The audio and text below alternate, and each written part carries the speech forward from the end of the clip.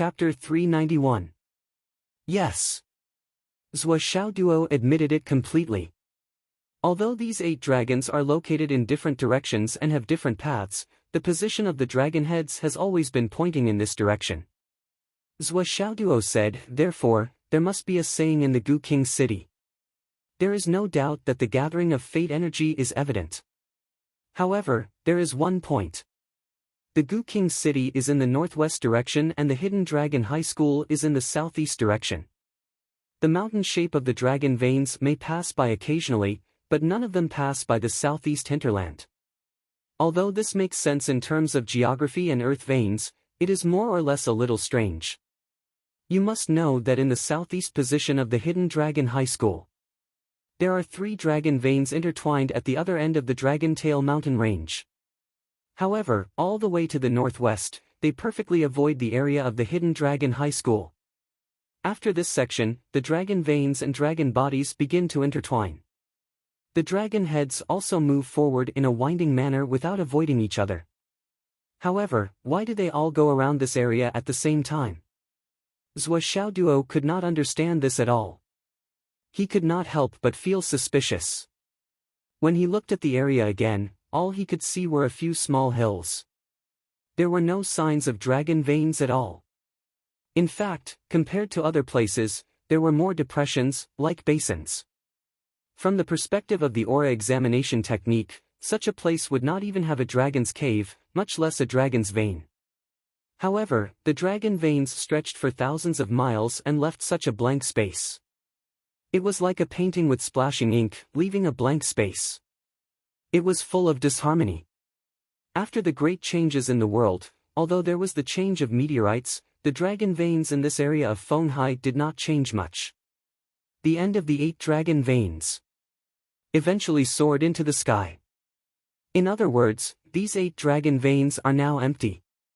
Although the dragon chi still exists, it is already abnormally thin. It will take an unknown number of years of nurturing before it can take shape again. But now, the dragon veins are gone. Zhou Xiaoduo frowned. No matter how he looked at it, he could not understand it. No matter how he thought about it, he felt that something was wrong. At the very least, in all the books that he had read about the Qi observation technique, they all clearly indicated that a place like the Hidden Dragon High Martial School would definitely not have a dragon vein. But if that's the case, it's completely at odds with the momentum of the words that the principal wrote unintentionally. Could it be that I was wrong this time? Zhou Xiaoduo muttered to himself. Zhou Xiaoduo's gaze went from near to far, and then even further away. Even further away in the southeast, there was another uncertain location. Over there, he could vaguely feel his meridians churning.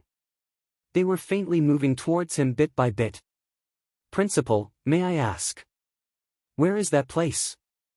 Zhou Xiaoduo raised his hand high and pointed to a place in the southeast that was out of sight. That's the direction you came from. Yi Chongqing smiled faintly. You came from Phoenix City, that's where you came from. Oh. Zhou Xiaoduo began to recollect. Along the way, he and Li Chenglong had indeed crossed several mountains in succession. Those mountains were all mountain ranges that stretched for hundreds of thousands of miles. It could be said that they were extremely majestic. Until they went down the mountain range and once again set foot on the plains, they ran madly for another 1,800 miles before they reached the territory of Fenghai City. He frowned and pondered, and did not speak for a long time. It was very rare that there were no signs of meridians here. It was inexplicably chaotic. The dragon vein was horizontally, but it was stable in all directions. Their final destination was the same, and they were all heading towards the northwest. This was not a big deal, right?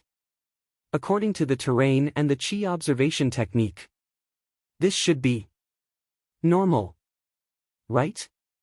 However, Zhou Xiaoduo felt that something was wrong from the bottom of his heart, but he could not tell what was wrong. What did you see? Yi Chongqing's smile was very warm. In his opinion, perhaps as a principal, he saw a promising junior. Then, when he first arrived at Fenghai City, he brought him to see the whole Fenghai City. It did not matter. Anyway, he had nothing to do. He was idle anyway. Moreover, this child's words and actions were really insightful. His facial features were also not exaggerated, but he really had some skills. As for the dragon vein. For thousands of years, the dragon vein of Fenghai City had been determined. How could there be any other changes? If there were to be any, it would be a real joke. I can't see it. Zhou Xiaoduo shook his head in confusion. At this moment, he was very disappointed and lost. Judging by the meaning of the words just now, there should be the existence of dragon qi. But in reality, there was clearly no such thing. Except for such a contradictory situation, it was really a blow to him. Then let's go down. Yi Chongqing smiled. Okay. Zhou Xiaoduo nodded. He could not see anything. If he did not go down, could he still live in the sky? No matter how disappointed or unwilling he was, he knew when to advance and retreat. Yi Chongqing smiled and once again flew straight with Zhou Xiaoduo and slowly descended. They flew horizontally for 7,000 to 8,000 meters and descended about 100 meters. Zhou Xiaoduo still looked back unwillingly. At this moment, the two had passed the position of the dragon's head and arrived in the sky above the middle of Fenghai City. According to the dragon vein, the two were now close to the dragon's body and belly. As they flew forward, Zhou Xiaoduo still looked back from time to time. Suddenly, at a certain angle, he clearly saw the 8 dragon veins converging from 8 directions to the northwest. The dragon's head was surging, and there was a faint feeling. The feeling of rushing to be the first. Perhaps, there were benefits on the other side? Or could it be that they could only rush to the sky from there? Or there was some kind of peerless ferocious beast chasing after these 8 dragons. They were all fleeing for their lives in a hurry. Zhou Xiaoduo's consciousness was in a trance. He seemed to have vaguely thought of something, but his mind was blurry and difficult to clear. Suddenly, his vision blurred. The two had fallen straight down from the sky. The landing point was the courtyard of the villa where he and Li Chenglong lived. The location where he talked to Yi Chongqing just now was actually the same. Yi Chongqing's landing posture was extremely gentle, just enough to ensure that he landed. He was still sitting on the chair in his original position. At this moment, the world was completely dark. The curtain of night had officially fallen. The headmaster's control is really unprecedented. Zhou Xiaoduo could not help but flatter him. When he thought of this, some vague thoughts that were still lingering in his mind just now were completely dispelled. Little rascal. Yi Chongqing smiled faintly and said, how can such a shallow method be associated with unprecedented and unprecedented? The 2 little guys from the Xiang family are coming to find you. I'll go back. You can do it yourself. With a chuckle, his body suddenly disappeared, leaving no trace behind. Zhou Xiaoduo turned his head and saw the door creak open. Li Chenglong came out of the room with Xiang Chong and Xiang Bing. Have you been here all this time? Why didn't I see you just now? Li Chenglong's eyes were full of disbelief. Zhou Xiaoduo frowned and looked at Li Chenglong. Swollen, what do you mean? Why did you bring people to our house? There's no food or drink inside. Did you bring them here to invite me to dinner? Xiang Chong and Xiang Bing smiled apologetically. Hello, class monitor. Zhou Xiaoduo felt more and more that something was wrong and instinctively became alert.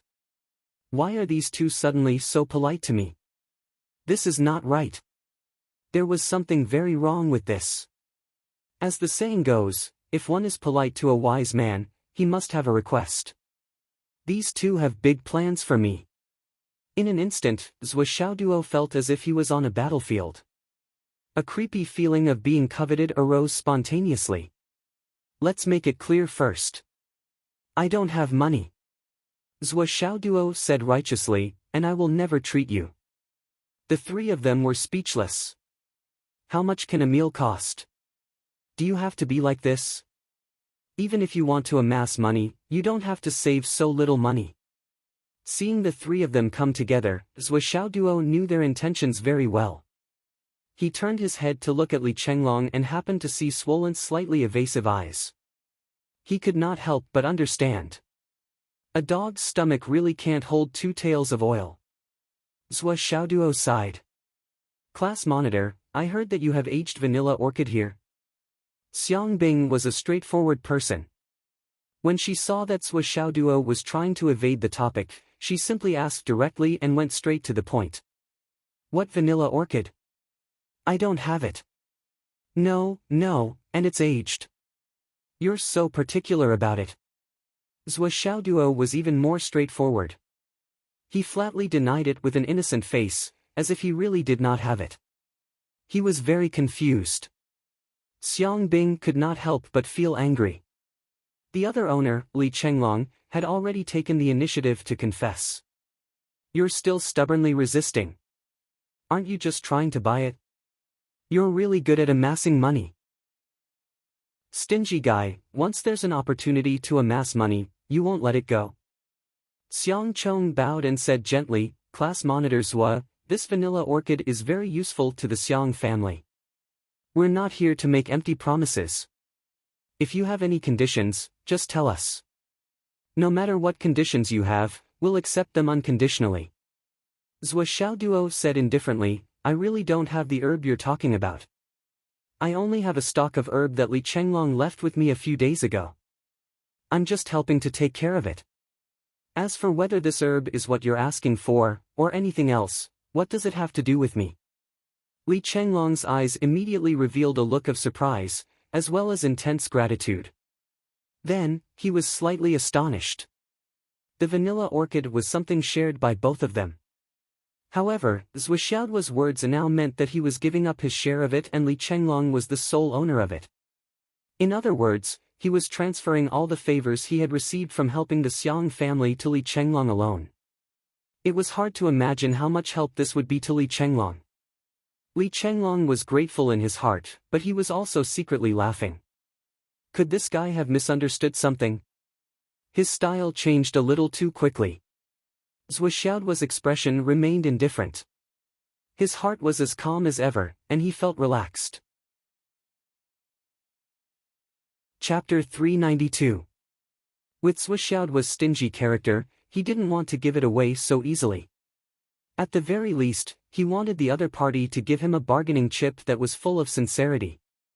A bird in the hand is better than 10 in the bush. No matter how great the Xiang clan's reputation was, it was still not as practical as tangible benefits. However, this vanilla orchid was indeed obtained by Li Chenglong through painstaking efforts. Moreover, it was Li Chenglong who brought people here today. Zhou Xiaoduo suddenly couldn't bear it and simply agreed to Li Chenglong's plan. Li Chenglong didn't find the vanilla orchid by chance. Zhou Xiaoduo knew this better than anyone else. Ever since the two of them left the safe area of Phoenix City and entered the meteorite plains, he had been searching for it. Along the way, Li Chenglong did not know how many of those dark red and bare mounds he encountered. He even deliberately passed through the most dangerous areas in the core of the plain. After finding the vanilla orchid, he stopped looking for other resources and sped up all the way to Fenghai. The reason was self-evident. Moreover, Li Chenglong's Li clan was only a small clan. Thinking of this, Zhou Xiaoduo didn't hesitate anymore and directly handed the decision to Li Chenglong. On the other side, after hearing Zhou Xiaoduo's declaration, Xiang Bing and Xiang Chong immediately fixed their burning eyes on Li Chenglong. Zhou Xiaoduo said lightly, along the way, Li Chenglong dug up hundreds of such caves. Only when he found that troublesome herb did he stop looking for it. Just this hard work is something I can't afford. I hope the Xiang clan doesn't think it's easy to get it. How can there be so many coincidences in this world? Only painstaking efforts and sincerity can achieve it. Xiang Bing and Xiang Chong nodded repeatedly. Xiang Chong said emotionally to the Xiang clan, this kindness is more important than a mountain. Although I, Xiang Chong, don't have much ability, I can make a promise on behalf of my Xiang clan. I won't let Vice Class Monitor Li's hard work and sincerity go to waste. Xiang Chong said heavily. This promise didn't seem to say anything, but it already represented that anything was possible. What's there to lose? We're all classmates. It's only right that we help each other. Zhou Xiaoduo chuckled, let's not talk about anything else. Let's just talk about swollen face and Miss Xiang's bruised nose and swollen face. Judging from the situation, it's very likely that she'll continue to be beaten in the future. Just take swollen face's apology in advance. Xiang Bing's face turned red as she glared at Zhou Xiaoduo. Class monitor Zhou had a strange charm. His ability to attract hatred was unparalleled in the world. Just a moment ago, he was still talking about serious matters, and even when he was determined to help, but the words coming out of his mouth always made people unable to help but have the urge to beat him up. Until now, Xiang Bing's face was still bruised and her nose was crooked. She looked like a female hooligan who had just been beaten up for a territory and had returned in defeat. The vanilla orchid was really too important. After Xiang Bing heard about it, she couldn't care less about herself. But Xiang Chong's eyes flashed. He looked thoughtfully at Li Chenglong and then at Xiang Bing. Then he laughed and said, Class monitor Zhou, don't worry. Accidental injuries are inevitable in a fight. How can Bing be angry?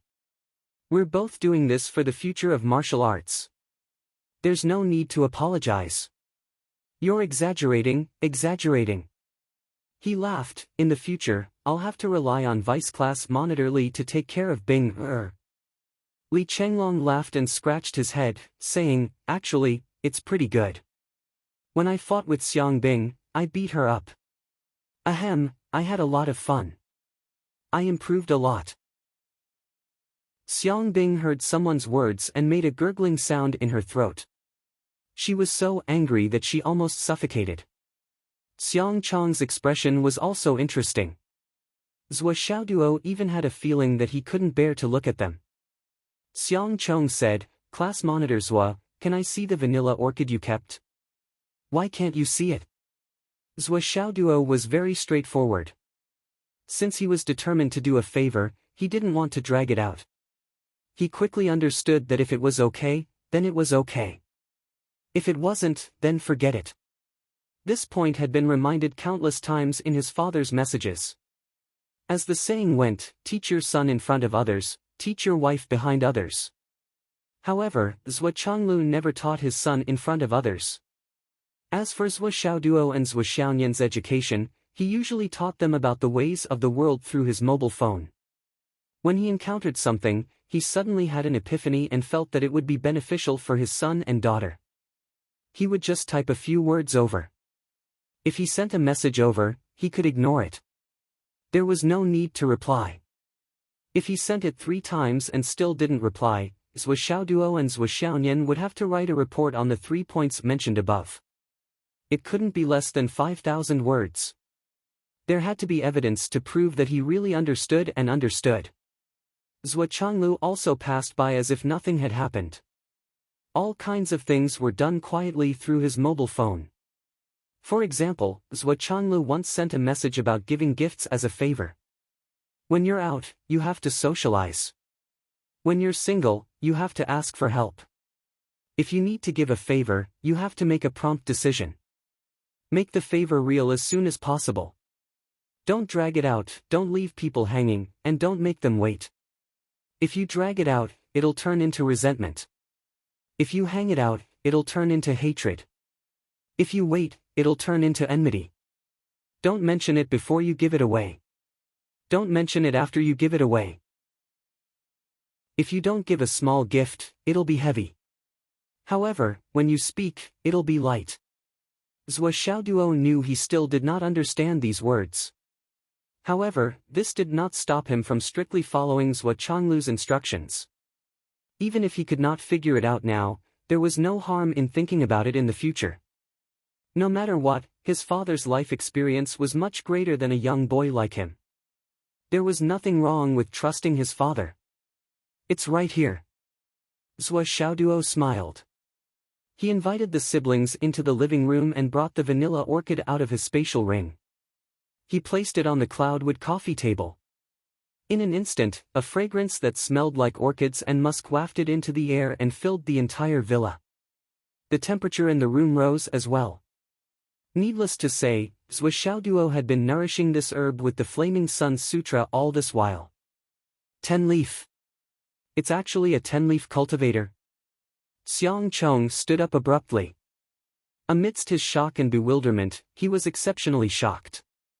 The extreme joy in his eyes caused his entire body to tremble. Li Chenglong, on the other hand, had a surprised expression on his face. 10-leaf? That can't be, right? He remembered that when he and Zhou dug up the vanilla orchid, although it was a top-grade herb, it was only a 9-leaf cultivator. How did it sprout a 10-leaf cultivator in just a few days? Naturally, Swollen did not know that Zhou Xiaoduo had many high-end items in his spatial ring. Just the top-grade jade of astral souls in the spatial ring alone was a peerless item in the world. Under the nourishment, the vanilla orchid had benefited greatly. Moreover, Zhou Xiaoduo had nourished the vanilla orchid with the Flaming Sun Sutra many times. It was only natural that its quality had improved. Swollen. Zhou Xiaoduo chuckled. Since you're so eager to give it to the great beauty Xiangbing, I'll give it to her for you. Li Chenglong, a man of steel, was dumbfounded. Why did I? On the other hand, Xiangbing's face was flushed red. She stomped her feet angrily. However, the vanilla orchid was too important. She did not dare to be angry. Thank you, thank you. Xiang Chong was so excited that he began to stutter. An indescribable excitement rose in his heart, so much so that he could not stop trembling when he saw the vanilla orchid. Even now, he was still trembling. He did not expect this great contribution to fall into his and his little sister's hands just like that. Gentlemen, I have to make a serious announcement. Li Chenglong was dazed for a long time. Finally, he said seriously, this vanilla orchid does not belong to me alone. It belongs to me and Zhou. It's true that I spent a lot of effort searching for this spiritual plant, but the fact that this spiritual plant can reach its current quality is all thanks to Boss Zhu's care. Therefore, this gift to the Xiang clan is naturally a gift from both of us. Xiang Chong and Xiang Bing looked at each other and smiled from the bottom of their hearts. They said, of course, class monitor and vice class monitor. Zhou Xiaoduo said casually, we're all classmates. There's no need for pleasantries. Now, it's more important to send it home.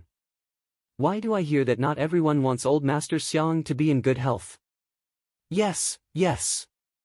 Zhou is right. After being reminded by Zhou Xiaoduo, Xiang Chong hurriedly took out his mobile phone and contacted his family. Now that they were in Zhou Xiaoduo's villa, they were naturally safe. In this place, no one in the whole of Fenghai would dare to be presumptuous. After all, the principal's house was just next door. However, if the siblings were to walk out without knowing the immensity of heaven and earth, Xiang Chong was absolutely certain that in less than a minute, their corpses would be strewn on the streets, and the vanilla orchid would disappear without a trace. Well, it would be best if they did not know where it was. The probability of it being destroyed on the spot was more than 90%. After all, there was still a chance if they did not know where it was. How could those people give the Xiang family any chance? Xiang Chong's report on the phone ended very quickly. He did not say much. He took a picture of the vanilla orchid and sent it over. That was it. However, after half a minute, or at most a minute, the sound of thunder could be heard. There was a loud rumble in the air, and a towering aura suddenly descended. The current master of the Xiang family, the backbone of the family, and the elders of the Xiang family flew over from 3 directions. They landed in the courtyard of the villa together. The leader was a burly man with a full beard. He strode towards the door. However, he did not push the door open directly. Instead, he raised his hand and was about to knock on the door. The door opened with a squeak. Xiang Bing and Xiang Chong flashed out. Dad! Where is it? Let me see. The burly man was pleasantly surprised. He strode into the door. However, his height of 2 3 meters was too big. His forehead hit the door frame with a thud.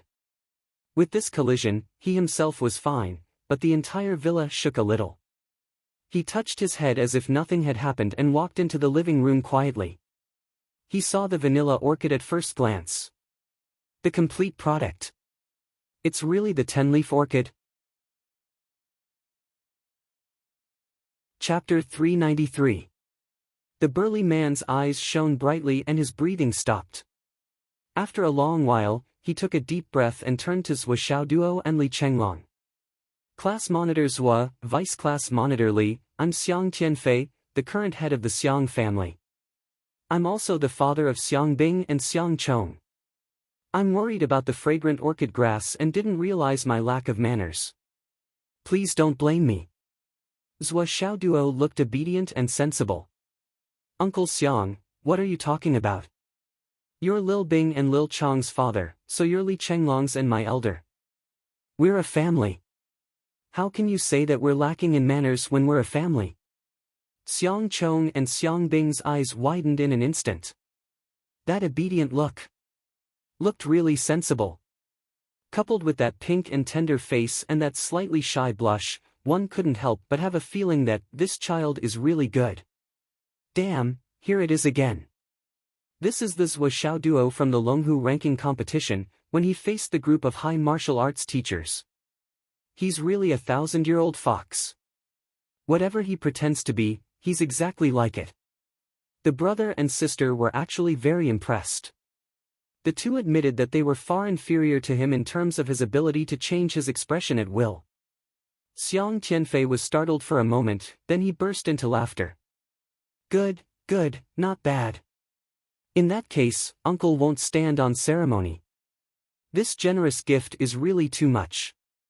Uncle will definitely repay you. Zhou Xiaoduo had a sincere and honest look on his face, as if he had nothing to hide. What are you talking about, Uncle Xiang? You're too polite. We're already very happy that our family can use it. Especially Li Chenglong, I'm just afraid that our family can't use it. The previous sentence directly called him uncle, but this sentence directly referred to our family. It made one feel extremely close to him. Xiang Tianfei was stunned for a moment before he turned to look at Li Chenglong. His smile became even more affectionate. Zhou Xiaoduo laughed and said, Li Chenglong, that brat, we've been looking for this all the way here. He's exhausted himself. This guy is really lucky. He really found it. Uncle Xiang, since we're here, let's hurry up and take the vanilla orchid home. I heard from Li Chenglong that this herb is quite precious. It's best to take it as soon as possible. What's that saying again? A long night is fraught with dreams. Xiang Tianfei said repeatedly, not bad, not bad. Little Worm and Little Ice Egg are really lucky to have classmates like you. Since that's the case, Uncle Xiang won't stand on ceremony with you. My family has been waiting for this thing for more than 20 years. I'll send it home now. How can I miss such a good opportunity? Uncle Xiang, please. Xiang Tianfei smiled from the bottom of his heart. He picked up the vanilla orchid with both hands and put it into his spatial ring. Then, without stopping, he immediately took his leave. Outside the door, a total of 16 experts of the Xiang family stood in a defensive formation, waiting silently. The moment Xiang Tianfei stepped out of the door, he flew up into the sky without saying anything. The 16 people followed him in 2 rows, protecting Xiang Tianfei in the middle. They left in a flash like a storm. Xiang Chong and Xiang Bing didn't leave with their father. Because Xiang Tianfei was in a hurry to use the herb, he didn't have time to talk about many substantive issues. For example, the price? How to thank him? Even if he didn't mention it, such a big matter couldn't be settled with a simple thank you.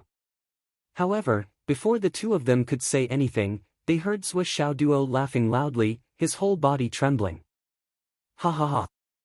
Little Worm, Little Ice Egg. Ha, these names are really beautiful. Zhou Xiaoduo held his stomach and swayed from side to side. He was overjoyed. Ice Egg. Ice Egg. Ha. Xiang Chong and Xiang Bing's feelings of gratitude instantly froze.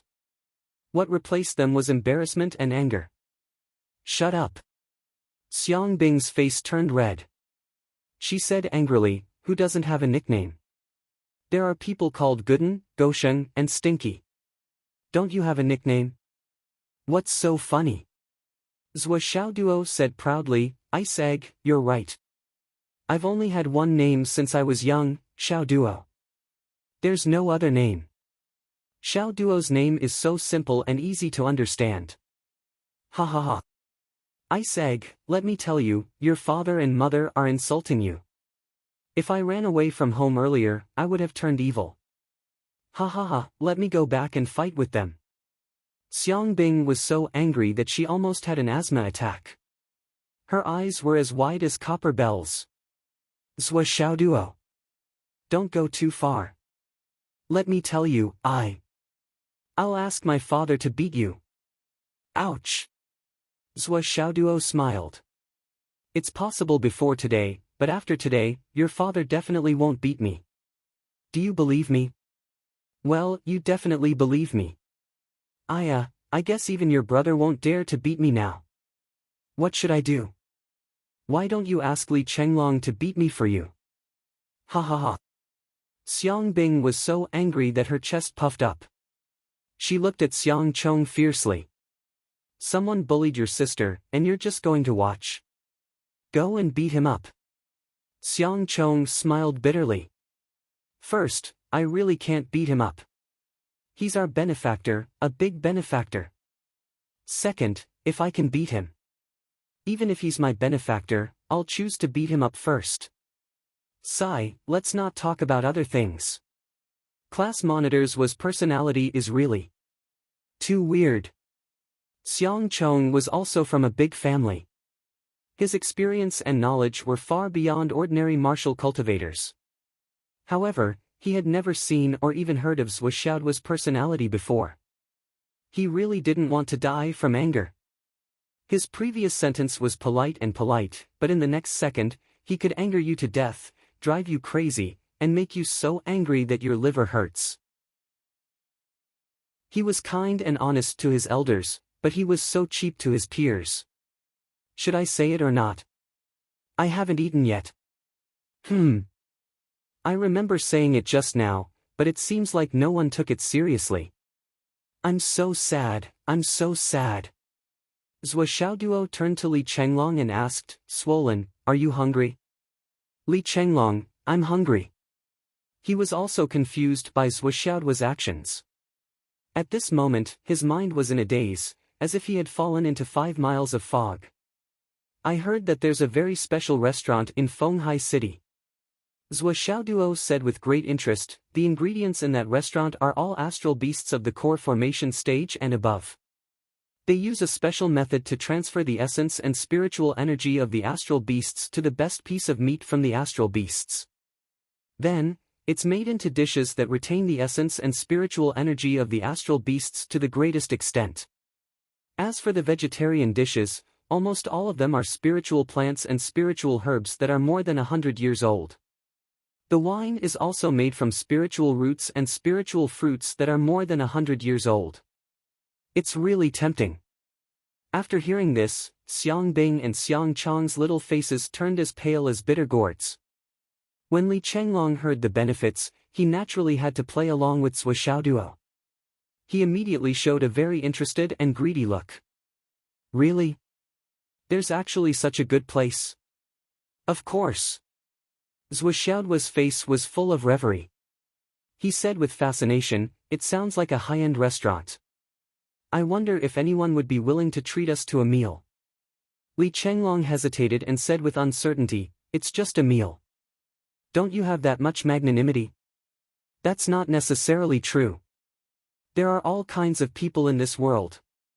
Zhou Xiaoduo said earnestly, Swollen, you have to change your character. You can't go on like this. You're already so old, why don't you have any social experience? In this world, people don't have to treat you to a meal just because you help them. What's the old saying? Treating you as a favor, but not treating you as reasonable. In our world, treating you is a favor, but not treating you is unreasonable. If you're unreasonable, then so be it. What can you do to them? Who knows, maybe he really did just say thank you and treat you to a meal. Zhou Xiaoduo said disdainfully, "You're thinking too much." Li Chenglong grinned. "That can't be, right? Why can't it be? Usually, the bill is paid with Star Origin coins. Do you know what the bill is in that restaurant? It's the mid-grade star-grade jade of astral souls, swollen. Don't tell me you don't know the market value of mid-grade astral souls jade? It's so expensive." Zhou Xiaoduo was still going on and on. Xiang Chong couldn't take it anymore and quickly stopped him. "I'll treat you. I'll treat you. Class monitor Zhou. You must be tired. Let's go. I'll treat you to a meal there. Take a rest, take a rest." "Really?" Zhou Xiaoduo's eyes were filled with suspicion. "Really?" Xiang Chong promised. "How can I accept that? It's really expensive." Zhou Xiaoduo looked embarrassed. Xiang Chong felt that he couldn't keep up with Zhou Xiaoduo's train of thought. "It's my duty, my duty." "All right." Zhou Xiaoduo's face was full of embarrassment. "I didn't expect you to treat me for a month." "All right, a month it is. We'll just eat there at noon and in the afternoon. There's no need for breakfast. It should save you a lot of money." Xiang Bing sat on the ground and stared blankly. "A month? Who said it's a month?" Zhou Xiaoduo. Zhou Xiaoduo, you've gone too far. I'll kill you." Xiang Bing was furious. She couldn't take it anymore and pounced on Zhou Xiaoduo. Her 10 fingernails were shining and she hit Zhou Xiaoduo's face. "Help!" Zhou Xiaoduo fled. Li Chenglong had an idea and asked, "Boss, do you need my help?" "Zhou, why did you say that Xiang Bing asked me to hit you? Why should I help her? We're on the same team." When Zhou Xiaoduo heard this, it was as if he was struck by lightning. He was stunned for a moment and was almost scratched by Xiang Bing's sharp claws. As he fled, he stole a glance at Li Chenglong. "Bro, you're not called the leader of the Iron God sect for nothing. I'm completely convinced." After another 40 minutes, the 4 of them set off and headed for the legendary first grade in the firmament. The reason why it took so long was mainly because Xiang Bing had to take care of herself. She went to the principal's house next door and used the principal's nutrition cabin to heal her injuries. Otherwise, you might as well kill a stunning beauty like Xiang Bing if you let her eat downtown with that crooked nose and swollen face. Chapter 394. First Grade of the Firmament. This was the name of the restaurant, extremely domineering. Mainly because it had the capital to be so domineering. In this restaurant, there were no ordinary ingredients at all.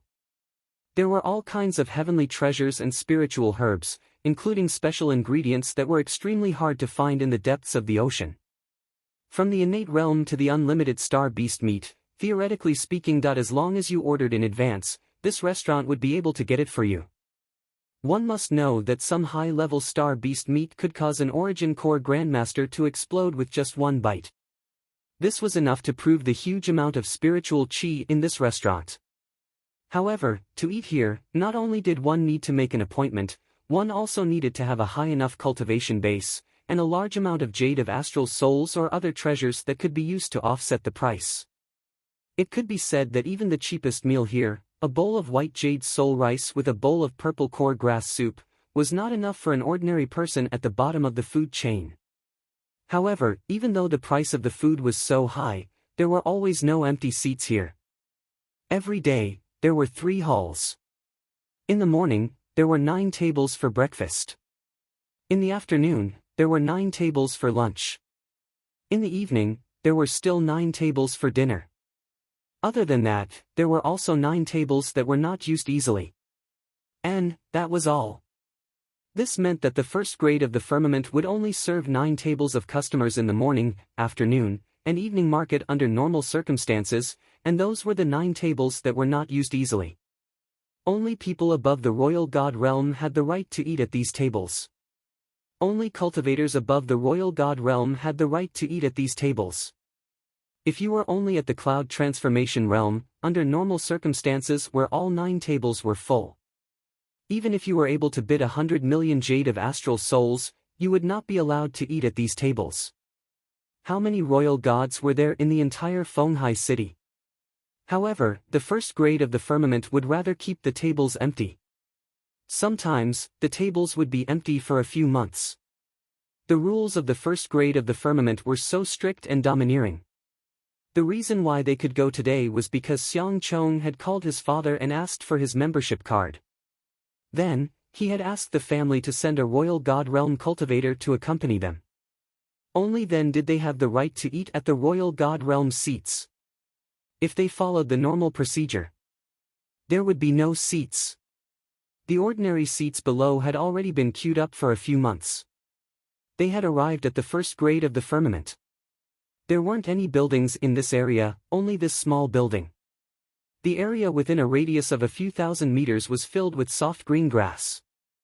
There wasn't even a single luxurious vehicle to be seen. Normally, those who could come here to eat had already surpassed this level. Zhou Xiaoduo and Li Chenglong secretly looked at each other. This was a grade 1 from the heavens. Just based on its external appearance, it was already far above Phoenix City's highest grade club, Brilliant Sky. Fenghai was indeed worthy of being the ancient capital of the 8 dynasties.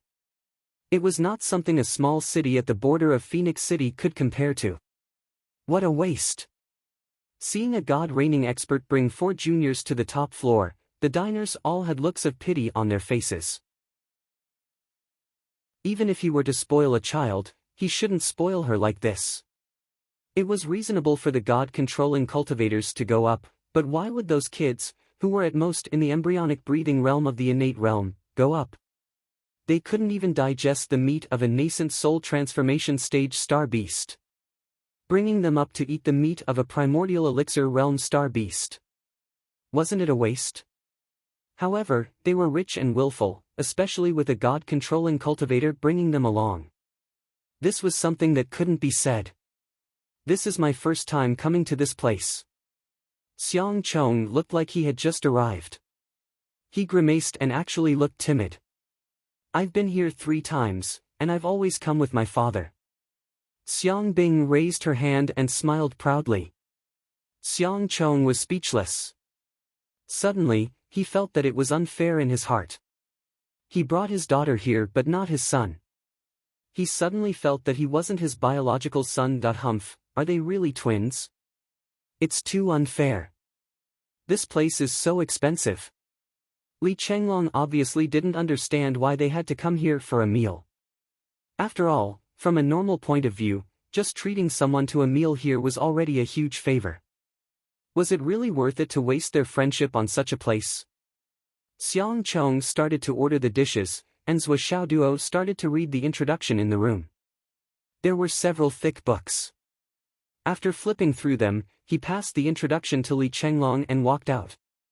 With an obedient and honest look, he went to the lobby manager to get close to him.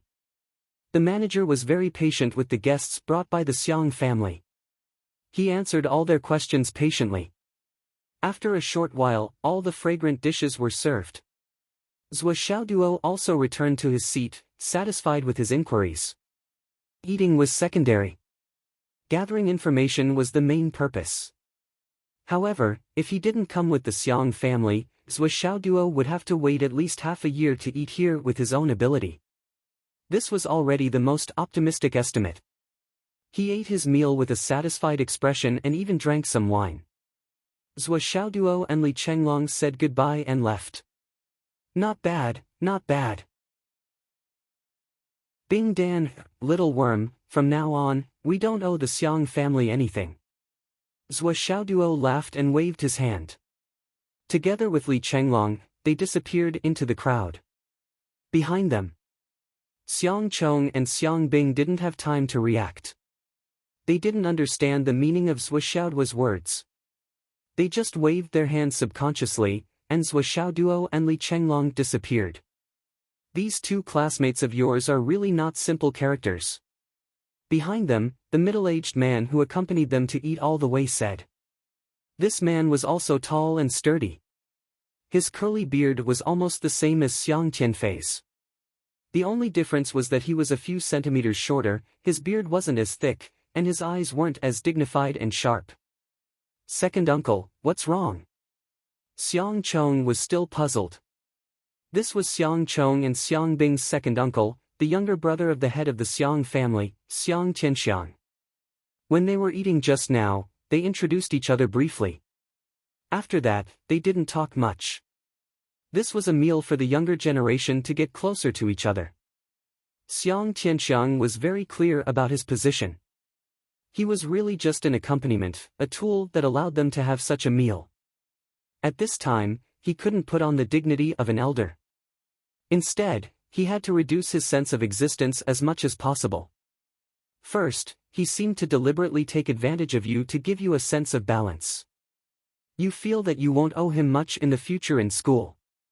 This is taking care of your feelings. Otherwise, if you're in the same class and have to face two classmates who owe each other a big favor every day, you too will unconsciously feel inferior. Also, you'll always be in a disadvantageous position psychologically. This is extremely detrimental to your state of mind. If that's the case, the friendship of giving the vanilla orchid won't be maximized. Because you don't get along well with the two of you, there will always be grudges between you and the Xiang family. More or less, there will always be regrets. Therefore, this meal was arranged. From your eyes, you can see that he doesn't know the immensity of heaven and earth. He doesn't know that things are expensive. He's eager for quick success and instant benefits. He's taking advantage of your kindness and taking advantage of you. Thus, you've reached a balance in your hearts. Because you've indeed paid a huge price, you don't owe each other anything. Everyone is equal. After all, you've paid a sky-high price for this meal. Ordinary people may not be able to afford it even if they save for a lifetime. Don't you understand? The main purpose of this meal is to take care of your feelings. It's purely for the two of you. It's not that he wants to eat or take advantage of you. Do you understand? Xiang Tianxiang saw things very clearly. This was the value of a mature adult, as well as an experienced and knowledgeable person. I still don't understand.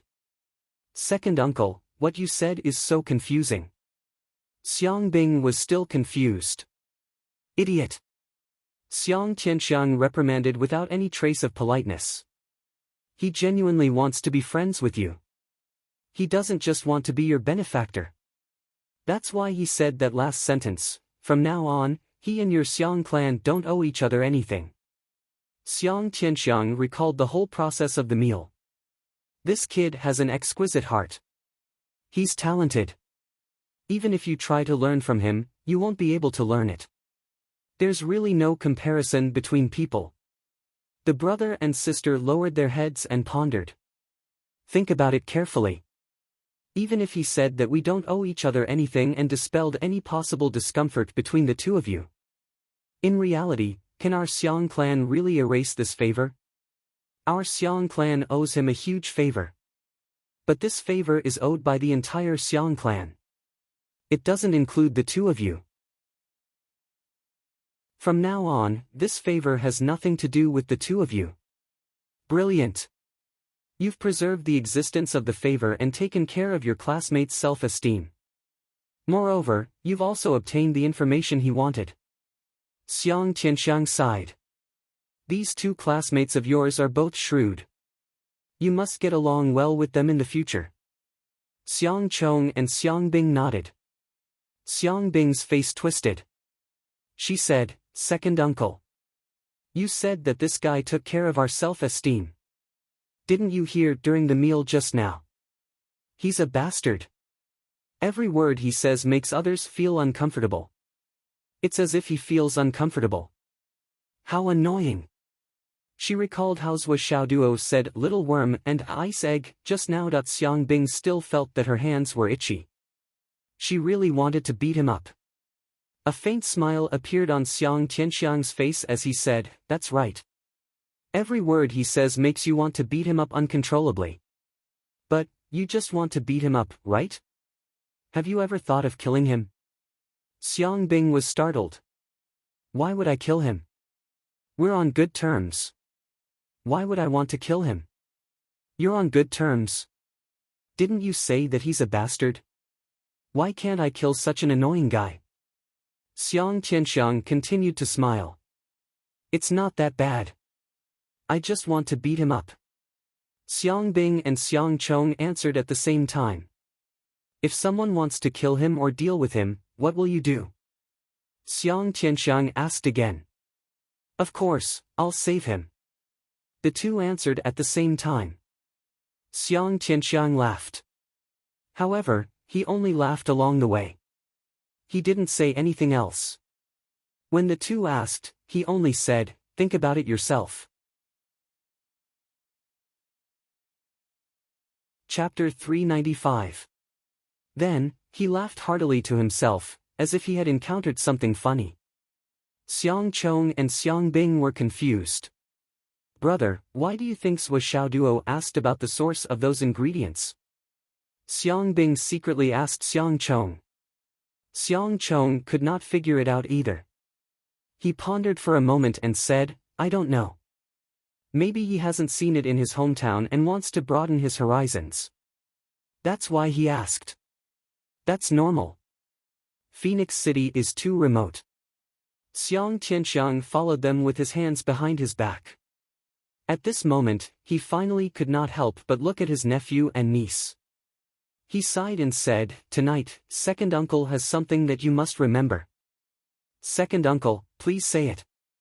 "People like Zhou Xiaoduo won't say anything meaningless." Xiang Tianxiang said, "Do you two really remember it?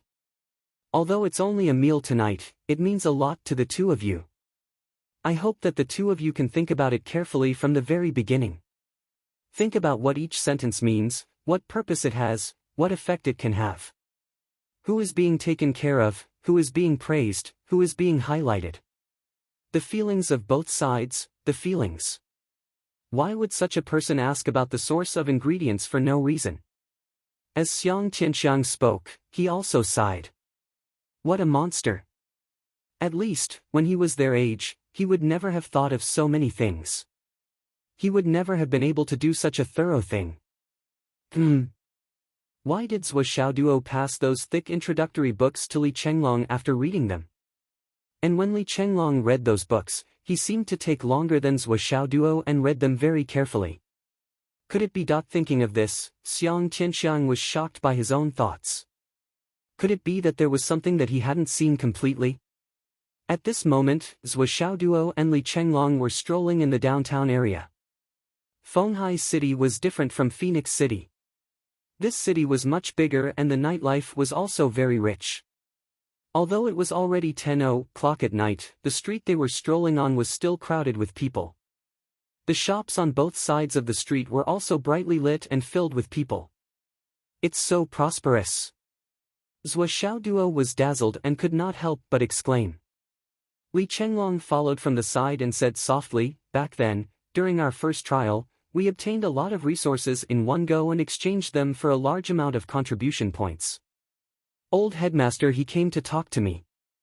Zhou Xiaoduo walked forward slowly, as if he did not hear him. "At that time, the principal asked me how I found so many treasures. Was it a coincidence or some other reason? I told him the truth." Li Chenglong said. "Then, the principal told me that Xiang Quangren, the vice principal of Hidden Dragon High School, was poisoned by the water of the River of Forgetfulness.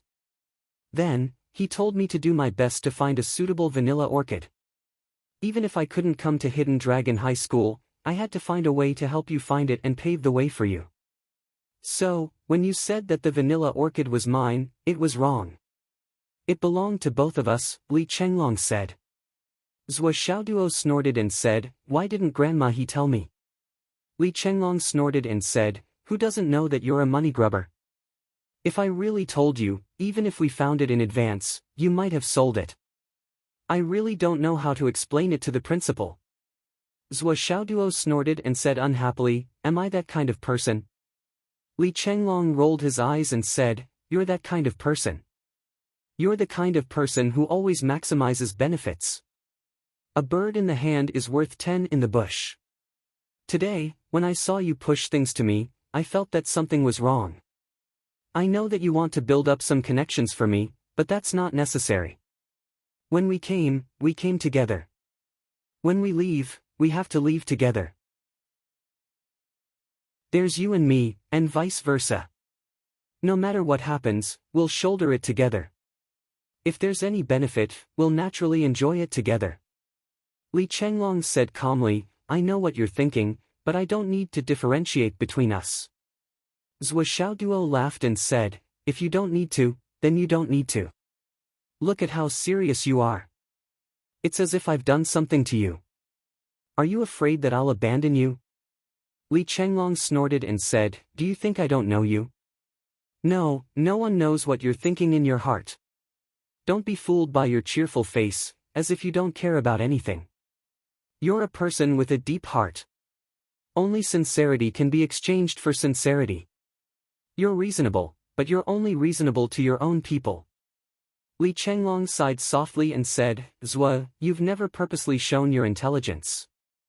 In fact, you're not necessarily worse than me in terms of meticulousness.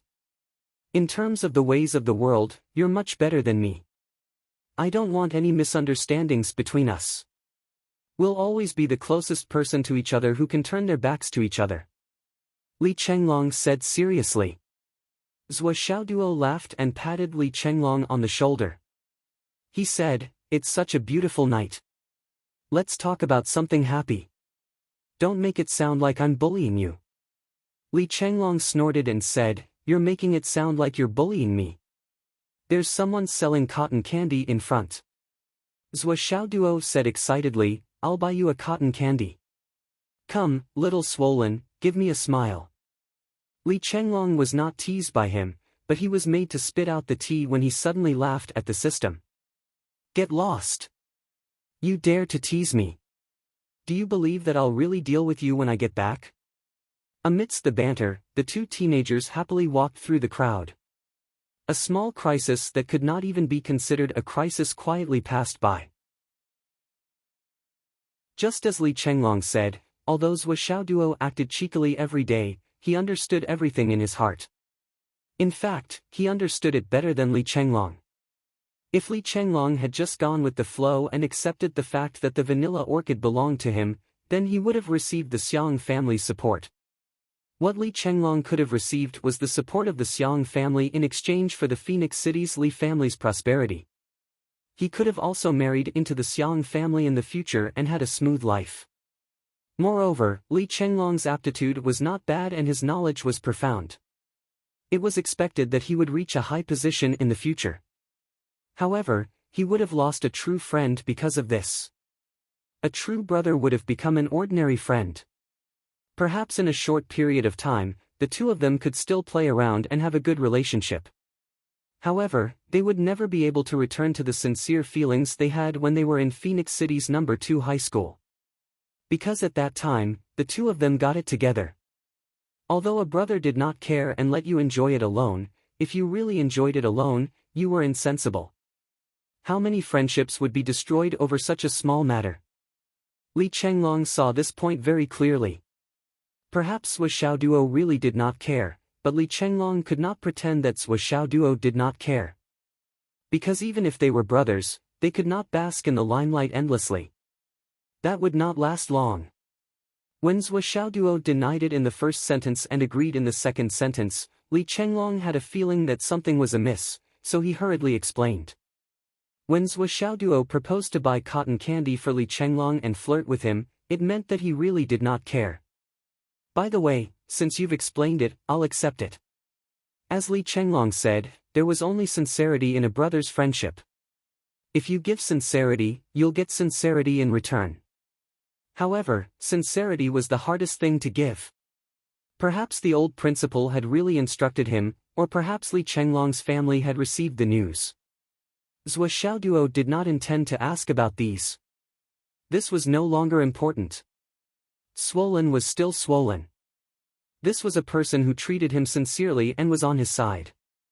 It was enough to know this. Why should he get to the bottom of it? The two strolled back and bought a lot of things. There was a lot of food and toys. Of course, most of them were for fun. Li Chenglong took a fancy to a transparent, snow-white dog jade sculpture.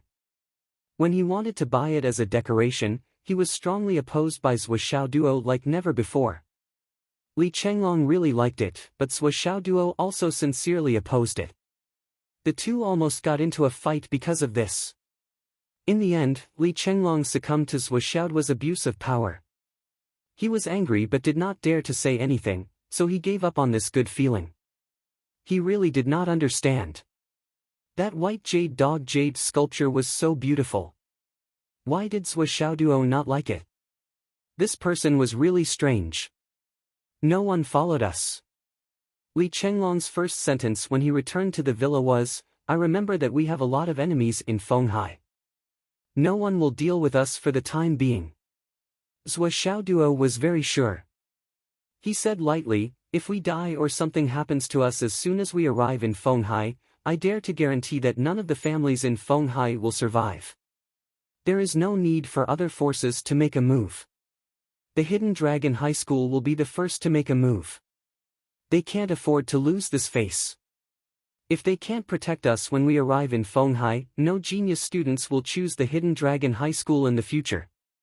And those clans who have a grudge against us are not fools. Not only will they not act rashly, but they will also think of ways to protect us. It's still the same reason as before. If their enemies cause harm to us, they will still be the ones to suffer in the end." Zhou Xiaoduo laughed and said, "So, for at least 3 months, we will be safe and sound. We can play as much as we want." "That makes sense." Li Chenglong immediately said, "Zhou, I found that this Hidden Dragon High School is not simple. In these 2 days, I have inquired a lot of information. This Hidden Dragon High School's upper management is almost the core of a storm." "Oh? Can you be more specific?" Zhou Xiaoduo lay on the sofa. The entire Hidden Dragon High School's upper management includes 1 principal and 8 vice principals. 1 is the head of martial arts, 1 is the head of literature, 1 is the head of teaching, 1 is the head of weapons, and 1 is the head of tactics. Li Chenglong began to list the information he received in the past few days. Among the 8 vice principals under the principal, the first one is Xiang Bing's great-grandfather, Xiang Quangren. He is also the sworn brother of the current principal, Yi Chongqing. He is a hardcore supporter. If it wasn't for the fact that he was besieged and plotted against by the UMNO alliance more than 20 years ago, he would still be the second person in the Hidden Dragon High School. In that battle, although Xiang Quangren defeated his opponent, he was splashed with the water of the River of Forgetfulness. Since then, his body has been smelly and it is difficult for him to appear in public. Otherwise, the Hidden Dragon High School would not have become the chaotic situation it is today. Rumor has it that there are other suspicious points in this matter. The one who did it is said to be the UMNO alliance. However, this matter has not been confirmed. Li Chenglong's eyes flashed. "You must know that a few decades ago, the Hidden Dragon clan was at its peak. It was a good time for the clan to be at its peak. Several clans in Shangjing were racking their brains. They wanted to insert people into the Hidden Dragon clan. There were also a few local clans who were working on this matter." Li Chenglong revealed a sinister smile. 7 chapters, begging for monthly votes to make up for the previous 2 days. Monthly votes, recommendation votes. Subscription. Thank you.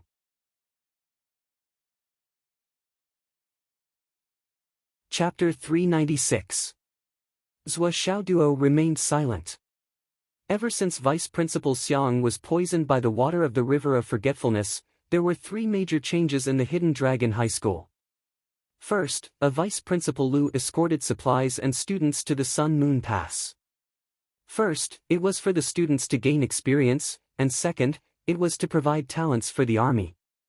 However, they were attacked on the way. It was said that the attackers were from the UMNO alliance.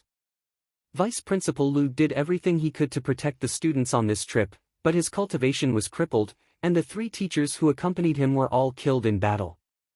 However, they held on until the reinforcements arrived. All the students were safe and sound. When Vice Principal Liu came back, he was already on the verge of death.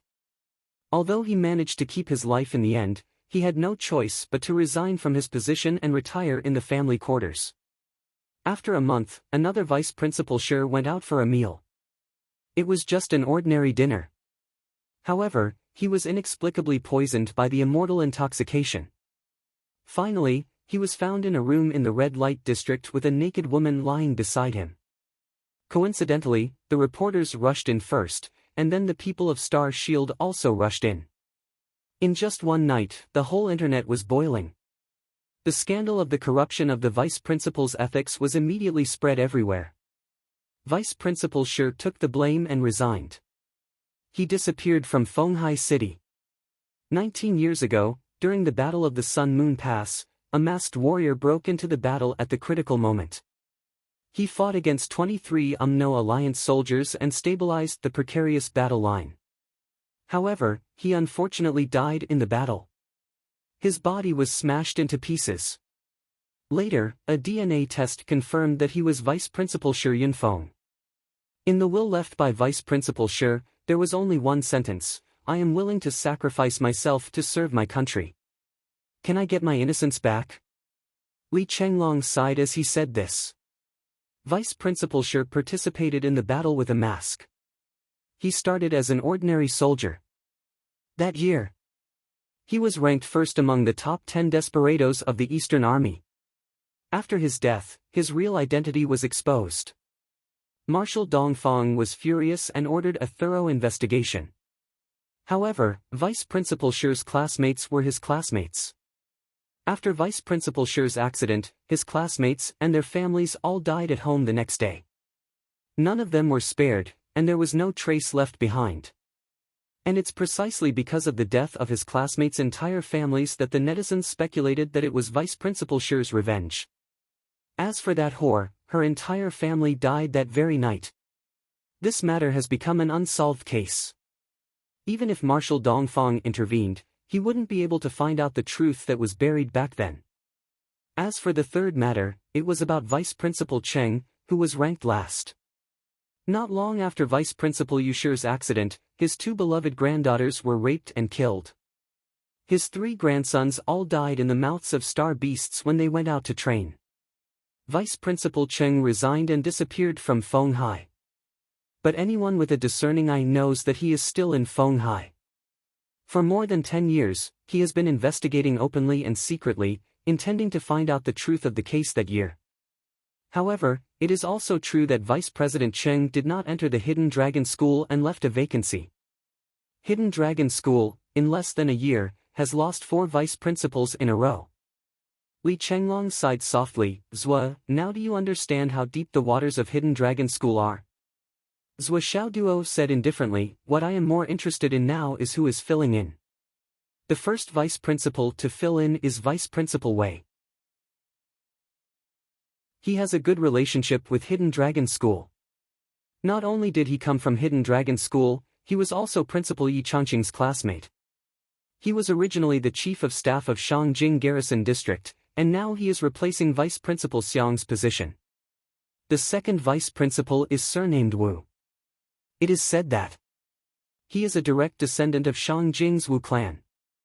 This vice principal came through manipulation. It is said that the Wu Yuntian you killed, and this vice principal Wu's Wu clan are from the same clan.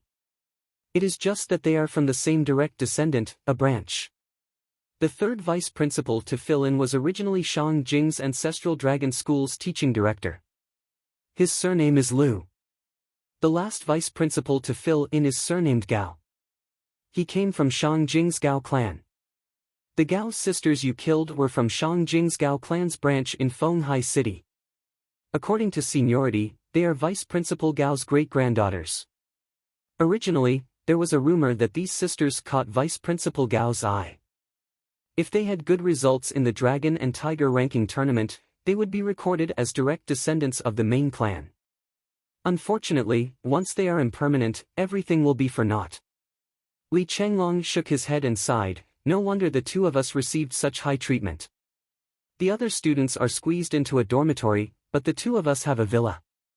Moreover, it is right next to the principal's house. It is the principal's property. Zhua, this whirlpool is not shallow. Zhua Xiaoduo pondered for a long time. He did not speak. Why don't we transfer schools? Li Chenglong was not joking. He was sincere. After careful consideration, he put forward this suggestion. This was only mentioning the 4 vice principals. The other important positions, such as the head teachers of each class, had not been mentioned. The heads of the various departments had not been mentioned. This was simply a huge swamp that would make one feel despair as long as they understood it a little. This could no longer be described as a trap. A swamp. A bottomless swamp. One careless move and they would sink into endless despair. Transfer schools. Zhua Xiaoduo raised his head in surprise. Where are we going now? You just mentioned the 4 vice principals. Aren't there 4 more vice principals? As for the other 4, even if only 2 of them are loyal to Principal Yi, and Vice Principal Xiang has just been released by us. Aren't we almost evenly matched? What's more? The things you said before were obviously traps and framings. They were just taking advantage of loopholes without any evidence. There are almost none of them who have openly fallen out with us. Zhua Xiaoduo patted Li Chenglong's shoulder and chuckled, swollen, we are still far from the point of despair. You have to have confidence in yourself, and you have to have confidence in me, your boss. When have we ever been afraid of playing dirty? Li Chenglong sighed. His eyes were somewhat listless as he muttered, the problem now is that we are not as dirty as others. Zhua Xiaoduo walked to the window and looked at the dark night outside. He said softly, it's not that we don't know how to play dirty. It's just that we don't want to play dirty. But if others really want to play dirty, we can also play along. He smiled faintly, we may not play dirty, but we can play more ruthlessly than them. Zhua Xiaoduo's snow-white teeth flashed in the night. He laughed and suddenly opened his mouth wide to the twinkling lights of Fenghai City outside the window. He said softly, ah. The sound caused by this shout was actually very soft, and even the action was very funny. However, Li Chenglong did not feel like laughing at all. He only felt a chill down his spine. He seemed to feel that Zhua Xiaoduo's mouth had swallowed all the darkness outside. Take a rest. Zhua Xiaoduo said silently, the things you said are really too dirty. It makes me very uncomfortable. Li Chenglong was silent. Indeed, it was too dirty. The result was even more dismal. When he saw the conspiracy, all kinds of benefits, and all kinds of dirty means pouring into a high martial arts academy that cultivated talents for the mainland, and saw the teachers who were focused on cultivating the students, and some who did not even understand the dirty means outside the school, fall one by one to those dirty means. This feeling was as if his chest was about to explode from the suffocation. Zhua Xiaoduo did not ask whether the families of these replacement vice principals had been investigated, because there was no need to ask. The investigation was certain, but it was also certain that nothing could be found. In this world, there were countless ways to frame a good person to eternal damnation, and there were no loopholes. Even if the whole world knew that this person was wronged, it was useless. A stink was a stink. The so-called justice and justice might be late, but it would never be absent. It was just a comforting saying. Even if it really came, would the justice of being late still mean anything to the person involved? How could the loss and harm caused be compensated with a slogan? With the power of these big families, big corporations, and big families, it was really enough to clean up all the dirty things. There were no loose ends left behind. There was only one way to deal with this kind of thing: immediately catch them red-handed when they were being framed. And there was a prerequisite: the other party had to be a core figure. As long as it was not a core figure, it could still be instantly cleared. Even if you knew that the other party was behind it, you still couldn't do anything to them. Unless they were completely disheartened and directly destroyed everything, regardless of whether you admitted it or not, they would directly destroy your whole family. But even so, it was still possible to be led astray and kill innocent families. A group of teachers who taught students in the school, many of them retired from the battlefield. On the battlefield, they risked their lives to kill. Flesh and blood were dripping. Knives went in and blood came out. Their minds were filled with killing the enemy. After retiring, their minds were filled with students, martial arts, the future of the students, how to send suitable talents to the battlefield. How could they be the opponents of politicians and schemers? They did not even need to think about it.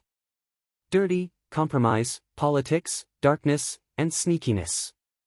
How could they be spared? Swollen, analyze carefully. Analyze and deduce according to the individual, don't do it together. Zhou Xiaoduo said, it's very easy for people to have the feeling that this is something done by a group of people. But if you work hard in this direction, you're done for. You'll be directly led into a maze and can't get out. It's better to catch one and focus on digging down. Even if it involves another one, temporarily make a note of it and then throw it aside. Continue to dig up the original one and completely solve the first one, then talk about other things. Zhou Xiaoduo said. Okay. It's not early, sleep early, there's still a battle tomorrow. Zhou Xiaoduo said, don't think too much, there's still a lot of time. I'm going to sleep first. Zhou Xiaoduo turned and went upstairs. This chapter suggests rereading from the end of the previous chapter.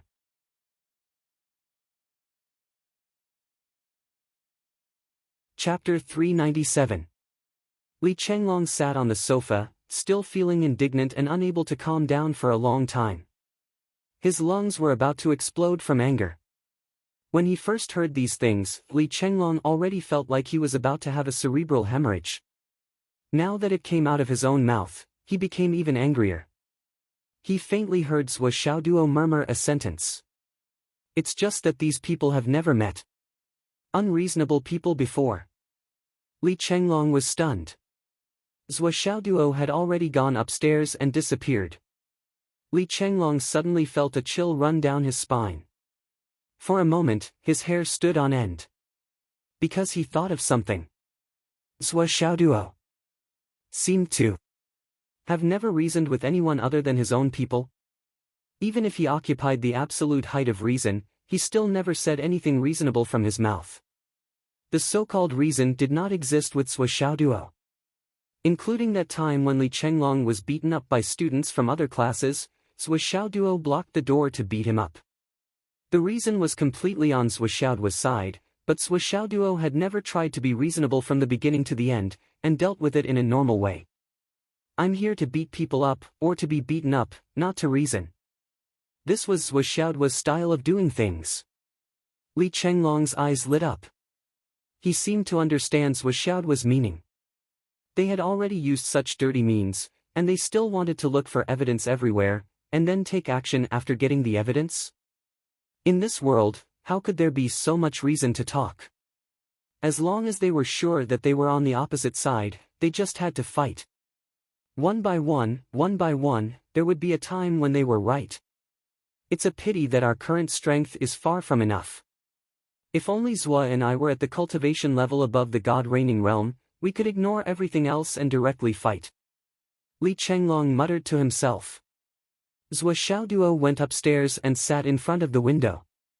He wanted to calm his heart that was about to explode from the excitement just now. However, the more he thought about it, the angrier he got. Then, he suddenly did a few somersaults on the bed and hummed a little tune. Come on, it's fun. Anyway, there's plenty of time. Then, he winked at the mirror, woof woof woof. Woo. Wahahaha. He really succeeded in making himself laugh. His gloomy mood was swept away. Only then did he take out the void extermination pagoda from his spatial ring. He put on all the weights that could be worn. He took out the training hammer from his ring and entered the Tower of Annihilation in a flash. The sound of the wind rose rapidly in the Tower of Void Extermination. But Zhuo's bedroom was silent. In the morning, Class 1 officially started their first class. The whole class found that Wen Xingtian didn't seem energetic today. He even looked a little tired and dispirited. His whole person seemed to be haggard. Teacher Wen went to the podium and was silent for a while. He called out 4 or 5 people in a row and used his primordial qi to check the meridians of these people again. He was silent for a long time and said, "Your cultivation methods still need to be changed. After days of fighting, I found that I neglected a very important thing after analyzing your performance in the battle. That is, cultivation aptitude and personal intelligence are not equal. So, the few of you still need to change." When Xingtian paused and said, "Later, I will personally take you to the Pavilion of Martial Arts and choose a few secret books. The kind that doesn't need to use your brains." The true meaning of this sentence was very funny, but no one in the class laughed. Everyone could see that Wen Xingtian had racked his brains and spent a lot of effort in these 3 days of testing. The current situation of each student was firmly engraved in his heart. Then he carried out a comprehensive analysis. Everyone's name, height, weight, age when they started, what stage they were at, what achievements they had, the original direction of cultivation, how they changed to other cultivation methods, the best time to cut in. What kind of evaluation were the 3 touches and 5 comments, what level they were at, and what kind of talent they had. Who had habitual movements in the fist art, who had what kind of subconscious reactions in battle, whether they were good at dealing with different kinds of opponents. Who had long arms, who had short legs, who had long upper body and short lower body, who had short upper body and short lower body, who had short upper body and short lower body, who had strong bridge and horse but lacked flexibility, who was overly flexible but had an unstable foundation. Who had excessive pursuit of power, who had excessive pursuit of skill, who had a cold personality, who had a strong desire to kill, who had a big picture view, who was worthy of the student's reliance. Who was suitable to use a saber, who was suitable to use a sword, who was suitable to use other weapons, who was suitable for assassination, who was suitable to be trained as an assassin, who could be trained as a shadow, who could be trained as a general or a commander. Who was suitable to be a spy and carry out special missions. If they were to form a team, other than those who had already formed their own teams, who was the most suitable to form a team with and who could complement each other the most. When Xingtian had sorted out all of the above-mentioned matters once through. Now, it could be said that except for Zhuo, all of the 35 students, himself, his parents, and his original teacher, did not know as much as Wen Xingtian. The effort he had put into this was unimaginably vast. For the past 3 days, the students had been fighting non-stop and cultivating non-stop. Wen Xingtian, on the other hand, had not closed his eyes for 3 days and 3 nights. He had been paying attention to the students and paying attention to every detail of the students. Every student was a book. Some were easy to read and understand and easy to set up. Some were like a deep pool that could not be immediately seen to the bottom. They needed to be explored, analyzed, and targeted. How can it be so easy to be a teacher, especially a teacher of high martial arts? This was what the old teacher in charge of the teaching group had said when Xingtian had first joined the school. In the martial arts schools below, many of the teachers' cultivation levels are not high and their skills are limited. It is very easy for them to teach the students astray. They will impart their own habits, movements, and mistakes to the students. Therefore, in the first month of high martial arts school, the initial period is the most precious. You must discover all of their mistakes during this time and correct them as much as possible. In the first month of high-intensity battles, do not worry about the students getting hurt.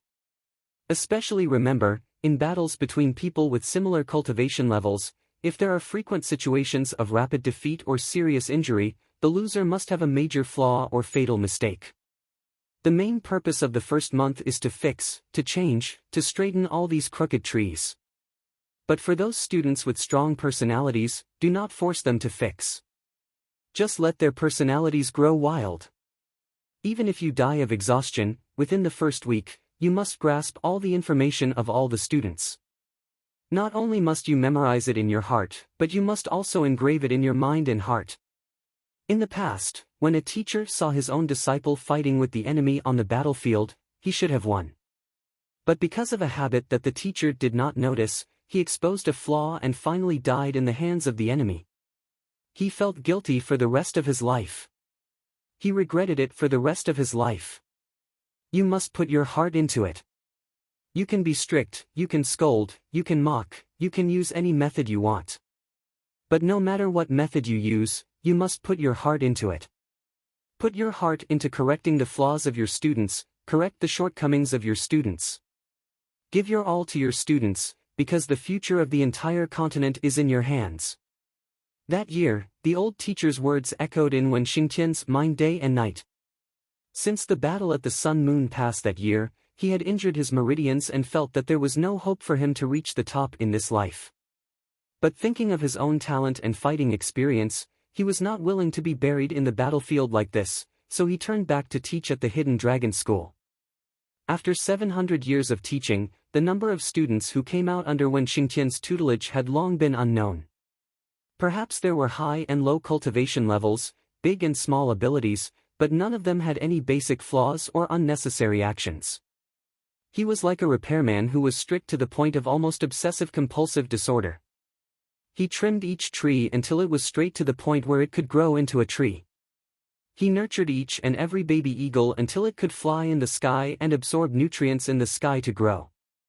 Then, he let it fly and soar in the sky. The Hidden Dragon School was plagued by internal and external troubles. Evil winds and evil spirits attacked from all sides, but it was still able to stand tall among the three great martial artists. It was because the Hidden Dragon School had such a group of brilliant teachers who could not be defeated and could not be defeated. All of them were the dreamlike strength of the high school that Yi Chongqing had painstakingly brought up single-handedly. As the saying goes, a great teacher must have a great teacher before having a great teacher. This was a matter of order. There were many teachers like this in the Hidden Dragon School. Every one of them poured their heart and blood into their students.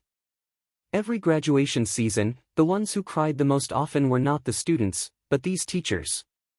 This was because they had poured too much heart and blood into their students. They did not cry for departing, but for their own students. Once they left, those students who rushed to the battlefield would not survive for 10 years. The piles of bones that were sacrificed on the battlefield and turned into tombstones were filled with the heart and blood of the teachers of the Hidden Dragon School. Every death affected the hearts of the teachers. Every year, the teachers of the Hidden Dragon School would organize a group to go to the frontline cemetery to visit their deceased students. A teacher held onto his student's tombstone and cried bitterly, "I only hate that I taught you too well. Your bones are too hard. Child, even if you take a step back, so what?" In these 3 days and 3 nights, Wen Xingtian had created 36 files for each of his students. In the future, he would continue to add to the files as he discovered them. This was his compulsory course. He would do this homework every time he taught a new class. From now until the graduation season. At that time, every student's file would be at least a foot thick. The amount of heart and blood he had spent on this was unimaginable. Of course, there were exceptions. For example, Zhuo Xiaoduo. After he had finished creating Zhuo Xiaoduo's file, he threw it aside. There is only one way to deal with this bitch, and that is to ruthlessly beat him up. Wen Xingtian looked at Zhuo Xiaoduo's eyes with great interest. This was a sign that he could go all out. Maybe some people will think that this chapter is too lame.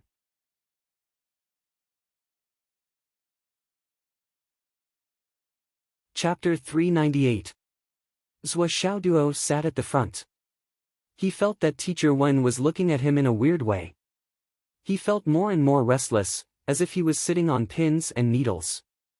Why do I have a bad feeling? This feeling is even worse than when I faced Teacher Qin that day. Zhuo Xiaoduo muttered in his heart. He could feel more and more that his homeroom teacher, Teacher Wen, was full of malice towards him, the freshly minted class monitor. Wen Xingtian's condition did not look good, but his actions were still swift and decisive. The first thing he did was to divide the students into 9 groups. The groups were not evenly distributed according to the number of people. For example, Zhou Xiaoduo was in a single group. Li Chenglong, Xiang Chong, Meng Zhongjun, Pai Yibao, Yu Yan Hao Han were in the second group. Then there was Xiang Bing, Zhen Piapiao, Jia Kuang, and the others in the first group. The 9 groups were divided according to the current cultivation level and combat strength level of the individual. They were divided into 9 levels. This grouping is not fixed. Everyone can move forward to the next group. Whoever you can defeat, you can get 100 points from the target's current points as a reward for your victory. Everyone rubbed their palms together when they heard about the reward and punishment system. Teacher, what about me? Zhou Xiaoduo asked. He was in the first group and there was no higher target. Who would he need to defeat to get points? Could it be that anyone could beat him? That would be awesome. You?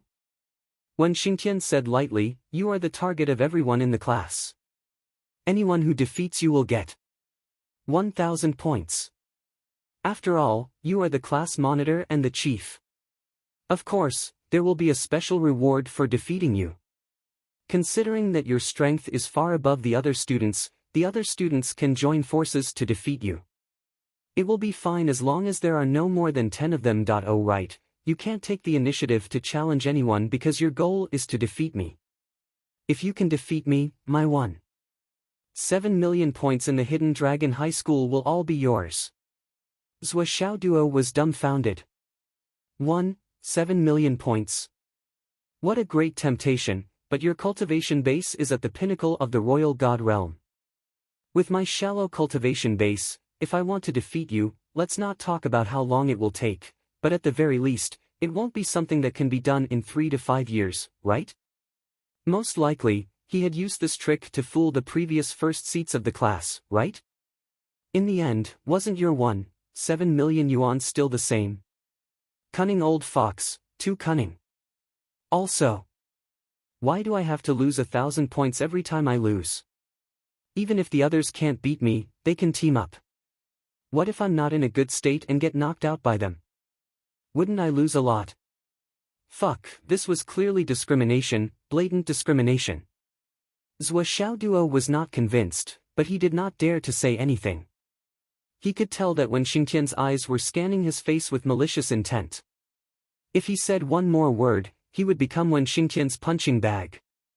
A gentleman does not fight when the odds are against him. At this moment when he could easily get beaten up, Master Zhou decisively backed down. As expected, Wen Xingtian looked very disappointed. Next was the martial arts theory class. Wen Xingtian taught the students not only by words, but also by example. For an experienced teacher like him, his rich experience in teaching was really to the point that it made people's hair stand on end. He could give countless examples according to each student's background, family, experience, and personality. He could give countless examples that were almost tailor-made for each student. The first time the students heard it, they would be able to hear it and remember it for the rest of their lives. After 2 hours of teaching, he took the students to the special martial arts field of Class 1. He messed up the order and started the fight again.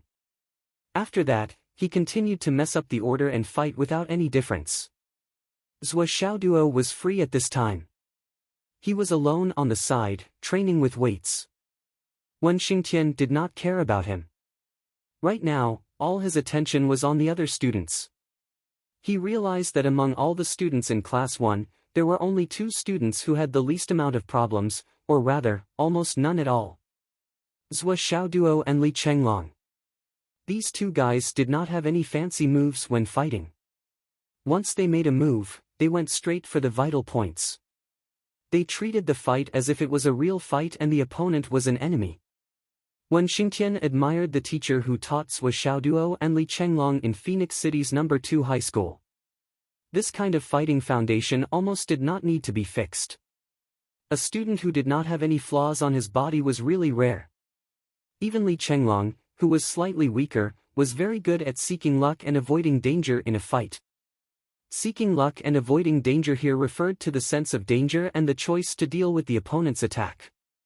If the opponent's attack was not dodged in time, he would make a judgment at the first moment and choose the position that would consume the least energy and not affect his counterattack to deal with the enemy's attack. This characteristic was too rare. One had to go through countless battles and reflect on his own shortcomings after each battle to come to a conclusion. He had to integrate this experience into his body and turn it into instinct. Compared to these two people, there were also people who had more outstanding performances, such as Xiang Chong, Xiang Bing, Meng Zhongjun, and a few other children of aristocratic families. During the fight, every movement they showed was mixed with a kind of beauty. The women were more elegant, while the men were more chic. Although their movements were all inadvertent, it made the onlookers feel that it was very pleasing to the eye. They were full of heartfelt admiration. Smooth and natural, like moving clouds and flowing water. They were indeed children of aristocratic families. However, when Xingtian only snorted at this kind of performance, disdaining it. Beautiful? Chic? What was the use of it on the battlefield? Do you know how much effort you've put in for this posh? It required the cooperation of the whole body to achieve that kind of beauty. But on the battlefield, could beauty and chic kill people? Or would the enemy be merciful because they thought you were handsome and beautiful? Would you not win when you should win, and not kill when you could? The plot of not killing because of one's looks had always only appeared in novels. In a real battlefield, only the one who survived to the end would be the winner. Lying on the ground, no matter how beautiful, was still a corpse. When Xingtian spoke casually as he watched the battle. At the side, the teaching assistant was quickly taking notes. Every word and sentence was recorded in the book. Suddenly, when Xingtian rushed into the battlefield in a flash and slapped Xiang Chong 7 to 8 meters away. Xiang Chong was stunned and blood seeped out of the corner of his mouth. When you retreated to dodge just now, you could have avoided me by stepping back. Why did you add a backflip? Are you retarded? When Xingtian's face was stern. I've already observed your movements 3 times. When you encounter a similar move, you will definitely use a chic backflip. When you don't need to turn sideways, you must twist your waist sideways. Are you fucking fighting or dancing? Also, when you attack, you must have one hand in front and one hand behind. If you attack with the front hand and defend with the back hand, it's fine. But your hands behind your back are used to make cool poses the entire time. Who taught you such a bad habit? Someone like you still wants to join the army? Even if there is a day when you can set foot on the battlefield, you'll have to fight on one side and die on the other side. You'll have a funeral for your family immediately. When Xingtian's words were harsh and sharp, Xiang Chong was dizzy from the slap. He was stunned for a long time before he said, "This. I've been practicing like this since I was young. Do you know what it means to advance and retreat like lightning, to send and receive at lightning speed without any sloppiness? What's the use of your sloppy movements? Are you trying to be cool or handsome? Are you here to go to school or to flirt with girls? No wonder your Xiang family's reputation has been getting weaker and weaker these years. Since Vice Principal Xiang retired, all of you have started to change from the Overlord family to the Bai family, right?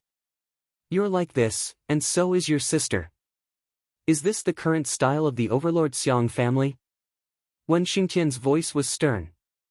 "If you do this again, I'll break your legs and throw you back home. Do you think I won't dare?" "Well said." A majestic voice sounded from behind. Zhou Xiaoduo followed the voice and saw an old man with gray hair and beard at the entrance of the martial arts gym. Although the person had gray hair and beard, he stood there like a towering mountain.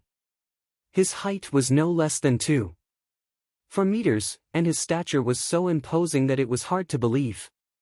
He was as straight as a mountain, unshakable. That domineering and majestic aura gave people a feeling of invincibility at first glance. "Thank you, Teacher Wen." The old man's voice was as loud as a bell. "What kind of bullshit is this bunch of brats practicing?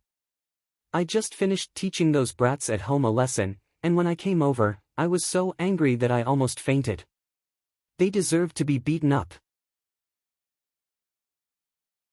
They only know what real combat is after being beaten up so many times. Hearing this voice, it wasn't hard to guess that this was Vice Principal Xiang, who couldn't go out because of the water from the river of forgetfulness. This old man's face was still a little pale, but the domineering aura that overflowed from his body already showed the power of a fierce tiger coming out of the mountains. He really lived up to his reputation. When Xingtian turned his head and said without any trace of politeness, "Vice Principal Xiang, congratulations on finally stepping into the Hidden Dragon High School. But I've taught for so many years, and I've never allowed outsiders to watch. Even more so, I don't allow outsiders to point fingers. Do you want to go out yourself, or do you want me to send you out?" Hearing this, all the students immediately praised the teacher in their hearts. So awesome! This was directly driving the vice principal out without any hesitation. "Teacher Wen, did you forget that your level is not as high as his?" Xiang Kuangren didn't feel offended at all. Instead, he smiled apologetically and said, "I'm here this time to see two people." Wen Xingtian frowned. "It's your business who you want to see, but right now, you're delaying my teaching. Please, let's talk after class." Xiang Kuangren coughed and stopped talking. Wen Xingtian became impatient. He raised his wrist to look at his watch and said angrily, "You've already delayed me for 2 minutes. Get out. Immediately."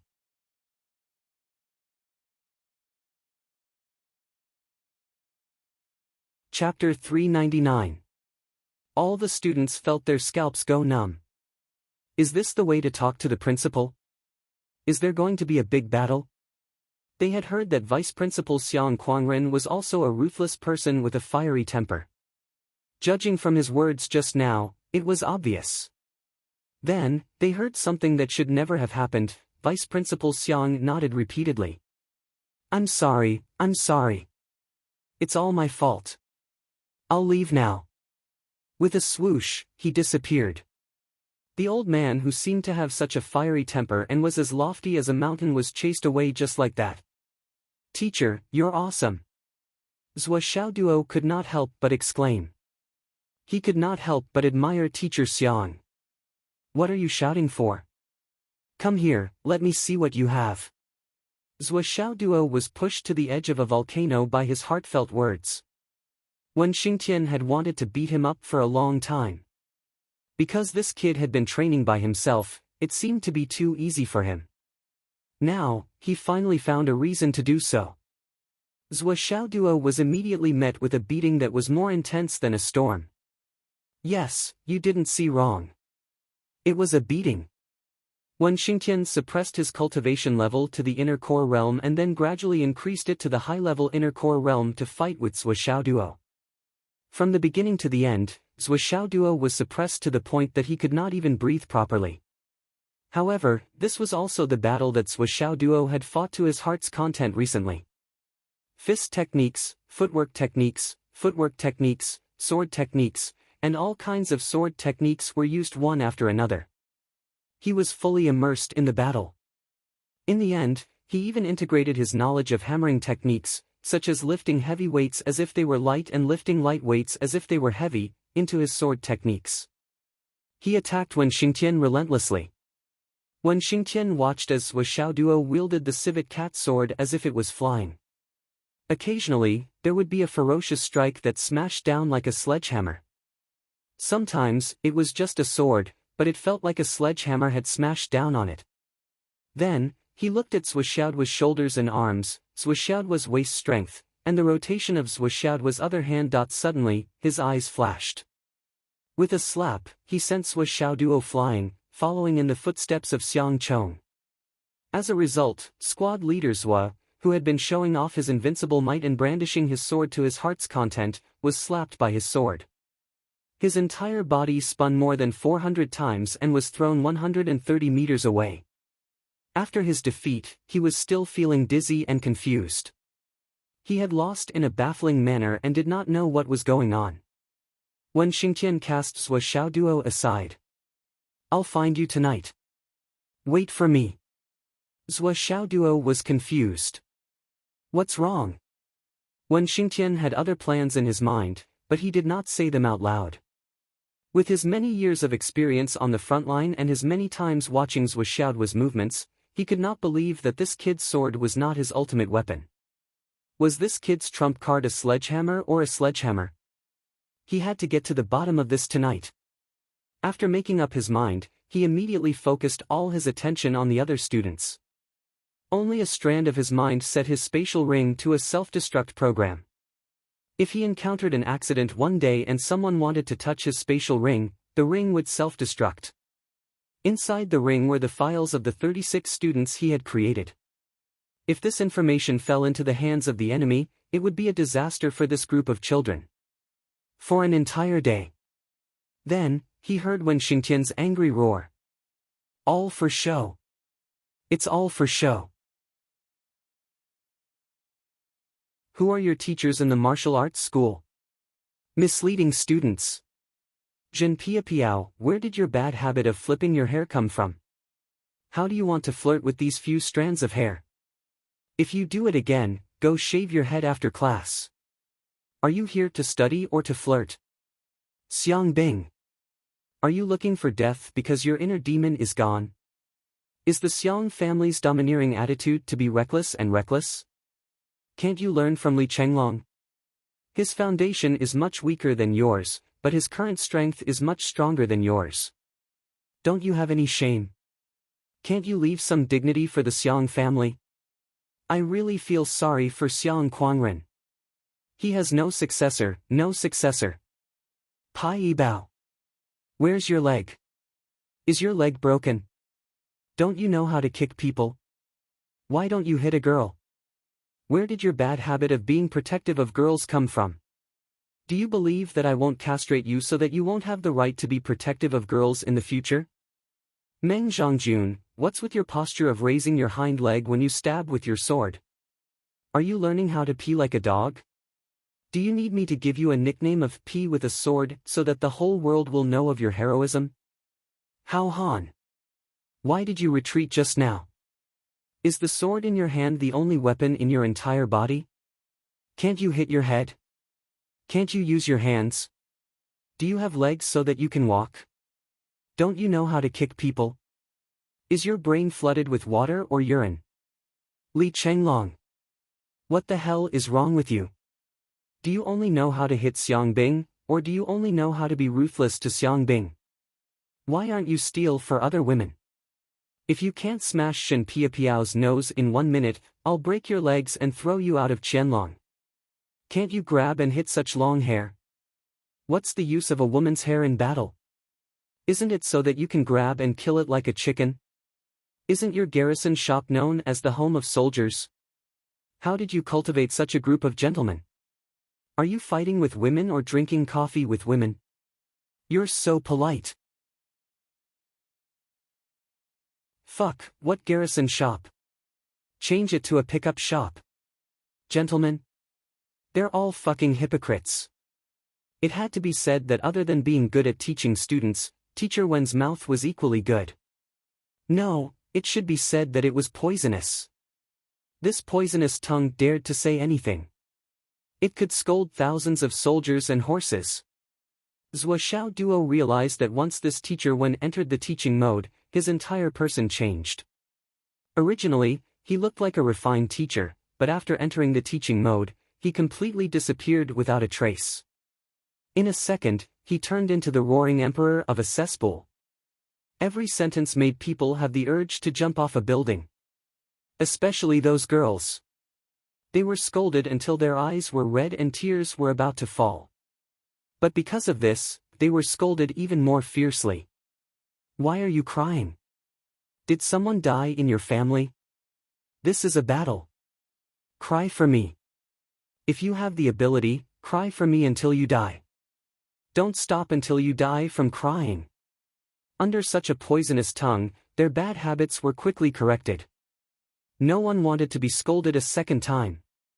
It hurt their self-esteem too much. Then, everyone realized that Teacher Wen not only scolded them, but also hit them. Moreover, he did not control his strength. Chu Chu sent Xiang Chong flying with a slap. Only blood seeped out from the corner of her mouth. She was the lightest one among them. Yu Yen Er made a cool move. She turned around and drew her sword. As she turned around, her fine black hair immediately turned into a waterfall of rain, scattering down in a beautiful and magnificent manner. Her skirt and hair fluttered. The beauty drew her sword. It was a national beauty. Her opponent was stunned by her glory and was stunned for a moment. But after 2 slaps, the 2 of them were slapped into the nourishment cabin by Wen Xingtian. If you draw your sword, then draw your sword. Why did you turn around and flutter? What's wrong with your hair turning into a waterfall on purpose? Can't I grab your hair and beat you to death? Or can't I stick to you the moment I turn around? Fuck, how can you be stunned by a woman? Have you never seen a woman in your life? You don't learn your lesson. Next time, I'll break your 3rd leg. And you, Gu Qianfan's don't return sword is like a pole dancer when you use it. I really want to see Gu Qianfan's expression when he sees this with his own eyes. Just thinking about it makes me happy. I can finally laugh at that old fellow for not teaching properly. What sort of no-return Gu Qianfan? You should change your name to pole dance instructor. With one slap, Yu Yen Er broke one of her opponent's legs. With another slap, Yu Yen Er followed in her opponent's footsteps and broke one of her legs. They were sent into the nourishment cabin one after the other. Teacher Wen did not waste any time. He would only hit you once for a bad habit. Once hit, you would not dare to do it again for the next 3 years. After 3 years, the movements would be fixed. Even if you wanted to, you would not be able to use any extra movements. You would not be able to use them at all. Wen Xingtian's roars were like thunder. They kept ringing in the ears of the students. Each of them was trembling with fear. They used 120% of their strength and 120% of their attention. It lasted until 11:50. The bell for the end of class finally rang. When Xingtian's roar came to a stop, and everyone collapsed to the ground as if they had been drained of all energy. In fact, based on the current intensity, it might not be everyone's limit. However, their mental tension had already reached the limit. Their nerves were stretched so tight that they were about to break. After reviewing the whole course of the class, they did not have the time to gloat over others' misfortune. Their minds were filled with the words they had been scolded. Then, they compared the new movements with their original movements. It was almost 2 levels higher. After this class, Li Chenglong's title as the leader of the Iron Steel sect became even more unshakable. The 3 beauties of Class 1 were each disfigured by him twice. The other female students were also sent into the nourishment cabin by Li Chenglong at least once. The leader of the Iron Steel sect was simply deserving of the title. Let's go eat. When Xingtian clapped his hands and said lightly, well, the results of the training are acceptable. He turned to the teaching assistant and said, don't forget to remind me in the afternoon to bring a cup of tea to moisten my throat. A big cup. Zhou Xiaoduo and the others collectively felt a chill run down their spines. Was he going to continue his poisonous tongue in the afternoon? The students of Class 1 rushed to the cafeteria like a swarm of bees. In the first month of freshman, everything was free. Food was no exception. They could eat for free. At this time, the cafeteria was already filled with people. Zhou Xiaoduo relied on his physical advantage and was the first to rush into the cafeteria. When he saw a table that had just been vacated, he immediately sat down. Then, he started to call out, there's a table here. Come and take a seat. A few senior students were walking over with food. When they saw that their target had already taken a seat, they did not care and wanted to sit at this table. Zhou Xiaoduo smiled innocently and said, seniors, I'm sorry. This table is taken. If there are only a few of you, you can eat together. However, there are so many of you. I have many classmates over there.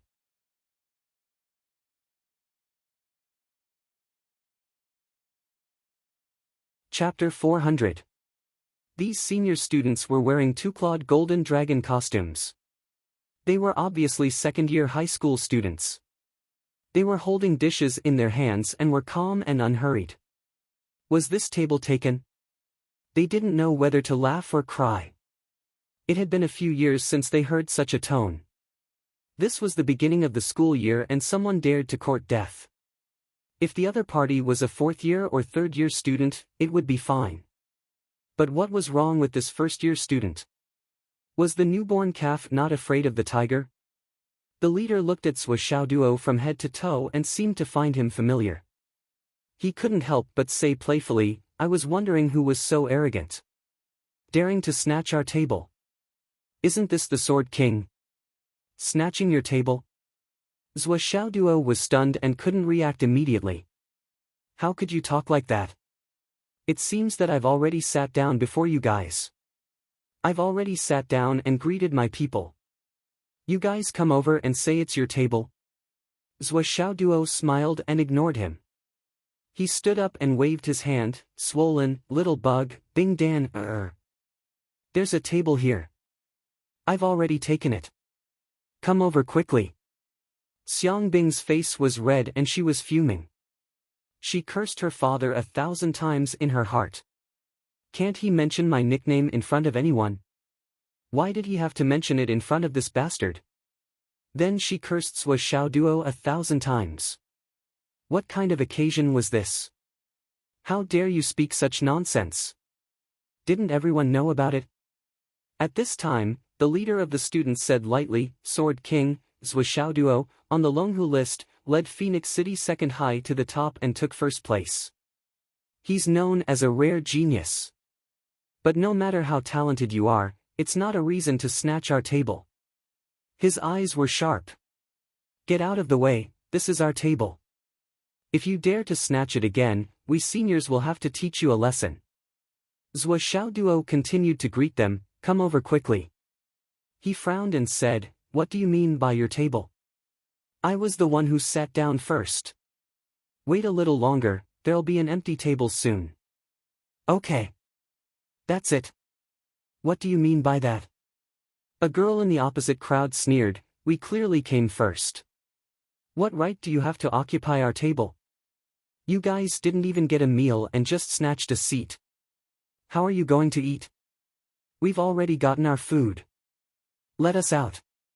The girl was very dissatisfied with Zhuo Xiaoduo's behavior. How ungentlemanly. He actually didn't give up his seat for a beauty. Although Xiang Bing and the others walked over, they didn't sit down when they saw the dispute. Li Chenglong asked, "Why don't we wait for a while?" "Why? I was the one who sat down first. First come, first served, do you understand?" Zhuo Xiaoduo narrowed his eyes. "This is our table," the girl said angrily. Zhuo Xiaoduo laughed angrily. "Your table? Why don't you call it and see if it answers?" Every time it was mealtime in the high martial arts school, this kind of fight over empty seats was a common occurrence. Everyone had their reasons, and everyone had their reasons. The girls said that it was their table, and it made sense. They did come over when they saw that there was an empty seat. However, before they came over, Zhuo Xiaoduo had already sat down. This was also the truth.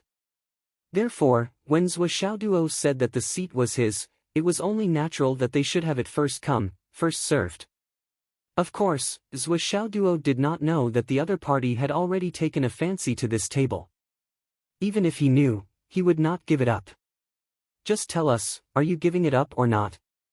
A few of the second-year students were angry. They were no longer as calm as they were before. "Sit down, all of you. Ignore them. I took the table first, so it's ours." Zhuo Xiaoduo kept calling out to his classmates and ignored the second-year students. The face of the leading boy became gloomier. "What's wrong with you? Why are you being so unreasonable?" Zhuo Xiaoduo stood up impatiently and said, "The most annoying thing is to be reasonable. How can I be more reasonable than you? This is the high martial arts school, and we are martial arts students. Why waste your breath talking about reason? Come, let's fight. If you win, this table will naturally be yours. But if I win, I'll have to trouble you to find another table. Do you dare? Let's do it. The leading boy handed his food to the girl next to him and laughed. You asked for it. In the Hidden Dragon High Martial Arts School, every meal there would be people fighting over tables. This was a very normal thing. Often, in the time it took to eat a meal, there would be more than 10 fights outside the cafeteria. It was too common. However, it was the first time that a new student who had just entered the school for 3 days took the initiative to provoke a senior student. Many of the spectating students stopped eating and looked over with interest. This kid was too arrogant.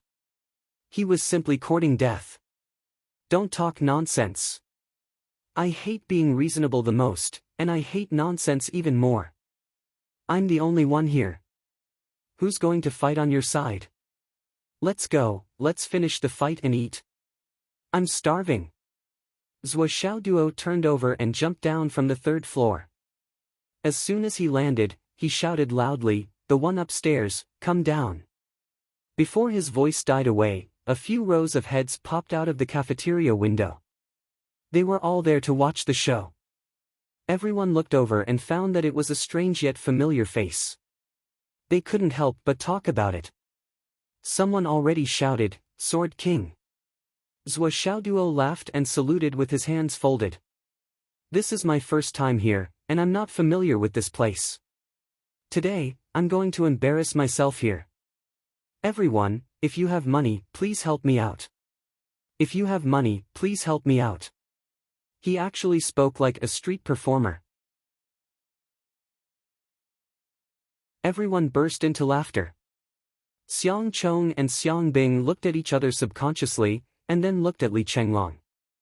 Only then did they turn their attention back to Zhuo Xiaoduo. This isn't a way to make money, right? A white shadow flashed by the window, and the tall boy who was the leader of the other party also came down. He was calm and composed. "Zhuo Xiaoduo, I didn't mean to embarrass you. But now you're the one who's being overbearing." At this moment, a person suddenly came out of the crowd and jumped down. He said lightly, "Zhao Wensheng, it's just a fight. Why do you have to bully your new classmates? Just give me face and give the table to Zhuo Xiaoduo and the others." The person who came was also dressed in white. He was a 2-clawed golden dragon. Obviously, he was also a second-year student. This person was tall, handsome, and had an outstanding temperament. He had an extraordinary presence. When he stepped out, everyone present couldn't help but be stunned. Zhao Wensheng was even more shocked. "Wu Yunhai. How come it's you? But why did you step out to help Zhuo Xiaoduo?" Wu Yunhai was the elder brother of Wu Yuntian, who died at the hands of Zhuo Xiaoduo. He was also the cousin of Wu Yuntian. He was a member of the Wu family. With this, Zhuo Xiaoduo knew the general background of this person without any introduction. He couldn't help but tilt his head and look at Wu Yunhai. His eyes were full of curiosity. Would the Wu family really be so kind? Wu Yunhai smiled and said, "I stepped out because I don't want the two of you to hurt each other because of a momentary fight. How can the Wu family break the rules of the life and death arena? Since Zhuo Xiaoduo came to Hidden Dragon City, he is our classmate and our junior. Even if we have no intention of becoming friends with him, we can't just watch him get bullied under our noses. What if someone instigated it to be our Wu family? Wouldn't we be wronged? So, Zhao Wensheng, how about we just let it go?" Wu Yunhai smiled helplessly. Zhao Wensheng's face was gloomy. "Now the whole school knows. How can I let it go? If it were you, could you afford to lose face like this?" Wu Yunhai's face darkened. "Then you must fight?" "Of course. In the cafeteria, the winner eats while sitting and the loser eats while standing. This has been the rule of Hidden Dragon City since ancient times." "Why? Should I give you face now?" Zhao Wensheng said angrily, "It's just a normal fight for a table. Why did you bring up the Wu family?" Wu Yunhai snorted and said, "Since it's like this, I'll fight with you." A senior bullying a new student. Even if I win, what's the glory? Many of the onlookers felt their jaws drop. Was this Wu Yunhai crazy? Why did he have to get involved when others were fighting for a table? This was a normal thing. Why did he have to get involved? At this time, another voice shouted from above. Wu Yunhai, get out of the way. Both sides are fighting for a table. You're the third party, what the hell are you blabbering about? Zhou Xiaoduo came to Hidden Dragon High School. Can't he get beaten up?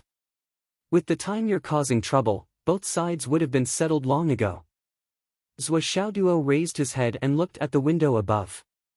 He saw a person wearing Hidden Dragon High School's four-clawed golden dragon costume standing there. Although this person looked young, in his early 20s, the beard on his face had already begun to form. He was tall and broad, with a straight nose and a square mouth. He had a wide face and big ears. Although only half of his body was exposed, he was like an iron tower, full of power. This person's status among the students was obviously very high. Wu Yunhai finally took a step back and said, "Since it's like this, Brother Zhao, please show some mercy." Zhao Wenxing snorted and said, "Do you think I'll beat him to death? It's just a small punishment." Zhou Xiaoduo stood in front of him. He finally frowned and said, "Are you guys done blabbering? Why is it so troublesome to fight in Hidden Dragon High School? Senior Zhao, you've been blabbering for so long. You've already finished eating. Are you sure you're not here to pick a fight with me?" Zhao Wenxing snorted and said, "You're right. Blabbering really does waste time. Come on." Before he finished speaking, he was already in a fighting stance. But just as he said, "Come on," he suddenly felt his vision go dark. He saw stars twinkling. Zhou Xiaoduo, with his amazing speed, arrived in front of him in an instant. A fist smashed down brazenly. Zhao Wenxing's reaction was quick. He snorted and also punched out without dodging. Bang! The two fists fiercely collided. There was no room for hesitation. Zhou Xiaoduo only felt a slight pain on his fist, but without thinking, he kicked out. Dragon Gate Kick.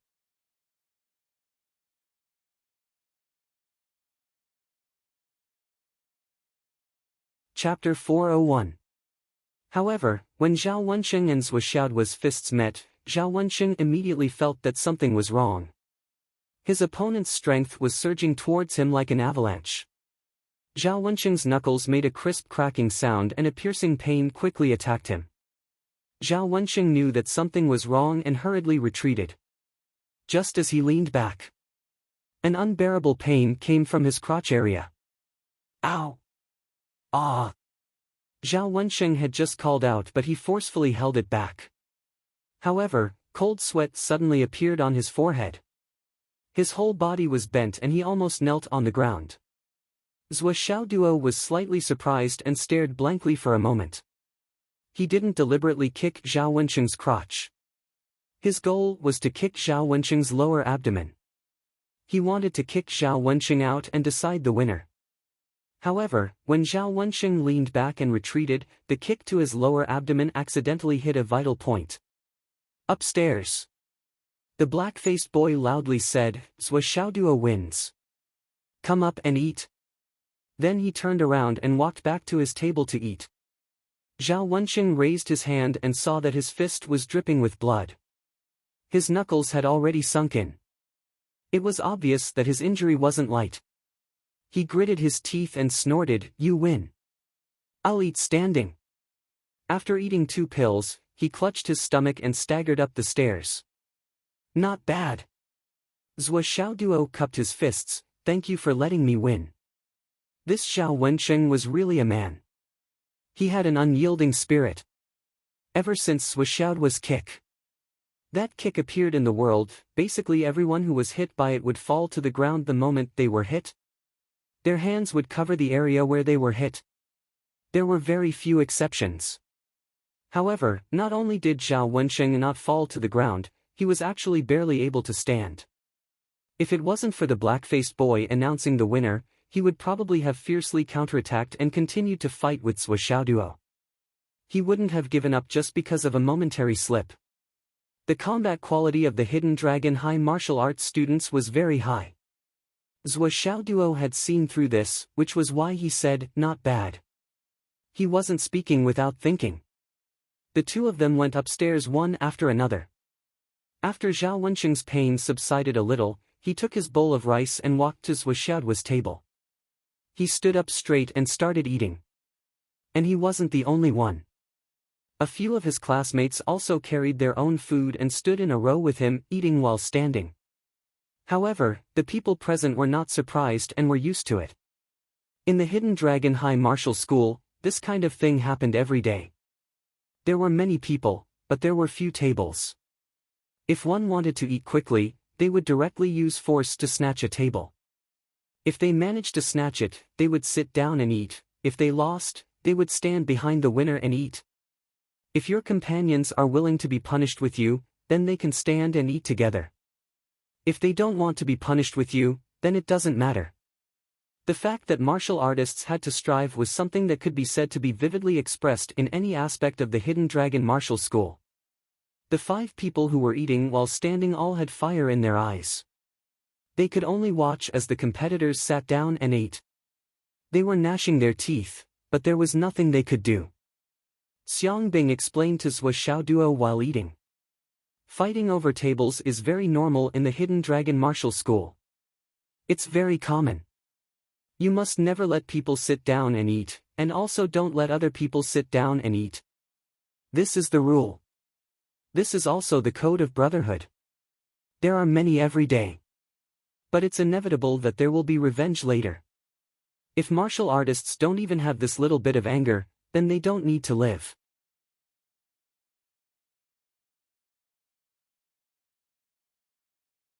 But my 4 classmates lost face with me. It's my fault. I will find someone to get back at them. Zhuo Xiaoduo chuckled and said, "Anytime. But to be honest, I admire you and your classmates. Just this spirit of brotherhood is worth a toast." The girl said angrily, "It's too late to flatter now. We have to get back at you. We have to get your table back. Anytime." Zhuo Xiaoduo finished his meal as fast as he could. He poured the last half a bowl of rice directly into his mouth and laughed, "You are welcome to trouble me tomorrow." After saying that, he stood up and walked away at lightning speed. Xiang Chong and Li Chenglong's eyes were filled with admiration and pride. Zhuo Xiaoduo could have sat down and eaten slowly. He could even eat until night time. According to the rules, Zhao Wensheng and the others would have to stand with him until then. However, the other party had lost and had to stand to eat with his friends. Zhuo Xiaoduo finished his meal as fast as he could and left. He ate really fast. Xiang Bing and the others had only finished a third of their food. He walked even faster and disappeared in a flash. According to the rules, as long as Zhuo Xiaoduo left, Zhao Wensheng and the others could sit down and finish the rest of the meal in peace. Although he didn't say anything, it was a kind of demeanor in itself. Anyone could see and understand. The young man who looked like a black iron tower at the next table looked at Zhuo Xiaoduo disappearing in a flash. His eyes were filled with admiration and he said, "Zhuo Xiaoduo, not bad." When Zhuo Xiaoduo walked out of the dining hall, he heard someone calling out to him. He turned around and saw Wu Yunhai walking over with a big smile. He gave him a thumbs up and said, as expected of the champion of this year's Longhu List tournament. "You're really good. You can fight against someone of a higher level and win without breaking a sweat. I admire you." "Senior brother Wu, you're too polite," Zhuo Xiaoduo said lightly. "I didn't come here for any other reason than to get to know junior brother Zhuo. I'm Wu Yunhai from Fenghai City's Wu family." Wu Yunhai smiled and said, "In addition, the family head has solemnly instructed me to pass you a message of apology when I see you. In the life and death arena, one is responsible for one's own life and death. Previously, Yuntian was too overbearing. In the end, it was our Wu family's fault for not restraining him well. I hope junior brothers won't take it to heart." Looking at Wu Yunhai's smile, face and aura, Zhou Xiaoduo sensed that something was not right. Or rather, something was not right. However, the Wu Yunhai in front of him did not have any hostile intentions. This could be clearly seen from his facial features. Even his aura showed that he genuinely wanted to get close to Zhou Yuntian. This discovery caused Zhou Xiaoduo to be alarmed. He had killed Wu Yuntian in front of so many people. Wu Yuntian had been beaten to the point that not even his bones remained. It was the most miserable way to die. And now, the Wu family was not only looking for trouble, but also protecting him, sending their disciples to make friends with him. This was the magnanimity of a big family, a smile that could wipe away all enmity. Was the Wu family really so magnanimous? An inexperienced young man might believe it. Besides, he was also eager to bury the hatchet with the Wu family. After all, he had just arrived at Fenghai City and was unfamiliar with the place. The Wu family was a local tyrant.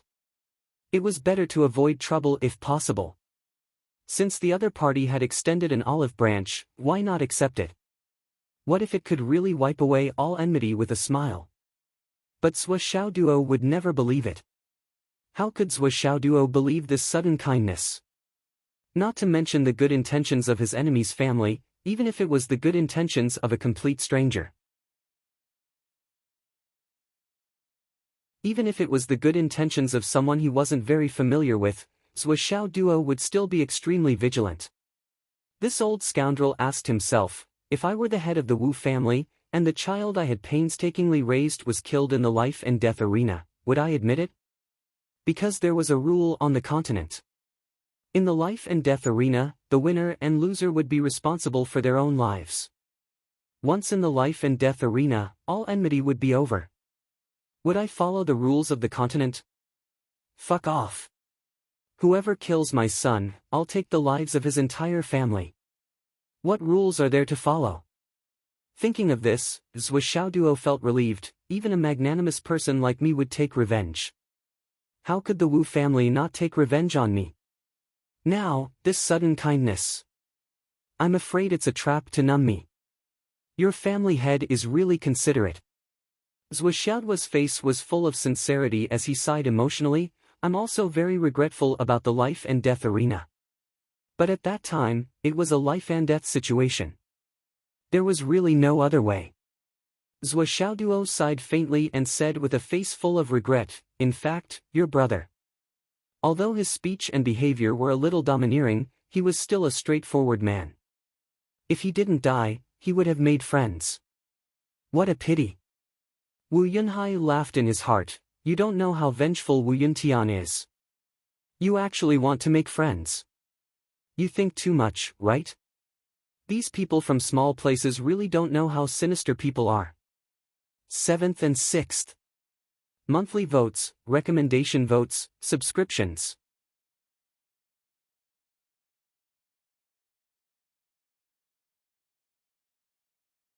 Chapter 402. That day, when life and death were determined, it was too late for me to regret it. Zhou Xiaoduo sighed, as if he was truly regretting it. He said with all his heart, to be honest, senior brother Wu, before I came to Fenghai, my biggest worry was the Wu family's evil intentions. But after hearing what you said today, my heart is at ease again. I really didn't expect the Wu family to be so magnanimous. I'm really overjoyed. He held Wu Yunhai's hand and shook it again and again. He said respectfully, Senior brother Wu, please go back and report to your family's old master that I, Zhou Xiaoduo, am deeply grateful. I hope from the bottom of my heart that I can bury the hatchet with the Wu family. When the time is right, I will pay a visit and thank the old master for his kindness. Wu Yunhai laughed heartily and said, there's no need to thank me. But the Wu family is always looking forward to junior brother's Wu's visit. He sighed softly and said, actually, we were also thinking about what we should do if junior brother's Wu enters the Hidden Dragon High School. How should we face him? To be honest, although we don't really understand the old master's order, we are also relieved. After all, in this world, it's better to have more friends than enemies. Wu Yunhai's feelings were also very sincere. He said, in the future, if you have any problems in the Hidden Dragon High School, don't hesitate to look for me. Even if I can't solve it, I will definitely mediate for you. He patted Zhuoxiaoduo's shoulder and laughed. After all, there are many people watching you now. If something really happens to you, the first suspect will be the Wu family, ha ha ha. He was joking enthusiastically and didn't mean anything else. However, the speaker didn't mean it, but the listener took it seriously. Zhuoxiaoduo rolled his eyes, his mind was already filled with 700 to 800 ideas. He laughed and said, that's right, that's right. Wu Yunhai clearly wanted to be friends with Zhuoxiaoduo. His feelings were very sincere and he didn't hide anything. However, as for Zhuoxiaoduo's thoughts, it was a matter of opinion. You don't know, but the matter of the life and death arena back then caused a huge commotion in our family. My fourth uncle, who is Wu Yuntian's father, was furious, and the old master was also furious. Ha ha ha. However, it seemed that the old man's attitude changed drastically after he received a phone call, and he immediately issued a ban. Otherwise, we might not be able to become friends today. Who knows, we might even be the ones fighting today. Wu Yunhai said joyfully. Zhuoxiaoduo looked at Wu Yunhai and wondered if this guy was really brainless. How could he say such a thing? There was a lot of information in there. This was too. Ha ha ha. Zhuoxiaoduo laughed along. He seemed to be the same as Wu Yunhai, the type that was heartless. Sea of clouds? Why are you here? Hey, isn't that Zhuoxiaoduo? At this moment, two young men walked over from the other side. The moment they saw him, they were pleasantly surprised and walked over. Junior Zhua, I've heard a lot about you. One of them said emotionally. You and Yunhai seem to be chatting happily. Wu Yunhai snorted and said, if you want to befriend junior brother Zhua, go ahead. There's no need to use me as a shield. It's not like I haven't seen the hysterical behavior of the Gao clan before. The two young men's faces immediately darkened. One of them said angrily, my sister was killed. Can't I be angry? To put it bluntly, I'm still angry when I see Zhuoxiaoduo, but my family doesn't allow me to do anything about it. Zhuoxiaoduo's eyes lit up. Hey, this guy's personality is quite interesting. The other one frowned and said, third brother, how can you say that? The one who spoke in front was speechless. The person in front had a three-clawed golden dragon on his chest. He sighed softly and looked at Zhuoxiaoduo. Junior Zhua, I'm Gao Qingxiang. This is my younger brother, Gao Qingyun. Gao Yener, Gao Pinger in the life and death arena, is our sister and cousin. Zhuoxiaoduo said, this.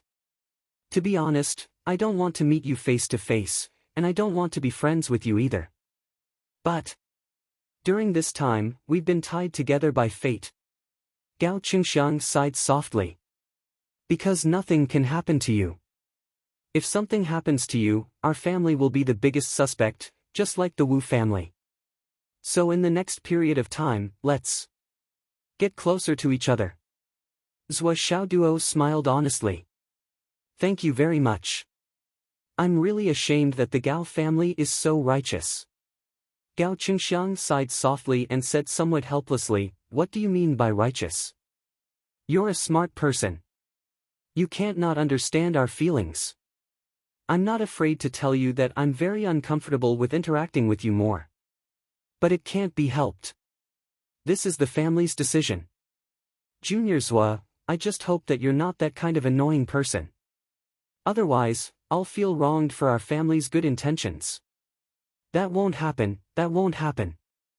Zhuoxiaoduo said sternly, the enmity has already been formed, it's just karma entanglement. I don't have much hope for the so-called turning weapons of war into gifts of jade and silk. I just hope that we can live in harmony, that's my optimistic wish. He put on a sincere attitude and said, seniors, since you've already said so, it's enough to show that you're upright. If I say anything else, it'll only be awkward. It's just that at the life and death arena. Sigh, I was like an arrow on the bow. I had no choice but to release it. Now that I'm talking about this, how can I not cry? Zhou Xiaoduo looked up at the sky and sighed. His face was full of sorrow. At that time, the life and death arena was broadcasted live on the internet. It was Wu Yuntian who forced both sides to sign the agreement. The whole world could bear witness to this. It was not something that could be erased with just one family's words. Zhou Xiaoduo's sigh lingered in the air, lingering in the air. He said sincerely, just as Senior Gao Qingxiang said, I don't dare to hope to become true friends with you seniors. But in this deceitful society, when we need to support each other, we have to cooperate. No matter what, we can't let others take advantage of this loophole and sow discord between us. Seniors, please go back and tell your elders that I've received your family's kindness and sincerity. But when I have time, I'll definitely pay you a visit and apologize in person. Junior Zhou, you're exaggerating. Gao Qingxiang sighed softly. You can't do what you want in the martial world. We're angry about what happened in the past. Even now, we still have resentment. But we've seen the truth with our own eyes. We understand Junior's situation from the bottom of our hearts. After all, no one wants to die. It's all fate's fault. Gao Qingxiang looked up at the sky and sighed. In front of him, he seemed to see the smiling faces of his two cousins. Then, he glared at Wu Yunhai. At the end of the day, Zhou Xiaoduo, the murderer, had to bear a small part of the responsibility in the life and death arena battle. However, the other instigator, Wu Yuntian, was also guilty. It could even be said that it was reasonable to put all the blame on Wu Yuntian. If it wasn't for his aggressiveness, what happened later would have happened. If one looked deeper, it was all because of the Wu family's lax upbringing that led to such an unfilial son. He was a burden to others and to themselves. What's more, why did he have to offend Zhou Xiaoduo? If he wanted to fight to the death, he could have just found someone weaker to kill. But he had to find Zhou Xiaoduo. Not only did he get himself killed, even his two cousins were killed. Wu Yunhai sighed and said indifferently, you guys talk. I'll be leaving first. He said goodbye to Zhou Xiaoduo and left his contact information. Then, he turned around and left. Wu Yunhai was also sighing in his heart. Zhou Xiaoduo was not the only one who was implicated in the life and death arena. The Wu clan and the Gao clan were both famous clans in Fenghai City. The two clans had a close relationship for decades, but after this incident, it was not far from breaking off. The Wu family's Wu Yuntian was arrogant and proud. He didn't pay much attention to his other brothers. His relationship with his family was average. However, the two beauties of the Gao family were the hearts of the entire family. Now, when the young people of the two families met, there was no one who didn't raise their eyebrows. There were many young people of the Wu family and the Gao family in the Hidden Dragon High School. During this time, there had been dozens of open and secret fights inside and outside the school. And he had seen blood in battle no less than a dozen times. The young people of the two families liked to stick together. Wherever you go, I'll go. I'm there to look for trouble. They could start a fight with just one look. Now, several nightclubs in Fenghai City had been closed by the young people of the two families. Gao Qingxiang and Gao Qingyun were obviously depressed. After exchanging contact information with Zhou Xiaoduo, they also turned around and left gloomily. Along the way, they whispered and sighed softly. It was obvious that their stomachs were full of complaints. Just as they said, coming to get to know Zhou Xiaoduo was a request from their families. It was not that they personally thought that Zhou Xiaoduo was a good person. Even if there was a reason behind it, no one would think that Zhou Xiaoduo deserved to kill his sister. He really had nowhere to vent his anger. Gao Qingxiang looked gloomy and said, check where the Wu family is going tonight. We'll go too. Okay. Looking at the three people leaving, Zhou Xiaoduo's face was full of smiles, sadness, and frustration. He seemed to be very sentimental. He looked up at the sky and sighed, what is this? Then, he also left with a heavy heart. On the way back, Zhou Xiaoduo walked very slowly. He was analyzing the three people's words inch by inch. From their expressions, talking, and revealing their true feelings, he thought back and judged. Zhou Xiaoduo came to a conclusion. These three people didn't seem to be pretending. They were all sincere. This meant that they really came to meet him. They really didn't want to help him at all. But because of the family's order, they had to pinch their noses and help him. That was basically what they were thinking. But, what was the reason? According to Zhou Xiaoduo's sinister personality, he would definitely not think on the bright side and think for everyone's sake. He would only habitually consider and think in the worst direction. There must be a conspiracy. Zhou Xiaoduo immediately came to a conclusion.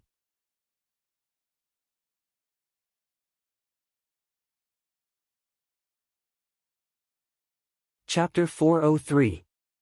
In this situation, there are only two possibilities. The first possibility is that the two families are under great pressure. Someone with a high status is pressuring me, putting my safety on the same scale as their family's survival. That's why they're doing this. First, they're showing kindness to me to the greatest extent to dissolve the knot in my heart. The second possibility is that they want to kill me. They're already plotting, but they didn't tell the young people in the family. They're using the young people's impulsiveness to pass me false information. They're even using this to create an illusion, to create an atmosphere for future attacks and get rid of suspicion. But no matter which one it is, they'll kill me sooner or later. Turning hostility into friendship is a joke. Zhou Xiaoduo walked with a melancholy expression on his face, as if he was really depressed, regretful, and troubled. But in his heart, countless thoughts flashed through his mind in the blink of an eye.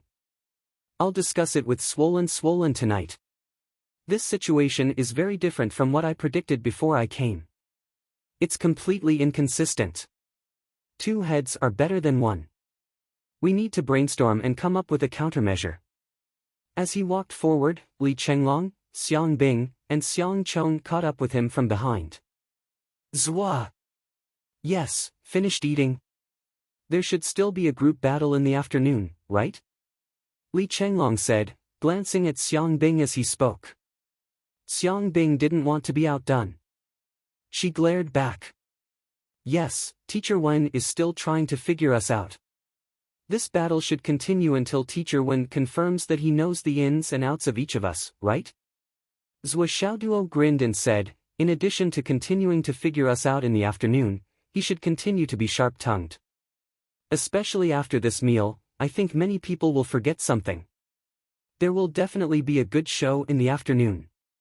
Hearing this, Xiang Chong and Xiang Bing's faces turned pale. This was especially true for Xiang Bing, who was a carefree girl. After eating this meal, her mood had already soared. Her heart was filled with the glory of winning the table.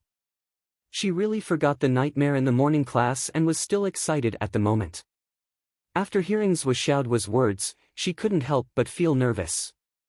Luckily, Zhou reminded him. Xiang Bing glanced at him gratefully and hurriedly reviewed the scolding, beating, and mistakes she had made in the morning. This was a big deal. At this moment, an old woman walked towards them. She had a head full of silver hair and her entire body was filled with a gloomy aura. She was as thin as firewood and her eyes were gloomy. She looked like an evil spirit that had walked out of hell. Wherever he passed, the surrounding students, even those who were not close to him, could not help but take a step back. The aura that flowed from this person's body made people and ghosts stay away. Xiang Chong and Xiang Bing stood still and greeted respectfully, "Greetings, Granny Yu." The old woman rolled her eyes and said eerily, "Call me Granny, sure." This voice was like a gust of cold wind that came from the depths of hell. When people heard this, they really couldn't help but shudder. They shuddered, goosebumps all over their bodies, and their hair almost stood up. "Hello, Grandma Sure." Xiang Bing and Xiang Chong hurriedly changed their greetings. Their faces were pale. It was obvious that they were very afraid of the person in front of them. This Granny Sure stood in front of the four people. Her body was frighteningly thin, as if a gust of wind could blow her away.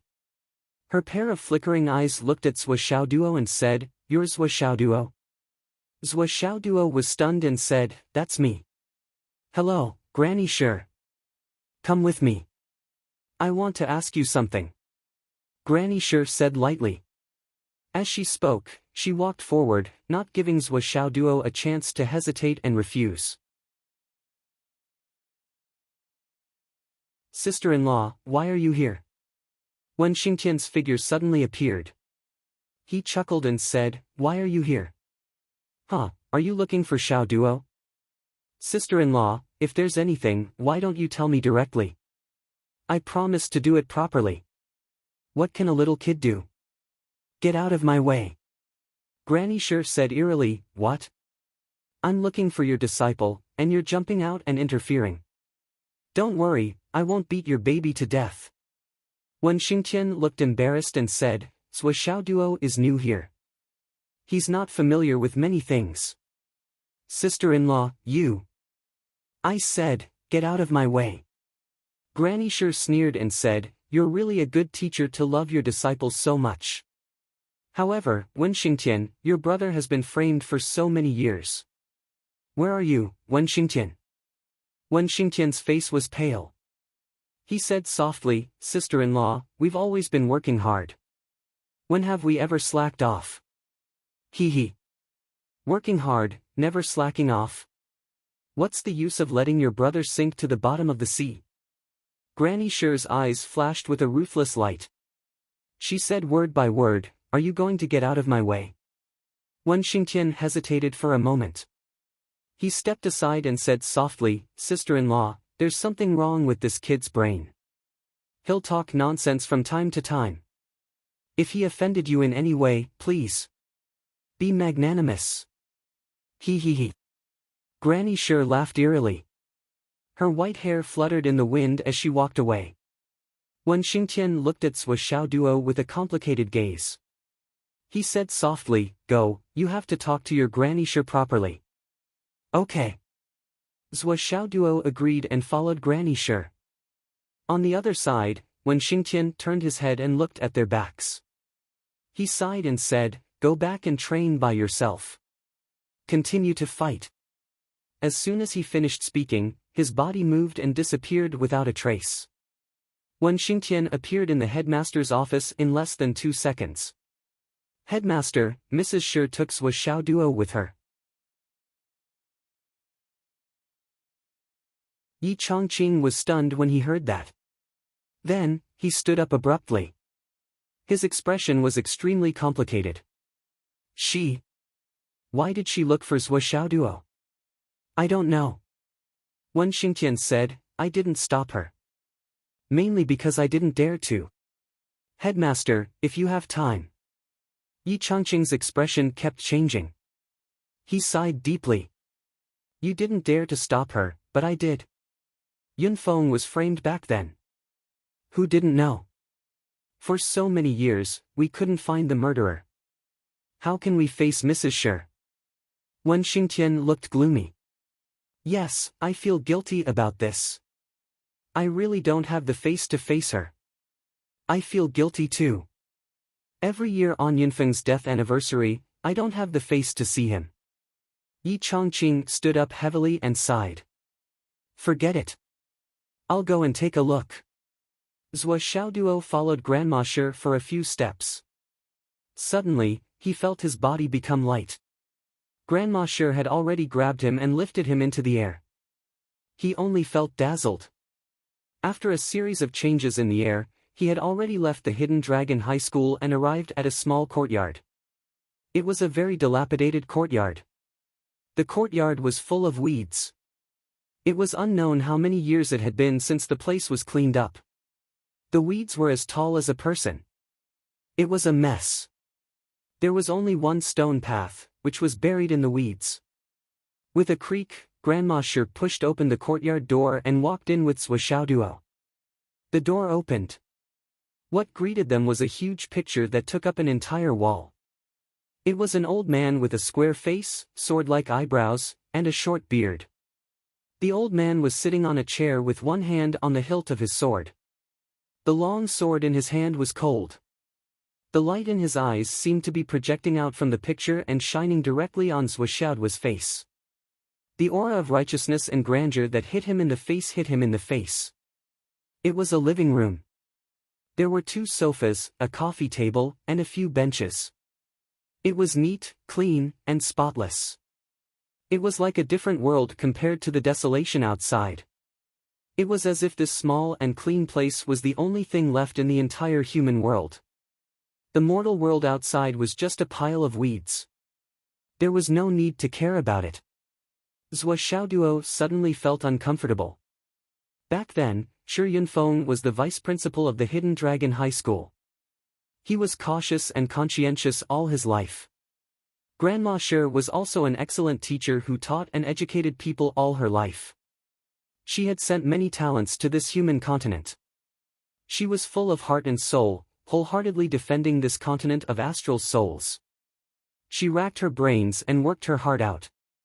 However, in this cruel world, a vice principal was framed and forced to death. It made Grandma Shi, a high martial arts teacher who was passionate about teaching and educating people, feel so desolate in her heart. Her hot-blooded heart was completely cold. Her wholehearted heart turned into ice and snow. There was a couplet on both sides of the picture. It was obviously written by Grandma Shi herself. The first couplet was, "Loyal heart and righteous blood, a gentleman should stay in the netherworld." The second couplet was, "Iron horse and ice river, the human world is not worth it." Zhuoxiaoduo sighed in his heart. He felt inexplicably depressed and sorrowful. Loyal heart and righteous blood go to heaven because the human world is not worth it. How disheartened was this? How cold and despairing was this? On the 4 walls, there were numerous military medals and commendations displayed in front of him. There were more than a dozen tables on the left that filled up the rest of the space. There were letters all over the table, one after another. Every single one of them was opened. Grandma Shi came into the room and put down Zhuoxiaoduo. She looked up at the huge picture and said softly, "Old man, I'm home. Wait for a moment. I have something to do first. I'll go and cook. After I'm done, I'll warm the wine for you." She spoke as if the husband was still alive and the wife had gone out to buy groceries. It was a conversation that couldn't be more normal. The person in front of her didn't seem to be a picture, but a living person. Zhuoxiaoduo couldn't help but feel a lump in his throat. He stood in front of the huge picture and bowed deeply. The heroic spirit is always here. Zhuoxiaoduo. Grandma Shi turned her head and looked at Zhuoxiaoduo. Seeing him bow, there was finally a trace of warmth in her eyes. She said, "Do you know who I am? Do you know where this is?" Zhuoxiaoduo said respectfully, "You are Grandma Shi, the wife of Vice Principal Shi Yunfeng. This is Vice Principal Shi's home." Grandma Shi smiled faintly. "I didn't expect a new student to know about Vice Principal Shi. You must have done a lot of homework." Zhuoxiaoduo said with emotion, "Vice Principal Shi is a first-class figure in the world. He's a great man with a loyal heart and a man of steel. Although I'm a junior, I've heard of such a heroic figure." Grandma Shi's eyes flashed with a strange light. She said, "Don't you think that Vice Principal Shi is a debauchee with a corrupt character?"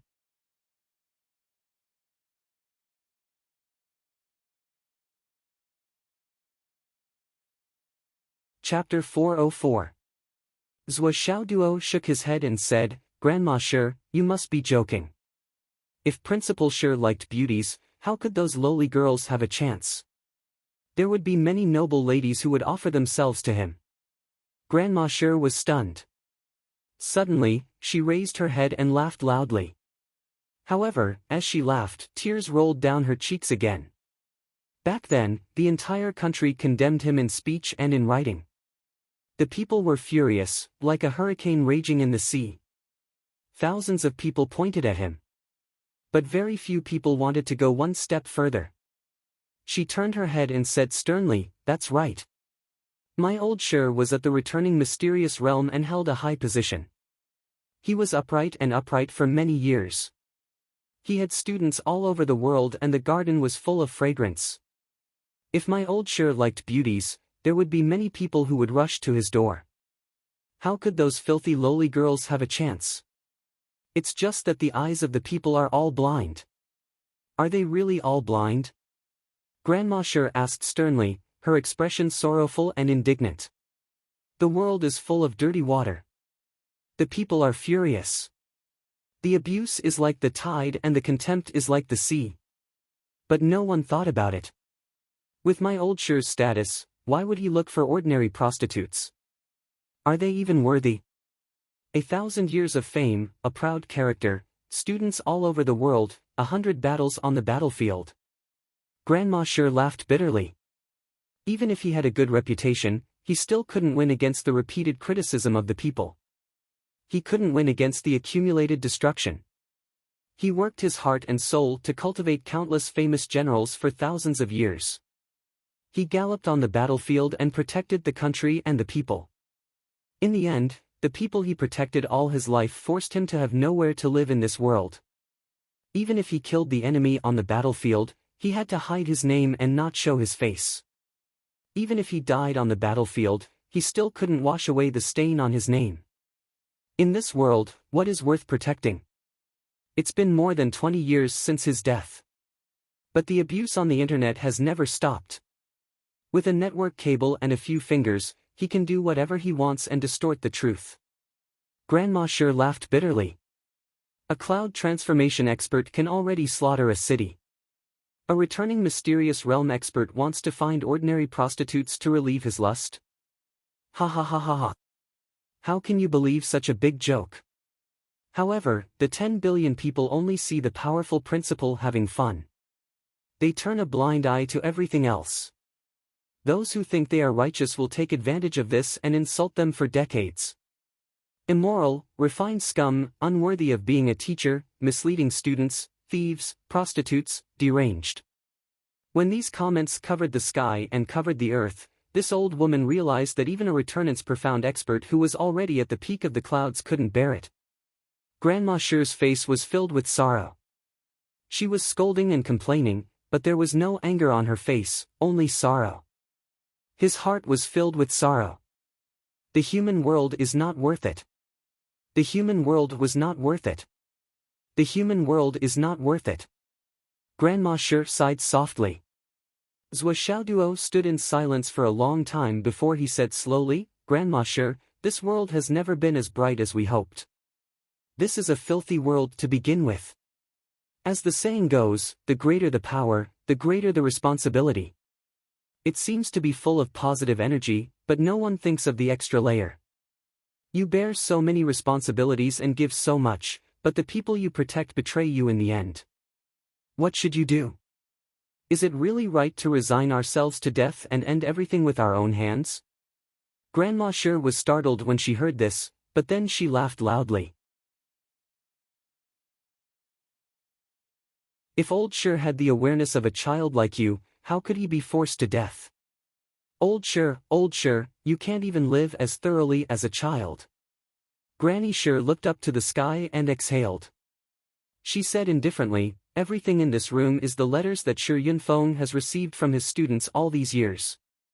None of the students that he has taught have ever believed that their teacher would be that kind of person. Even though old Shi has been gone for a long time, his students still keep writing to him, reporting their situation. Some of the things that they encountered, some of the difficulties, some of the puzzles, are just like before. The students always believe that their beloved teacher can solve their problems. Every time we get a military medal, we will send it to old Shi to tell him that his efforts were not in vain. His students will always believe in him. The students are accumulating their own merits little by little, using their monstrous merits to clear old Shi's name. Many of the letters in here have become relics. Many students died on the battlefield, but they didn't have anything to commemorate them with. Many of their family members came here. I found the students' letters for them and brought them home, becoming their last memento. Grandma Shi smiled bitterly. The children are all good children, all good children. It's a pity, a pity. Zhou Xiaoduo sighed softly. Looking at the portrait, looking at the pair of bright eyes under Principal Shi's sword-like eyebrows, he only felt that his heart was unusually heavy. It was so heavy that his heart felt as if it was going to explode. All these years, I read the letters for Old Shi every night. This was Old Shi's favorite thing to do when he was still alive. He would make a cup of tea and then quietly read the students' letters in the study room. Sometimes, when the military medals came with the letters, he would be happy and call me out to cook a few dishes and boil a pot of good wine. So now, every night, I have to read a few letters for him, boil a pot of good wine, and cook a few dishes for him. What he is most happy about, most worried about, and most concerned about are these children. I haven't died. Even if I am scolded in the face when I go out, I won't die. I want to live. I want to live to see the day when the injustice is redressed. I want to see the murderer and kill the murderer with my own hands. Otherwise, if I die, I can't bring the news here. Old Shi will continue to be aggrieved. A person can be aggrieved to death, but as a ghost, we can't be aggrieved anymore. It's said that justice and justice may be late, but it definitely won't be absent. I will take it as true and wait for the day when I'm not absent. The real murderer is just a life and death battle. They have benefits to seek, and I hate their despicable methods. But in a life and death battle, with the addition of a white blade, one can't live under the same sky. I don't feel aggrieved. But I feel aggrieved. Those people whom I can't do anything to. Those so-called ordinary people who don't know the truth. With the slightest instigation, the world will be pointed at by thousands of people, and the world will be full of curses. Grandma Shi said calmly. I once thought that when the injustice is redressed, I will do my best to massacre 10 cities and bury them with my husband and me. But now that I think about it, even if this wish comes true, what's the point? If Old Shi knew in the underworld, he would definitely not agree. He used his whole life, his heart's blood, and his life to protect everything on this continent. How could he allow me to carry out such a crazy massacre? Grandma Shi trembled and tears streamed down her face. But I really don't feel happy in my heart. Those people who may have been used or incited to scold others. Can they shirk all their crimes just by saying that they don't know the truth and that they are not guilty? When the time comes to redress the grievances, do you think you can write off all the sins of the past with a simple sorry? Zhuo Xiaoduo could only remain silent towards this sharp question. This question had been an unsolvable question since ancient times. Since ancient times, there had been too many foolish people. When the hero who protected the country was framed by a treacherous official and beheaded in public, the countless people who were protected by them all applauded and cheered loudly. Another corrupt official was killed, and the court and the commoners were cleared. When the generals who had been through hundreds of battles were framed and killed, many people who didn't know the truth scolded the rebels and ran around to spread the news. They were so excited that their faces were red, thinking that the borders were more secure and their livelihoods were more stable. When the heroes who had served the country and the people were defeated in the political battle and were torn apart in the city, there were still countless people who had tried their best to seek benefits for them. The scandals of the high-ranking people were always the eternal topics of the lower class. Who cared if you were wronged? Some people might say, what's wrong with me scolding you on the internet? If you have a clear conscience, what's the point? However, when there are people who want to manipulate the arrangement, a few words you casually say can become a drop in the monstrous waves that can crush people to death. Since ancient times, people's words were the most fearful. How could they be false? As the saying goes, if you are condemned by thousands of people, you will die without a disease. The room was quiet. Grandma Shi quietly gasped for breath for a long time. After a while, she said, I invited you here today for a reason. Zhuo Xiaoduo said, Grandma Shi, please say. Xiaoduo will definitely not refuse to help if it is within my power. Grandma Shi was silent for a while and said, a few days ago, the Five Swords Qin Fangyang, who was known as one of the top 10 fugitives of the Eastern Army, came to see me. Teacher Qin. Zhuo Xiaoduo's eyes lit up. May I ask Grandma Sure, where is he now and where is he going? I don't know. Grandma Sure said, Qin Fangyang is much younger than us, but in terms of reputation, he is still old Sure's senior. 70 or 80 years ago, he was already one of the top 10 fugitives. And old Sure, it was only 20 years ago for a short period of time, and that last battle. Zhou Xiaoduo coughed and didn't answer. He thought to himself, Teacher Qin is really awesome. At that time, his cultivation was not even at the cloud transformation realm, but he was actually able to make such a name for himself on the battlefield. It is enough to show that he is blessed by the heavens and has the luck of a main character in a novel. Qin Fangyang made a special trip here to tell me that he has taken in a disciple called Zhou Xiaoduo, and that he will be coming to study at the Hidden Dragon High School soon. However, it is not that he wants me to take care of him, but he said that this Zhou Xiaoduo is not only proficient in the art of qi observation, but also has the supernatural power of divination. He can predict life and death, and is especially good at observing the fate of people. There is nothing wrong with his predictions.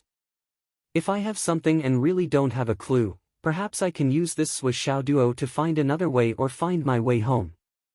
Grandma Sure's pair of withered and sunken eyes stared fixedly at Zhou Xiaoduo as she said, That's why I invited you here today for this purpose.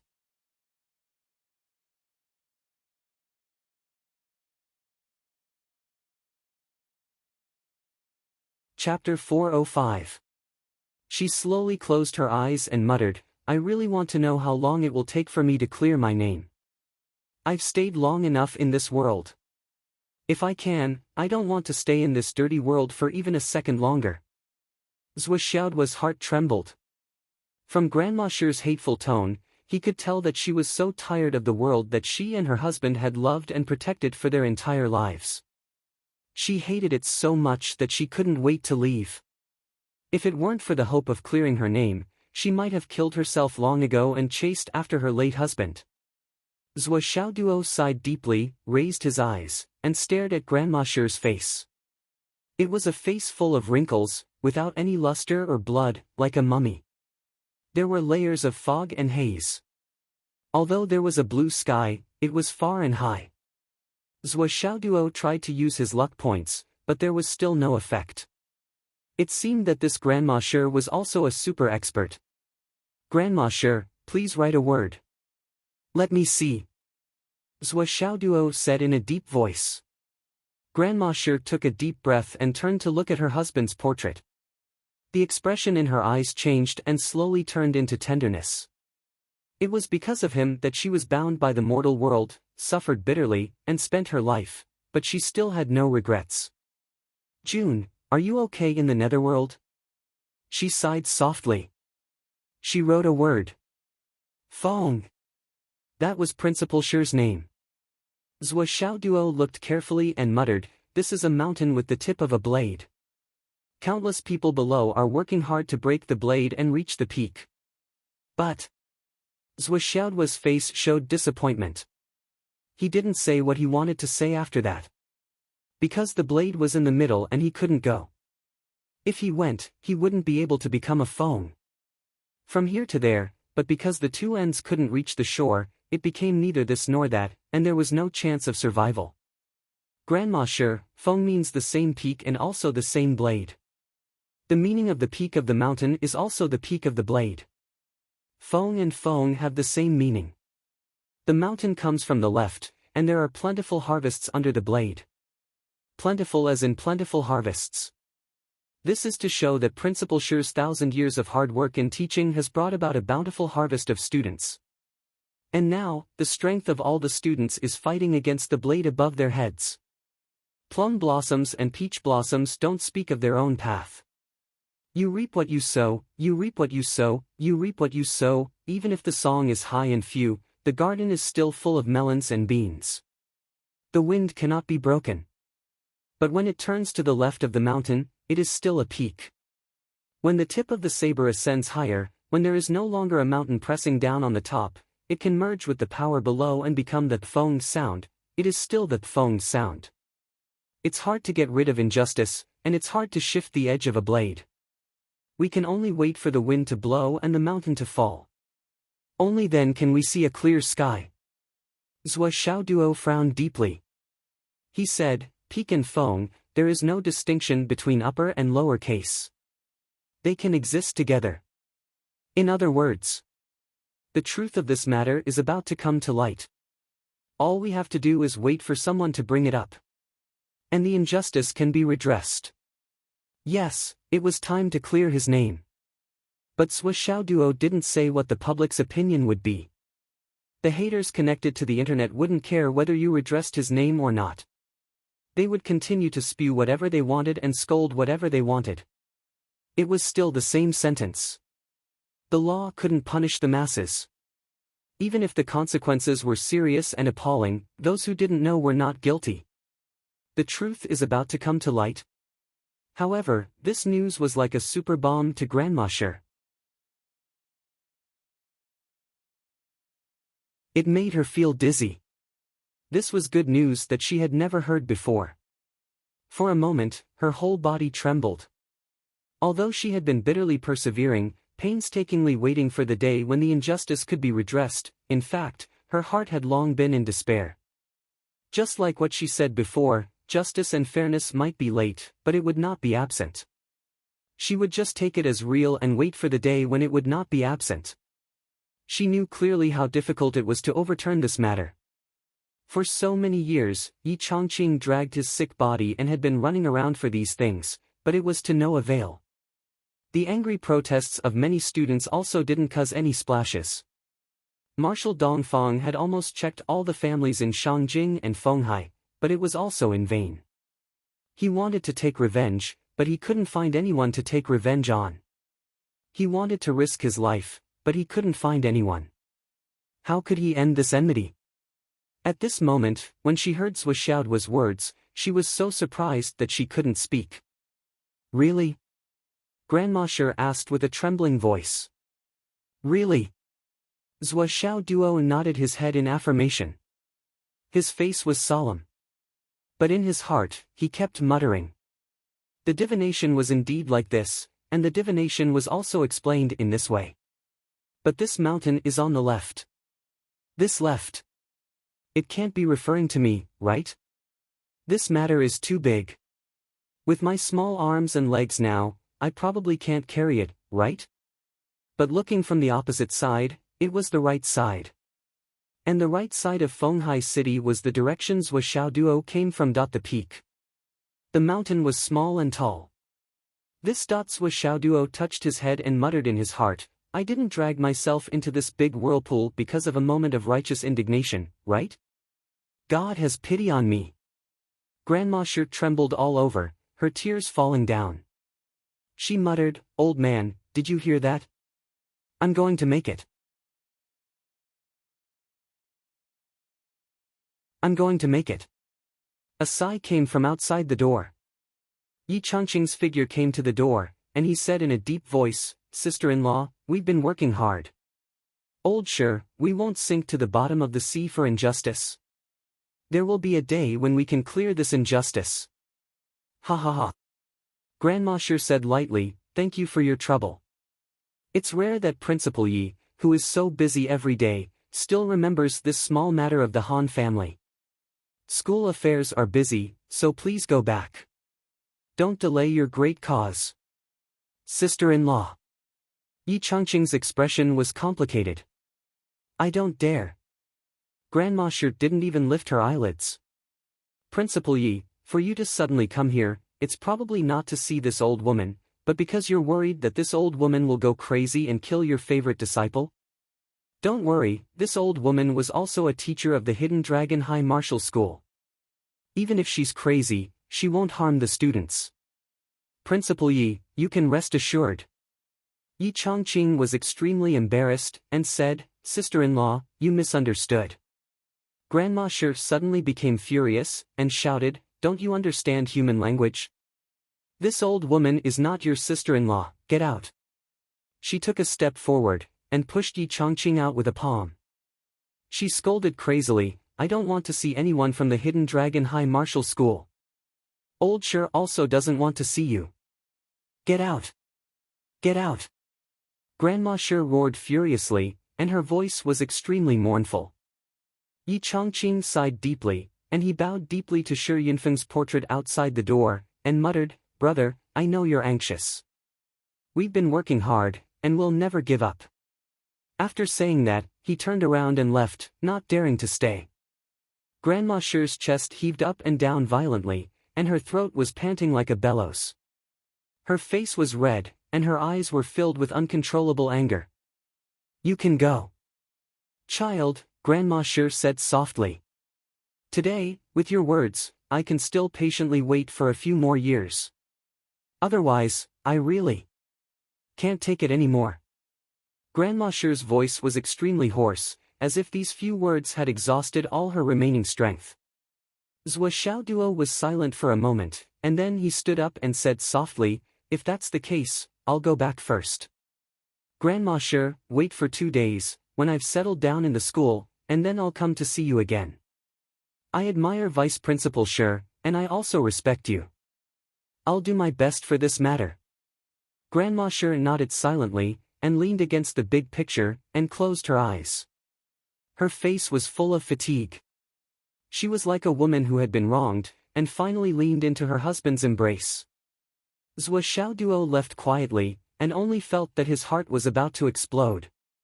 This was not the residence of Hidden Dragon No. 1 High School, but a relatively desolate place. There were not many people around, and it was a typical small courtyard in the countryside. After walking slowly for more than 10 meters, Zhou Xiaoduo stood at the intersection. Although he felt the wind coming from all directions, he felt even more oppressed. 2 young men came from afar, and deliberately circled around, and came to the entrance of this small courtyard. One of them said, "Do you know? This is the house of the vice principal of Hidden Dragon No. 1 High School, who was caught for prostitution." "He. Is it the vice principal Shi who was caught in bed, and then his whereabouts are unknown?" "He. None of these officials are good. Such a beast, when he was the vice principal, I don't know how many female students he ruined. That's right, after that, many people came out to clean up. What's the use? That's right, Hidden Dragon No. 1 High School can't afford to lose face. Fortunately, we don't have the talent to practice martial arts. If we entered such a school. He. As they were talking, the 2 of them walked past the entrance of the small courtyard, and turned their heads to spit at the same time. Bah! Slap! Slap! Slap! 2 loud slaps were heard. Zhou Xiaoduo, who had changed his clothes, stood in front of the 2 young men with a gloomy face. He pointed at his pants and said, "Are you blind? You spat on my pants."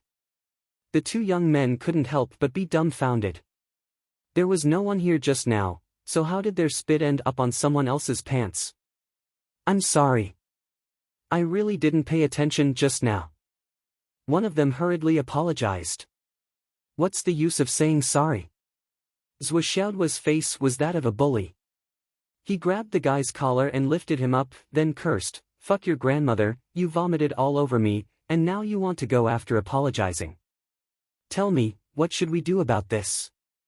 The 2 young men secretly cursed their bad luck. They had met a hooligan, and this was obviously extortion. The person who spat on you swallowed his anger and said, "I'm sorry, I'll pay." "You're willing to pay? Okay, my pants, 10,000 star dollars.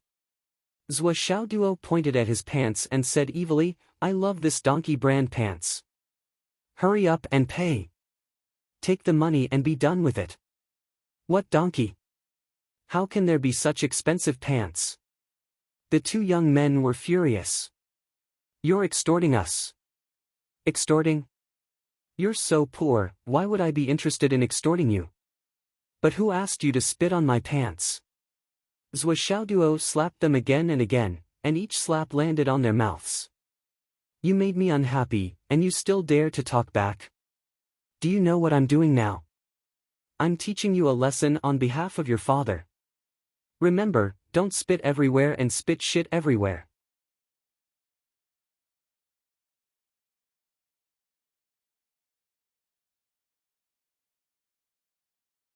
Chapter 406. Give me the money.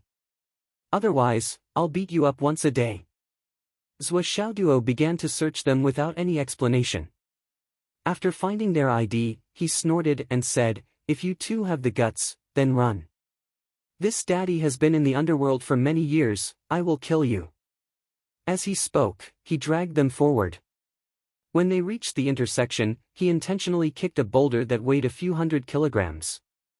The boulder rolled 7 to 8 times, making a loud noise. When the two saw this, their souls flew out of their bodies and they were both terrified. "Are you going to give me the money or not?" Zhou Xiaoduo was filled with an unrelenting aura, portraying the demeanor of a local ruffian vividly and vividly. The two young men were already crying. Their faces were full of tears. What kind of luck did they have today? They were blackmailed for 10,000 yuan just because they spat? They really didn't have that much money. They couldn't even get rid of this disaster. Were they going to be buried here? Forget it. Behind them, at the door, Grandma Shi said with a tired face, "Let them go."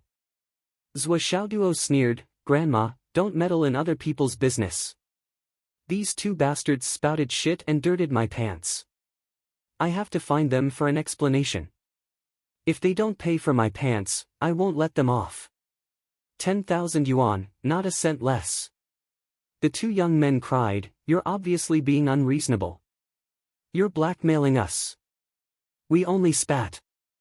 Slap slap slap. A few slaps. You motherfuckers. Don't you know that I'm in the underworld? When have I ever been reasonable? Go go go, go to your house to get the money. We'll go now." As he spoke, he picked up the two men and left.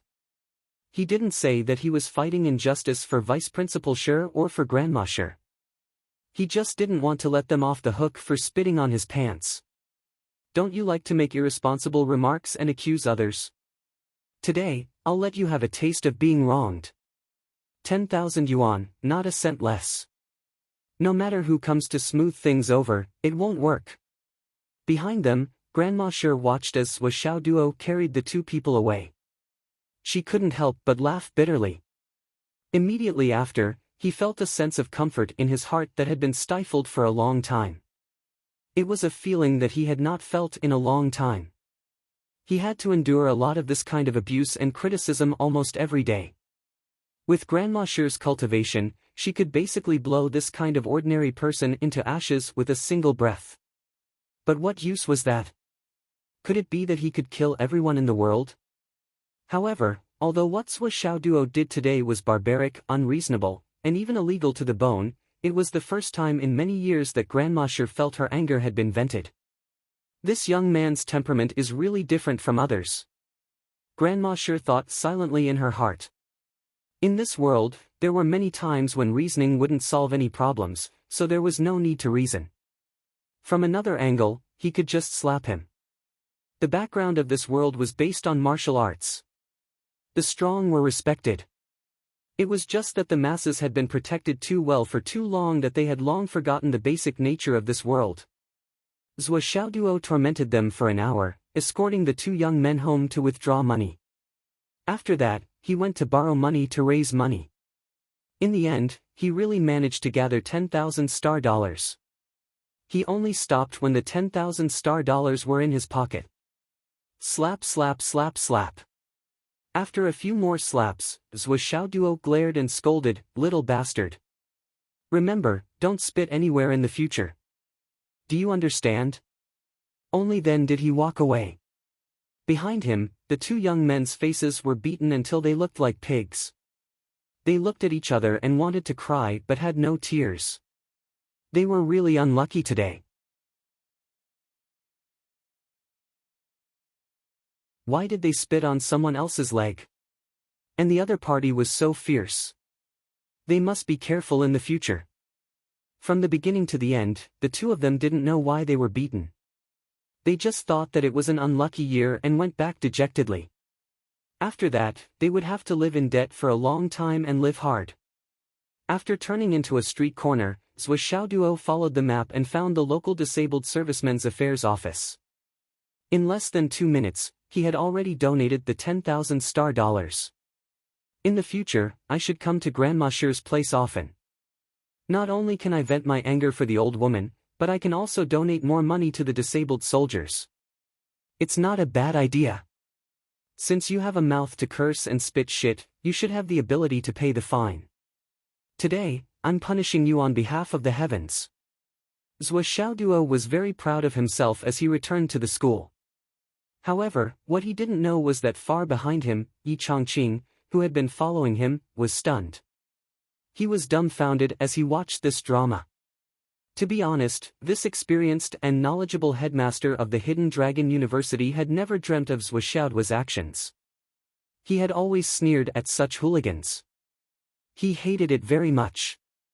When toads were on the table, they would only disgust people if they didn't bite.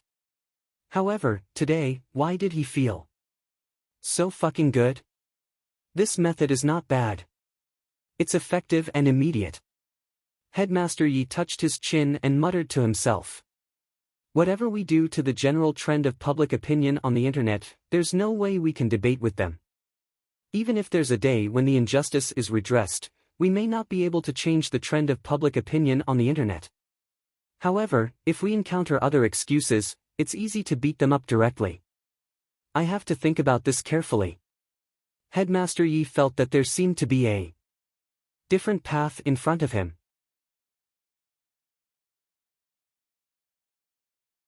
Yi Chongqing and Zhou Xiaoduo entered the school one after the other. As soon as they entered, they immediately felt that the atmosphere was very strange. The dust in the sky had yet to disperse. It seemed like someone was fighting in the sky. Faint roars and roars were still coming from the sky. Yi Chongqing's mind turned at lightning speed. His expression suddenly changed and he shouted, "Stop!" He rushed up. However, it was too late. The battle in the sky had already been decided. A figure fell like a meteor and hit the ground hard, creating a deep pit. The person in the pit was covered in blood. His nose was bruised and his face was swollen. He seemed to be seriously injured. However, as soon as he landed, he immediately jumped up from the bottom of the pit and scolded wildly, "Xiang Quangren. I already said it wasn't me. You fucking hit me so hard." The victor in the air was Xiang Bing's great-grandfather, the former first vice headmaster of Hidden Dragon High School, Xiang Quangren, who had just come out of seclusion. This old man had a tall and straight figure of 2.4 meters. He had grizzled hair, and in his hand was a square sky-decorated halberd that was at least 10 feet long. Coupled with his extremely burly and muscular body, he was like a heavenly general descending slowly from the sky. He was like an unshakable lofty mountain that was majestically descending to the world. Xiang Quangren pointed the sky piercer and shouted, "It wasn't you? Then why did you take my position as the first vice headmaster? Now that I'm back, you still dare to take it? If you're not courting death, then what is? I'm not dead. Do I need you to tell me what to do in my position? If you dare to take over my position, I'll kill you." The person on the ground was the current first vice headmaster, Vice Headmaster Wei. He was furious. Who the fuck is taking over my position?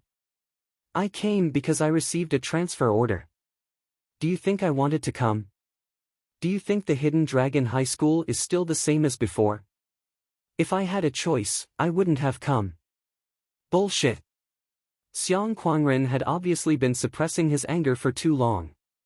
He was looking for a way to vent his anger, so he was not interested in listening to Vice Headmaster Wei's explanation. He said angrily, "I'm suspecting that you were the one who found someone to plot against me. Otherwise, how could you be promoted? Do you know what the principle of profit is? You're the one who benefited." Xiang Quangren shouted. "No matter how you quibble, you can't escape suspicion." Vice Headmaster Wei only felt wronged and angry. What does Xiang Quangren's matter have to do with me? Why are you throwing a tantrum at me? I'm a suspect. Vice Headmaster Wei was so angry that he laughed. You should at least show me evidence to support your suspicions, right? Xiang Quangren grinned like a majestic tiger opening its bloody mouth. You said it has nothing to do with you. Why don't you show me the evidence? Show me the evidence to prove that it has nothing to do with you. Hurry up.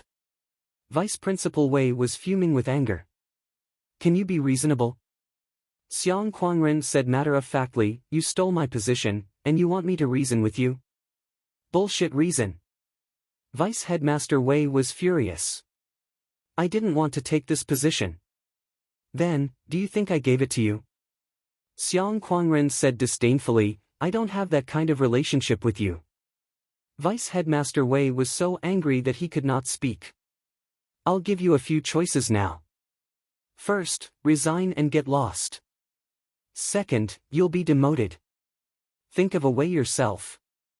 Xiang Quangren said savagely. I've been the first vice headmaster my whole life, and I've never resigned or been fired. I've only been in seclusion for a few days to recuperate. Now that I'm back, I've fallen from first to ninth. Fuck this. I can't take this lying down. You must give me a satisfactory explanation. If you can't take this lying down, you can go to the headmaster or the martial arts department. Vice Headmaster Wei cursed. Why the fuck are you looking for me? This has nothing to do with me. I don't have the time. Anyway, I'm the first vice headmaster in the Hidden Dragon region.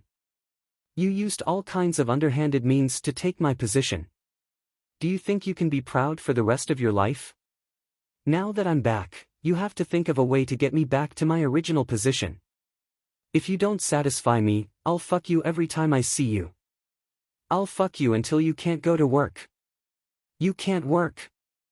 As long as you come to school, I'll fuck you. When there's a meeting, you dare to steal my seat. Xiang Quangren had no intention of being reasonable at all. He just wanted to pester endlessly and spout out all kinds of fallacious reasoning. However, fallacious reasoning was not necessarily wrong. From Xiang Quangren's perspective, he had always been the first vice headmaster. He had not resigned, and the school had not fired him. He had only taken a sick leave. How did he become ninth? No way. He had to be given his original position. He had to be the first vice headmaster, not begging for votes. Recommendation votes. The past 3 days have been really tiring. As for whether or not I crossed the line in the previous update, I'll wait until it's blocked. The book's results were average, and the subscriptions were not good. Can't I write what I want to write? Can't I write to my heart's content?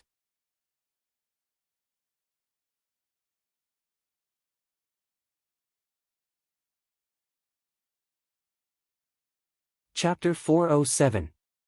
Even though Vice Principal Wei felt that he was wronged by Erebus, he could not explain himself. I would like to postpone it, but who would be willing to do that? Xiang Quangren snorted. That's your problem. What does it have to do with me? I want to be the first vice principal. What does everything else have to do with me? Vice Principal Wei was so angry that he clutched his chest. You old bastard Xiang. Just you wait, I'm not done with you. He turned around and said, Principal. You have to help me. Then, he was stunned. Principal. Where's the principal? Not only him, even Zhou Xiaoduo did not see when Yi Chongqing disappeared. This sly old man, after hearing the reason for the fight, immediately ran away. Out of sight, out of mind, out of mind, out of sight, out of mind, it was a beautiful move. Xiang Quangren snorted and pointed at Vice Principal Wei's secretary in the crowd. He shouted, Now, take me to my office right now and throw out all of that ignorant person's stuff. Motherfucker, how dare he occupy my office? How dare he? Also, where's my secretary? Why isn't he here? Get him back here. If he can't come to work tomorrow, I'll break all 3 of your legs. The secretary looked wronged. Principal Xiang, this is not something I can control. You're the one who took his position, so you have to control this. I don't care about the process, I only want the results. Xiang Quangren said arrogantly. Anyway, I want to see him tomorrow. If I can't see him by 8, I'll go beat you up at 8:01. That's settled. He picked up the secretary and strode forward. The secretary was about 1.7 meters tall, but when Xiang Kuangren carried him in his arms, he looked like an adult who was carrying a cat. For a moment, the whole school was filled with whispers. Vice Principal Xiang was so domineering. So awesome. Obviously, most of the people in the school had not seen how domineering Xiang Kuangren was back then. Zhou Xiaoduo rolled his eyes and walked towards the first grade's class. Along the way, he had already thought about most of this matter. He had thought that it would take a few more days for this matter to happen, but he had never expected that Vice Principal Xiang would make such a big move on his first day back. Behind him, Vice Principal Wei's angry and resentful yell could be heard. Xiang Kuangren, just you wait. Xiang Kuangren ignored him and strode forward with his secretary in hand. He turned his head and spat, muttering, "Wait my ass." The whole school was shocked. Almost none of the students had seen Vice Principal Xiang in person. They had only heard about him. But today, they finally saw what a fierce person was and what an unreasonable person was. They couldn't help but discuss spiritedly, saying that they had learned something new and broadened their horizons. This kind of fight between two vice principals, even in the lower-ranked schools, was rarely seen or even heard of. However, no one would have thought that at the Hidden Dragon High Martial Arts Academy, they would be able to personally witness two high-ranking vice principals fighting in front of everyone's eyes. This feels so good. Zhou Xiaoduo praised in his heart. How could he not know what Xiang Kuangren's real intention was? It seemed that Xiang Kuangren himself already knew that after his departure, these things that happened in the Hidden Dragon High School were also because of his departure, causing the situation to take a turn for the worse and gradually become out of control. This time, when he came back, he used the most direct method of being a hooligan. He fought with all his might to turn the tide and help the building collapse. According to Li Chenglong's understanding, Vice Principal Xiang wasn't such a person. He was just a straightforward person who didn't beat around the bush. He might be a little domineering, but it was all reflected in his fights with his opponents. He wasn't that extreme in his conduct. But now, in his first fight after coming back, he was full of hooliganism. Perhaps, he had an epiphany. Little did they know. Xiang Kuangren directly swept through the office and found Yi Chongqing. "What's wrong with you today?" Yi Chongqing was a little unhappy. "Why are you so persistent about Vice Principal Wei? Do you have some evidence in your hands?" "Evidence?" Xiang Kuangren snorted. "What evidence? Why do I have evidence in my hands? Can't I beat him up without evidence?" Yi Chongqing was stunned. "Boss, I didn't just stay at home for the past 20 years. I've been reflecting and pondering." Xiang Kuangren's beard was about to explode. He lowered his voice and said word by word, "In the past, we were too honest, too gentlemanly. We forgot, or rather, ignored the essence of this world. I was splashed with the Forgetfulness River. It was baffling. The water of the Forgetfulness River belongs to the Umno Alliance. This is undeniable. But who said that the things of the Umno Alliance can only be used by the people of the Umno Alliance? How free is the Umno Alliance to send so many masters to deal with me, a vice principal? Instead of using the water of the Forgetfulness River, why didn't they just join hands to kill me? In the battle that day, it was said that I killed them, but in fact, they just wanted to use the water of the Forgetfulness River to mess with me. After they succeeded, they didn't want to fight anymore, so it was as if I killed them. As the person directly involved, if I can't even tell the truth, I've lived in vain." In the battle that day, the other party's overall combat power was far above mine. As long as a few people died, they could definitely kill me. They just couldn't bear to pay such a big price. Old Lu was robbed and killed, but it was an accident that had never happened in so many years. You should know that the route Old Lu took was the safest one.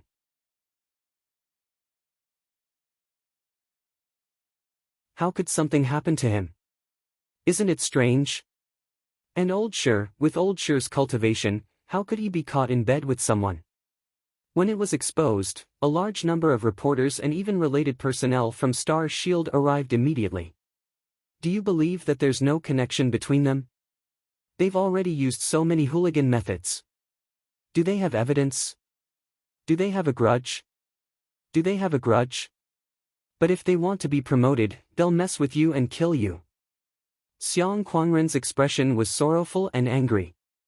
His eyes were burning. Why can't we use these methods? What's the point? Must we be gentlemanly? Talk about evidence? Do you still want to talk about justice? Yi Chongqing was speechless for a long time. You've been talking about evidence all these years. You want to find the enemy to avenge your brothers, but have you found it? Is there any use? Is there any meaning? Have you avenged our fallen brothers? Xiang Quangren asked in a chilling voice. Yes. Yes. Yi Chongqing closed his eyes. You won't find it. Xiang Quangren said heavily, how can you find it? Even if you find it, they'll cut off contact in the shortest time possible. This is how a gentleman can be deceived. So for so many years, you've delayed treatment, delayed the hidden dragon, and let the hidden dragon fall to where it is today. Isn't it because you've always been a gentleman? You don't take action without evidence. Xiang Quangren said hatefully. Yi Chongqing was silent. Boss, let me ask you something. If someone from the UMNO alliance appeared in front of you and you had no evidence that he had done something bad, would you take action? Xiang Quangren asked. Of course I would. Yi Chongqing said decisively. Why? How do you determine that someone from the UMNO alliance deserves to die, or that the other party is a kind person? You don't have to answer. I'll say it for you. Because of our standpoints, both sides' standpoints are clear. Someone from the UMNO alliance deserves to die without a reason. He's our natural enemy. So comparatively speaking, aren't those who framed us more evil than many people from the UMNO alliance? The UMNO alliance at most took our lives, but these people not only took our lives, but also ruined our reputation and ruined the future of the continent. Why don't you take action against such people? Let them do as they wish? Are we just going to waste the cultivation that we've worked so hard to cultivate? Xiang Quangren's words were like the evening drum and morning bell. Yi Chongqing was shocked. You're right. But what about the target? Where is the enemy? Leave that to me. Xiang Quangren snorted and said, in the next few days, I'm going to beat up every single one of those vice principals who've replaced my position. I'll beat them up regardless of the occasion or place. If they take the initiative, they'll definitely come looking for trouble with me. Won't we have a target then? Hearing this plan, Yi Chongqing felt a little dizzy and worried. So that's what you're planning. But this way, you'll be in too much danger. Yi Chongqing said worriedly. His old friend had been locked up for 20 years because of the river of forgetfulness. Now that he was out again, he might be killed again in a few days. I wanted to go to Old Shi, Old Lu, and Old Cheng's houses to have a look and talk to them, but after so many years, I haven't found any clues. I'm too ashamed to go. Even if I did go, I would leave in a hurry. My face is burning. Xiang Quangren said fiercely, this time, I'd rather fight to the death to give my brothers an explanation for this matter. Yi Chongqing stood up and muttered to himself. He did not speak for a long time. Xiang Quangren knew Yi Chongqing's temper and did not say anything more. He stood up and said, in my opinion, we should quickly think of a way to cure your heart meridian. But I can't do it alone.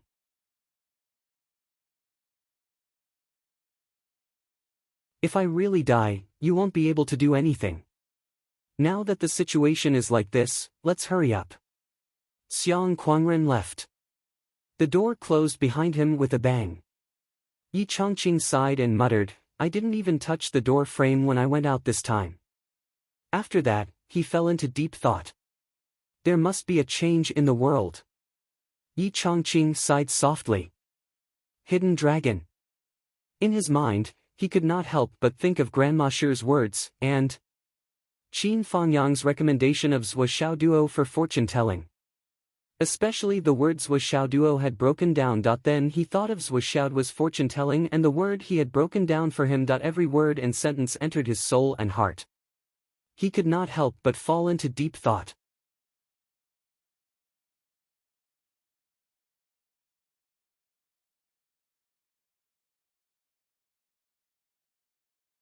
Chapter 408. That afternoon, Zhuo Xiaoduo was still training alone with the weights while the others continued to beat each other up. When Xingtian's eyes swept past Zhuo Xiaoduo from time to time, seeing Lieutenant General Zhuo's sword, which was only 8 taels of light, gradually connecting it to the sword that was as light as a feather and as light as a feather, he kept analyzing it in his heart. This kid's real trump card was either something lighter than 8 taels of light or something unimaginably heavy.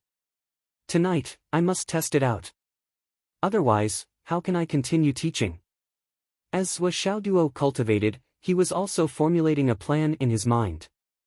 Now that his cultivation had been pushed to the high level of the Xiantian realm, at this rate, he only needed 2 more nights to reach the level of elemental eruption. At that time, he would have to start suppressing it for the first time. At the same time, Zhuo Xiaoduo also felt that his Flaming Sun scripture was about to be upgraded. The Great Flaming Sun scripture was about to evolve into the Golden Sun scripture. His rapid progress was partly due to his hard work and partly due to the Dragon Blood Flying Dagger and the Jade of Astral Souls. However, the Jade of Astral Souls had been greatly depleted and the Dragon Blood Flying Dagger was almost out of energy. He had to think of another way. The first was to replenish the Jade of Astral Souls. The second was to recharge the Dragon Blood Flying Dagger if possible. The third was to collect heavenly materials and earthly treasures. He had to pay special attention to items with yang attributes. For each of these aspects, the more the better. Looks like I have to find a way to contact Fang Yinhua and see if there's a chance to slaughter a group of people from the Umno Alliance. The battle with the Phoenix Pulse Spirit was a waste. If there's a chance, I can't waste it again. I wonder when Gao Wu will start training. If I have to wait for a while, I'll have to think of a way to get out of the city. I'll bring Swollen out and get some materials. It's not a good idea to just sit around and eat. Zhuo Xiaoduo came up with several plans in his mind, but his face remained expressionless. School was about to end. Everyone else rushed to the nourishment chamber. The nourishment chamber was still in the free phase, so it would be a waste not to use it. Wen Xingtian, on the other hand, went to Zhuo Xiaoduo. "Show me your hand," Wen Xingtian said. Zhuo Xiaoduo didn't know what was going on, but he obediently stretched out his arm. Wen Xingtian grabbed his hand and rolled up his sleeves, revealing an arm-bracer-shaped weight on his arm. It didn't look very heavy, and in Zhuo Xiaoduo's hands, it could bend flexibly with the movements of his arms. Rather than saying that it was a burden, it was more like a carefully crafted weapon. However, when Xingtian's pupils suddenly shrank. This thing should be a pair, right? When Xingtian immediately pulled Zhuo Xiaoduo's sleeves down and reached out to pinch his other arm through his shirt. Yes. How heavy is it? 30,000 kilograms. Just one. Yes. When Xingtian didn't speak for a long time. It was only when Zhuo Xiaoduo thought that he was going to fall asleep that he said, "There's a gravity space sealed in it, but I'm afraid there are only a few of them in the whole continent." You. He seemed to want to ask Zhuo Xiaoduo how he got it, but he stopped halfway. What did it have to do with him how he got it? This was his child's opportunity, so why was he asking about it? Why was he so curious? He had committed the biggest taboo that a cultivator shouldn't commit. As long as he knew that the cultivation plan he formulated for this was feasible, everything would be fine. This thing may be heavy, but it's flexible and won't affect your movements. Wen Xingtian said, "When you can cultivate to the point where you can carry this without any hindrance, remember to look for me.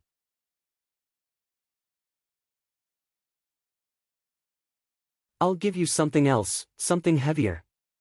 Okay. Zhuo Xiaoduo quickly agreed. The position he had set for himself was to carry this full set of weights, hammer, hammer, hammer, hammer. These 5 hammer techniques. He had to be able to perform them 3 to 5 times in a row, so that he could be familiar with them and move them as smoothly as flowing water. Moreover, he had to have some energy left after he was done. Only then would he be able to carry them with ease and without any hindrance. According to his rough estimation, according to his current progress and the growth of his strength, as well as his prediction of suppressing the agitation of his innate realm vital essence for 10 to 20 times, and even entering the embryonic breathing realm, he should be able to achieve this goal after the flaming sun scripture leveled up by 1 level. At this moment, Zhuo Xiaoduo had completely ignored the problem of the power of the hammer and the inertia of his swinging as his strength increased. He was wholeheartedly rushing towards this goal. Anyway, he felt that it shouldn't be difficult. School was over. Zhuo Xiaoduo and Li Chenglong were still walking together, while Wen Xingtian was following behind them at a leisurely pace. "Teacher Wen, why are you also walking in this direction?" Zhuo Xiaoduo asked curiously. "Yes, I'm going to borrow something from the principal, and then I'm going to look for you." Wen Xingtian said, "Wait at home and don't run around. Wait for me to pay you a home visit." Zhuo Xiaoduo's face fell. Originally, he had wanted to look for Fang Yinhua tonight. Now, it seemed that he couldn't do it. He didn't expect Teacher Wen to actually want to pay him a home visit. "My parents, sister, and wife are all not around. Who are you going to pay a home visit to?" When he reached home, Zhuo Xiaoduo went upstairs and took a cold shower. Just as he came out, he saw Wen Xingtian already sitting in his living room, looking at him indifferently. "So fast?"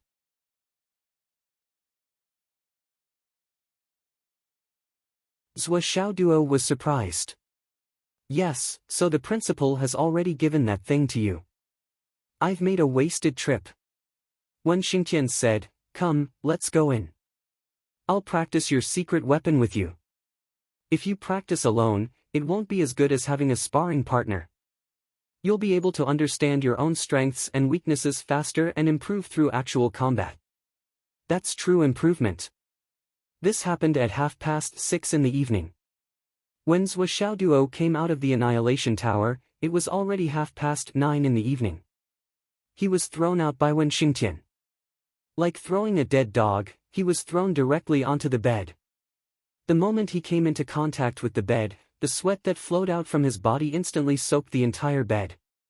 Wen Xingtian's expression was still indifferent. He used his life spirit's true essence to check the meridians in Zhuo Xiaoduo's shoulders, arms, waist, and thighs and knees. He said, "You've trained your body well. I'll come again tomorrow night. You rest by yourself.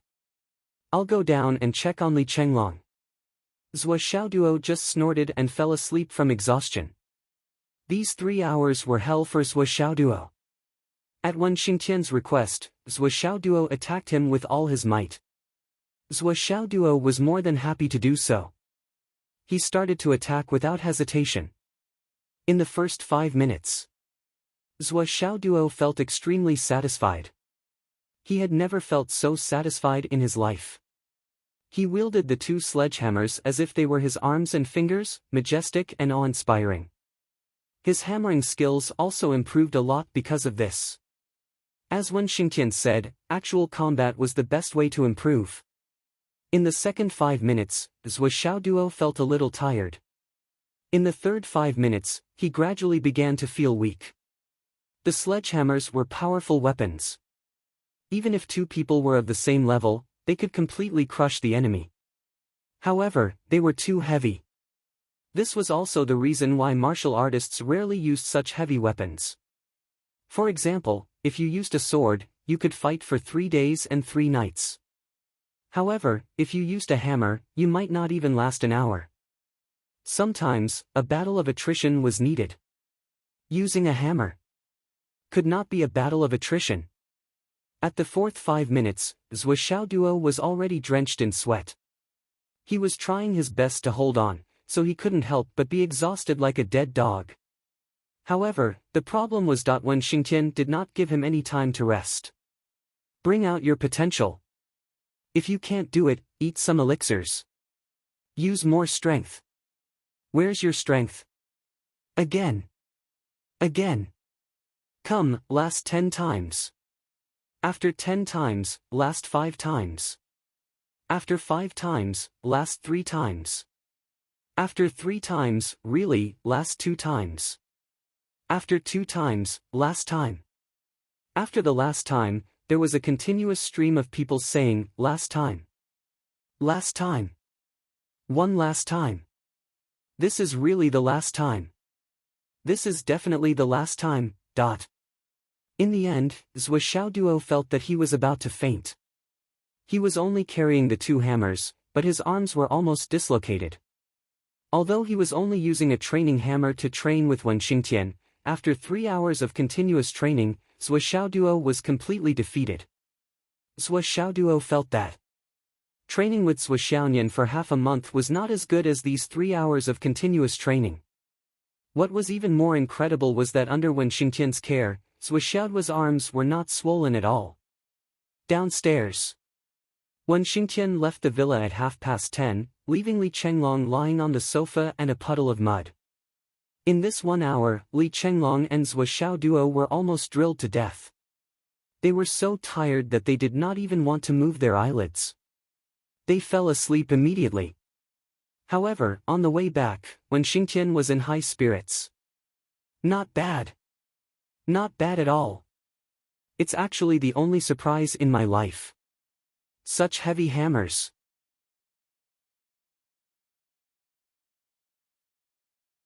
I'm afraid only the hammers of the legendary Peerless and Invincible the Flood which can be compared to them. Zhuo's hammers are about the same, but his cultivation is far from it. I still have to train him hard. Looks like I have to come here a few more times in the future. Come here to make me happy, come here to make me happy, come here to make me happy, come here to make me happy, and forget to go back. Wen Xingtian silently made up his mind. Yes, the other students also have to be assigned homework at night. Anyway, with my divine sense, I can monitor these kids in the dormitory when I close my eyes. As for Xiang Bing and Xiang Chong, I don't care about them anymore. I'll just talk to the vice principal and ask him to personally instruct them. It's better for them to train the people from the Xiang family themselves. The students in the class probably did not expect that the rare homework in the high martial arts school would be added to the schedule by Wen Xingtian on a whim because of the unexpected training between Zhuo and Li Chenglong.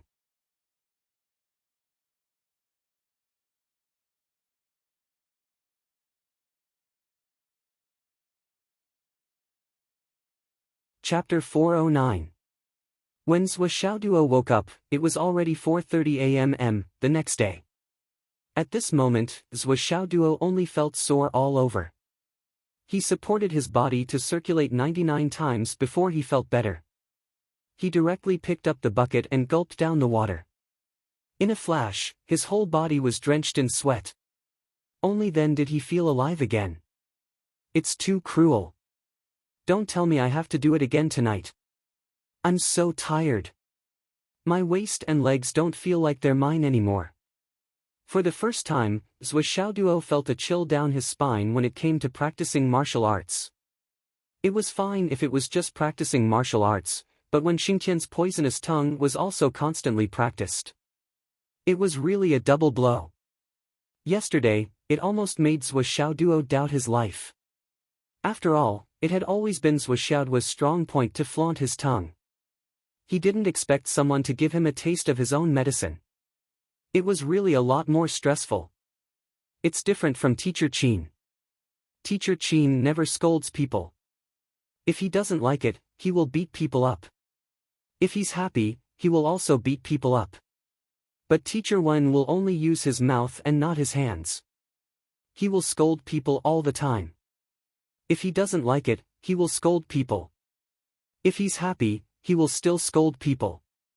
Zhuo couldn't help but feel sad in his heart. The 2 teachers I've met are both very, very good teachers. But their personalities. It really makes me uncomfortable. He took out his phone and opened his contact list to find Fang Yinua's new number after she came to Fenghai. He immediately dialed it. It rang 7 or 8 times before the other side picked up. The voice was very impatient. Who are you? Haha. Damn, this accent. Zhou Xiaoduo moved the receiver away from his ear and looked at the number again. It was right. Why did he have this accent? It's me. Your young master.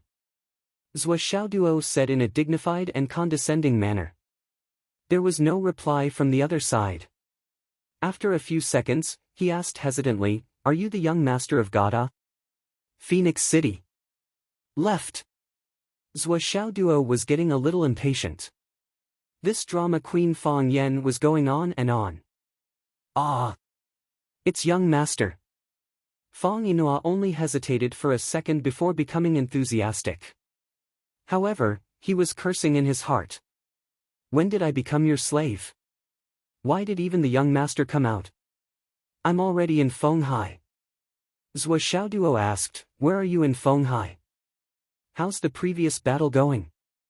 I opened a shop right across from Fenghai's Hidden Dragon High School. The biggest ladies' lingerie store is my business. Fang Yinhua was completely awake. She immediately reported her situation. Ladies' lingerie store? Zhou Xiaoduo was dumbfounded. Fuck, you're selling women's underwear in front of Hidden Dragon High Martial Arts School? What the fuck? What a weird taste. Yes, young master. You said it's right beside Hidden Dragon High School. After thinking about it, I decided to spend a lot of money to buy the two stores right across the school.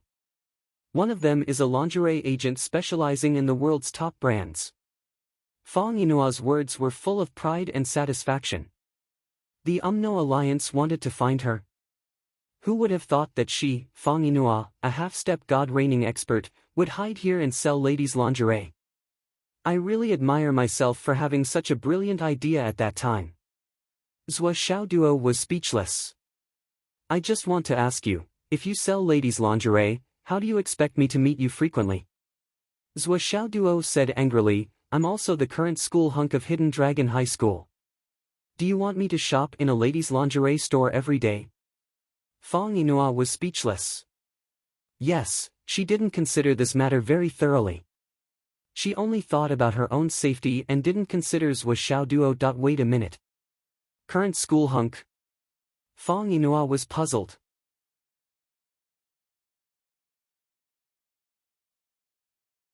How did you become the current school hunk? The freshman training period shouldn't be over yet, right? Isn't your current nickname the Sword King? Is there something wrong with your fucking focus? Zhou Xiaoduo, who was exposed, said angrily, I'm the one asking you a question now. It's fine, I'll buy the store next to it. Do you want to make a coffee shop? She was resting after shopping with a lady. Then, she went to a private room on the second and third floors. Have you solved everything? Fang Yinhua quickly came up with a solution. She appeared to be rich and overbearing. The aura of not lacking in money almost drilled out from the phone. You're so rich. Cough, it's nothing. Fang Yinhua was proud. With my methods, I can make him move out in 3 days. Zhou Xiaoduo was speechless. Hold on, don't let him lose money. I understand. How can I not understand this? Be careful, safety first. Problems that can be solved with money are not problems. Also, I need some high-grade jade of astral souls. Get me some. Zhou Xiaoduo ordered. After all, it was high-grade jade of astral souls. Even with Zhou Xiaoduo's thick skin, he didn't ask how much he needed. It was fine as long as he could get some. No problem. Young master, how much do you need? I'll prepare it as soon as possible. Fang Yinhua took charge. To Fang Yinhua, money was nothing. Jade of astral souls? So what? There are so many rich families in Fenghai City. I know all their warehouses. These things are not worth a mention. I can get them easily. Of course, the more the better. Zhou Xiaoduo said. Fang Yinhua subconsciously said, then I'll prepare a few tens of thousands for you to use first. Zhou Xiaoduo started to wonder if this guy had betrayed him again. He threw out such a huge bait and waited for him to go over to get it. How could he be so rich and overbearing? He casually asked for a few tens of thousands of high-grade jade of astral souls. Tsk, tisk.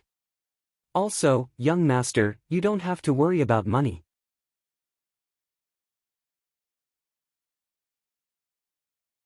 I can even get a few 100 million. It's not difficult. Fong Inua continued. Master Zhua, who had always regarded money as his life and made it his life's work, was suddenly hit by 1,000,000 tons of explosive force. He was bored to death and suddenly lost interest in making money. Damn, with this guy around, how can I make money? Alright, you go ahead with your work. I'll go over when I'm free. Zhua Xiaoduo didn't want to talk to this guy anymore. He was obviously hit hard. Okay, young master.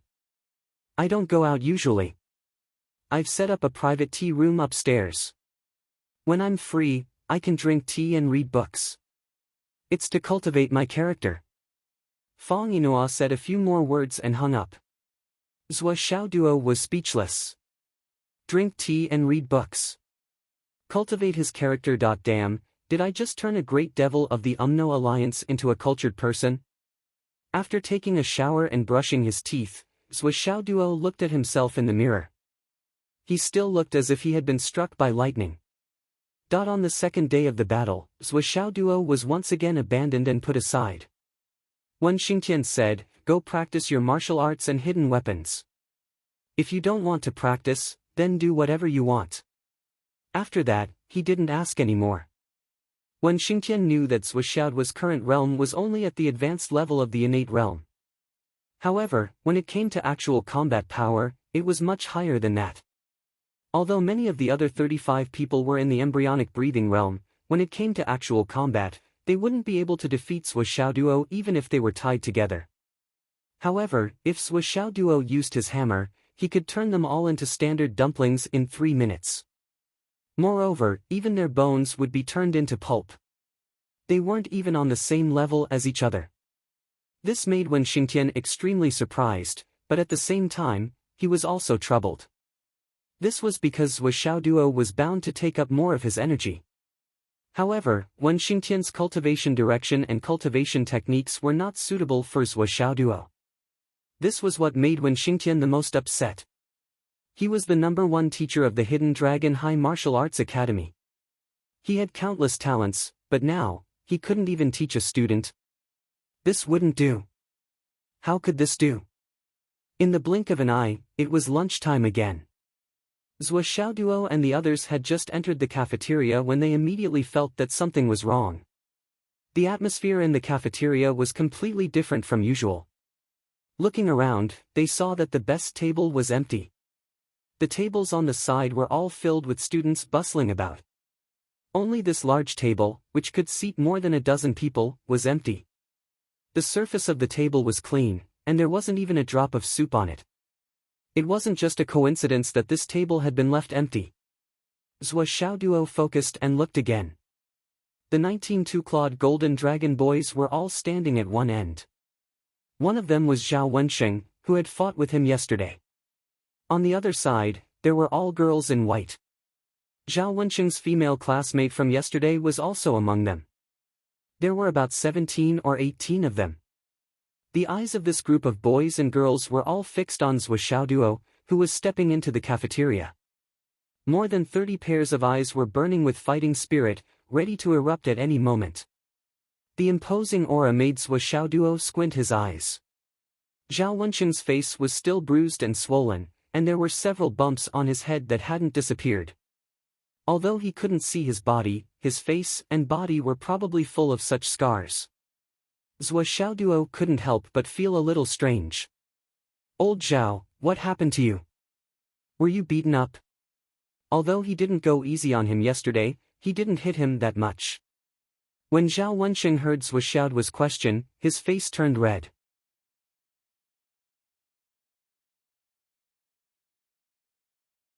He said hatefully, "It's all because of you." Hearing this, the students around him were all overjoyed. They were laughing so hard that they couldn't stand it. Yesterday, Zhao Wensheng had lost his Wuxiao duo for a table. After lunch, he went back to class in the afternoon and was directly picked up by the head teacher and beaten up by him. You fought with a freshman for a table and lost.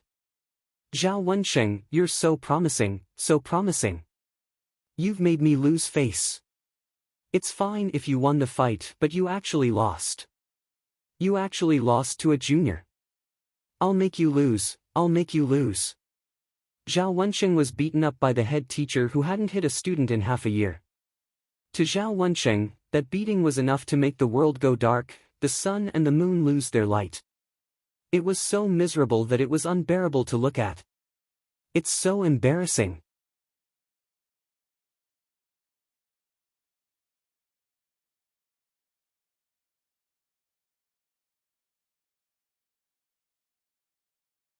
Chapter 410. The homeroom teacher flew into a rage and almost smashed the table on the podium. All of you, go tomorrow. You must snatch that table back for me. Earn back this face for me. Hence, the scene in front of them happened. Year 2, Class 7, everyone moved to meet up with Wuxiao duo again. At this moment, near the window, a middle-aged man was holding a teacup and sipping tea. He looked gentle and refined. He seemed to have a good temper and a kind face. His position was the best place to watch the fight over the table. He didn't even need to stand up. He could see everything clearly just by tilting his head. The man's face was filled with a gentle smile. The first impression he gave was that he had a good temper and was very easy to talk to. However, Zhao Wensheng and his classmates didn't dare to look in his direction. This was because this person was none other than Zhao Wensheng's homeroom teacher. He was also the person who lost his temper and almost beat his student to death yesterday. Today, the homeroom teacher gave a strict order: the whole class was to go. They had fought with Wuxiao duo before. If they couldn't win, they would all stand and eat. As for who would go up, you all can discuss among yourselves. I don't care. The outcome of a fight over a table between students was related to the teacher's pride. If Wuxiao duo had snatched a table from someone in the same year, the homeroom teacher wouldn't be angry. Class 1 was originally a class of geniuses, and every student was the cream of the crop. Wuxiao duo himself was the champion of the Longhu leaderboard. Now that he had just entered the high martial school, he hadn't started his systematic teaching yet. With his original foundation, it was normal for him to lose. But now, it was Wuxiao duo who had won against a senior. Then, the situation would be completely different. Obviously, this teacher felt extremely humiliated. He didn't even dare to go to the canteen where the teachers ate. It was said that when he went to eat last night, a few teachers he was familiar with were gossiping about him. He was so embarrassed that he almost committed suicide on the spot. Aya, old Tian, I heard that your student was beaten up by a freshman. Ha ha ha, I thought it was a joke. Why? Look at your expression, is it true? Ha ha ha. TSK, TSK, TSK. Old Tian's teaching standard is really good. Sigh, if my student were to be beaten up by a junior, how ashamed would I be? At the very least, I wouldn't be able to face my colleagues. Sigh, how embarrassing. They were all old acquaintances, so they didn't have any qualms about joking around. After being in the Hidden Dragon High Martial School for so many years, their mouths were as sharp as knives, and their tongues were as sharp as blades. Teacher Tian was already lucky that he didn't vomit blood on the spot.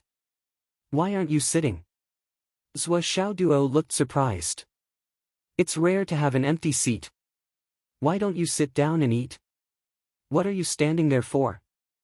The surrounding students, as well as Meng Zhongjun, who was standing behind Wuxiao duo, could not bear to watch. Don't you have the slightest idea why she didn't want to sit?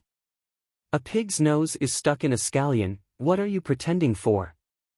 Opposite. Zhao Wensheng took a deep breath and patted the table. Wuxiao duo, there's an empty table here. Do you dare to sit? This was an official challenge. Wuxiao duo laughed. Thank you, seniors, for reserving seats for us. Come, come, everyone, let's go and sit. Let's not waste our seniors' good intentions. As he spoke, he took the lead and sat down. Li Chenglong, Xiang Bing, Meng Zhongjun, Zhen Piapiao, and the others did not show any signs of weakness.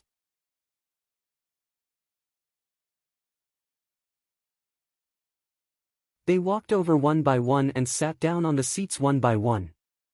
In just a moment, the table of 16 people was already full. Even the other students in Zhuo Xiaoduo's class who did not have a seat also sat next to those who had a seat. 36 people, not a single one was missing. All of them sat steadily and did not say a word. All the spectators looked solemn. Teacher Tian, who was sitting by the window, showed a serious and admiring expression. Not leaving, not abandoning, and going through hardships together. Just this point alone was worthy of a thumbs up.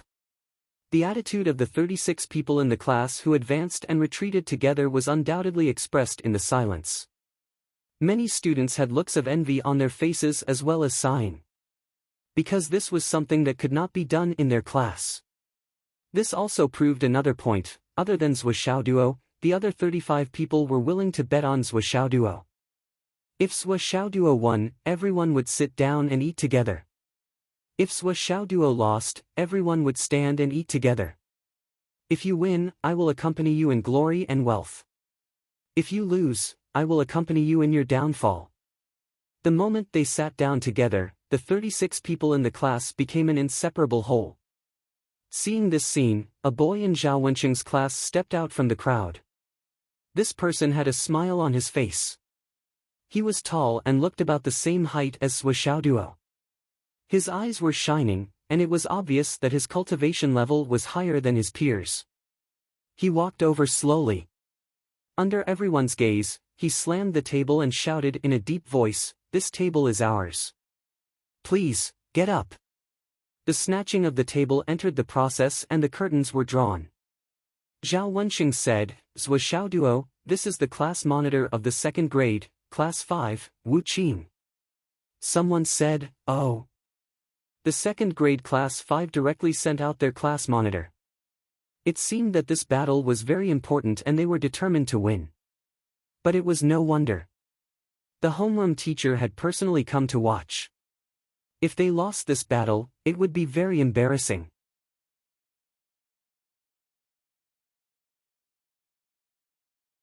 After all, under the basic principle of martial arts and cultivation level, if the class monitor of Class 7 lost, it was equivalent to the entire class losing. The grudge with the second grade Class 7 would end here, or it would extend to Class 4. At the very least, after Class 7, Class 8, Class 9, and all the other classes would have to take a detour when they saw Zhuo Xiaoduo. If they were unhappy, they could go and beat the class monitor of Class 7 first. Then they would have the qualifications to fight for a table with Zhuo Xiaoduo. This was the rule. The basic principle of snatching a table. Wu Qing. Your surname is Wu. Zhuo Xiaoduo slowly stood up. That's right, my surname is Wu. Wu Qing said indifferently, the Wu Yuntian you killed, according to seniority, is a cousin of mine. But today's matter has nothing to do with the Wu family. You can call me class monitor of Class 7. You don't need to call me by my name. Right now, I am only the class monitor of Class 7. I represent Class 7. It has nothing to do with anything else. Wu Qing said. Zhuo Xiaoduo laughed loudly and said, "Good, then it's settled. Since the agreement has been set, then let's begin." Before he finished speaking, he floated up from his seat. With a flash of starlight, he flew out of the window. Wu Qing's white robe fluttered like a large bird as he flew out. With a loud bang, almost everyone squeezed to the window and took the best seats to watch the battle. The second grade Class 7 students were all present. The first grade Class 1 students were all in place. The two classes were fighting for a table. Below, the two people had already turned into two whirlwinds, entangling each other and beginning their battle. Two white figures were entangled in a ball, fighting fiercely on the ground downstairs, constantly emitting pitter-patter sounds of fighting and collisions. Those with poor eyesight would not be able to tell which one was which. Peng peng peng. The two people exchanged dozens of punches, and for a moment, they were evenly matched. Then, they rushed forward and attacked with their fists and feet. From the ground to 5 meters in the air, the battle was getting more and more intense. All that could be seen were still two white figures entangled together. It was getting harder and harder to see their figures clearly. The only feeling that the spectators had was that these two were actually evenly matched. They were evenly matched. Even the head teacher of Class 7, Teacher Tian, had a serious expression. Zhou Xiaoduo had just entered the school less than half a month ago, and his own student had already trained bitterly in the Hidden Dragon High School for a year. Moreover, he was the top talent in the class, second to none. It was actually a draw. Boom! Another palm met, and the two white figures were separated by the aftershock. They flew out like large birds, and almost at the same time. Clang! Clang! Two sword cries rang out at the same time. The two of them simultaneously drew their weapons as they retreated. Following that, they twisted their bodies in the air and rapidly flew back. The dazzling sword chi was dazzling and dazzling. The whistling sound of the wind breaking was breathtaking. Zhou Xiaoduo was on the left, and Wu Qing was on the right. The two people were moving at almost the same speed, and their long swords were shining with cold light, rushing to the sky. A misty rain suddenly covered the battle outside the window, and a dragon's roar sounded from Wu Qing's side. The dragon-like sword aura shook its head and wagged its tail, and it was really like a swimming dragon, shining with cold light. It forcefully plunged into the misty rain, and then came out again. Clang clang clang. The two swords clashed continuously, and neither gave way to the other.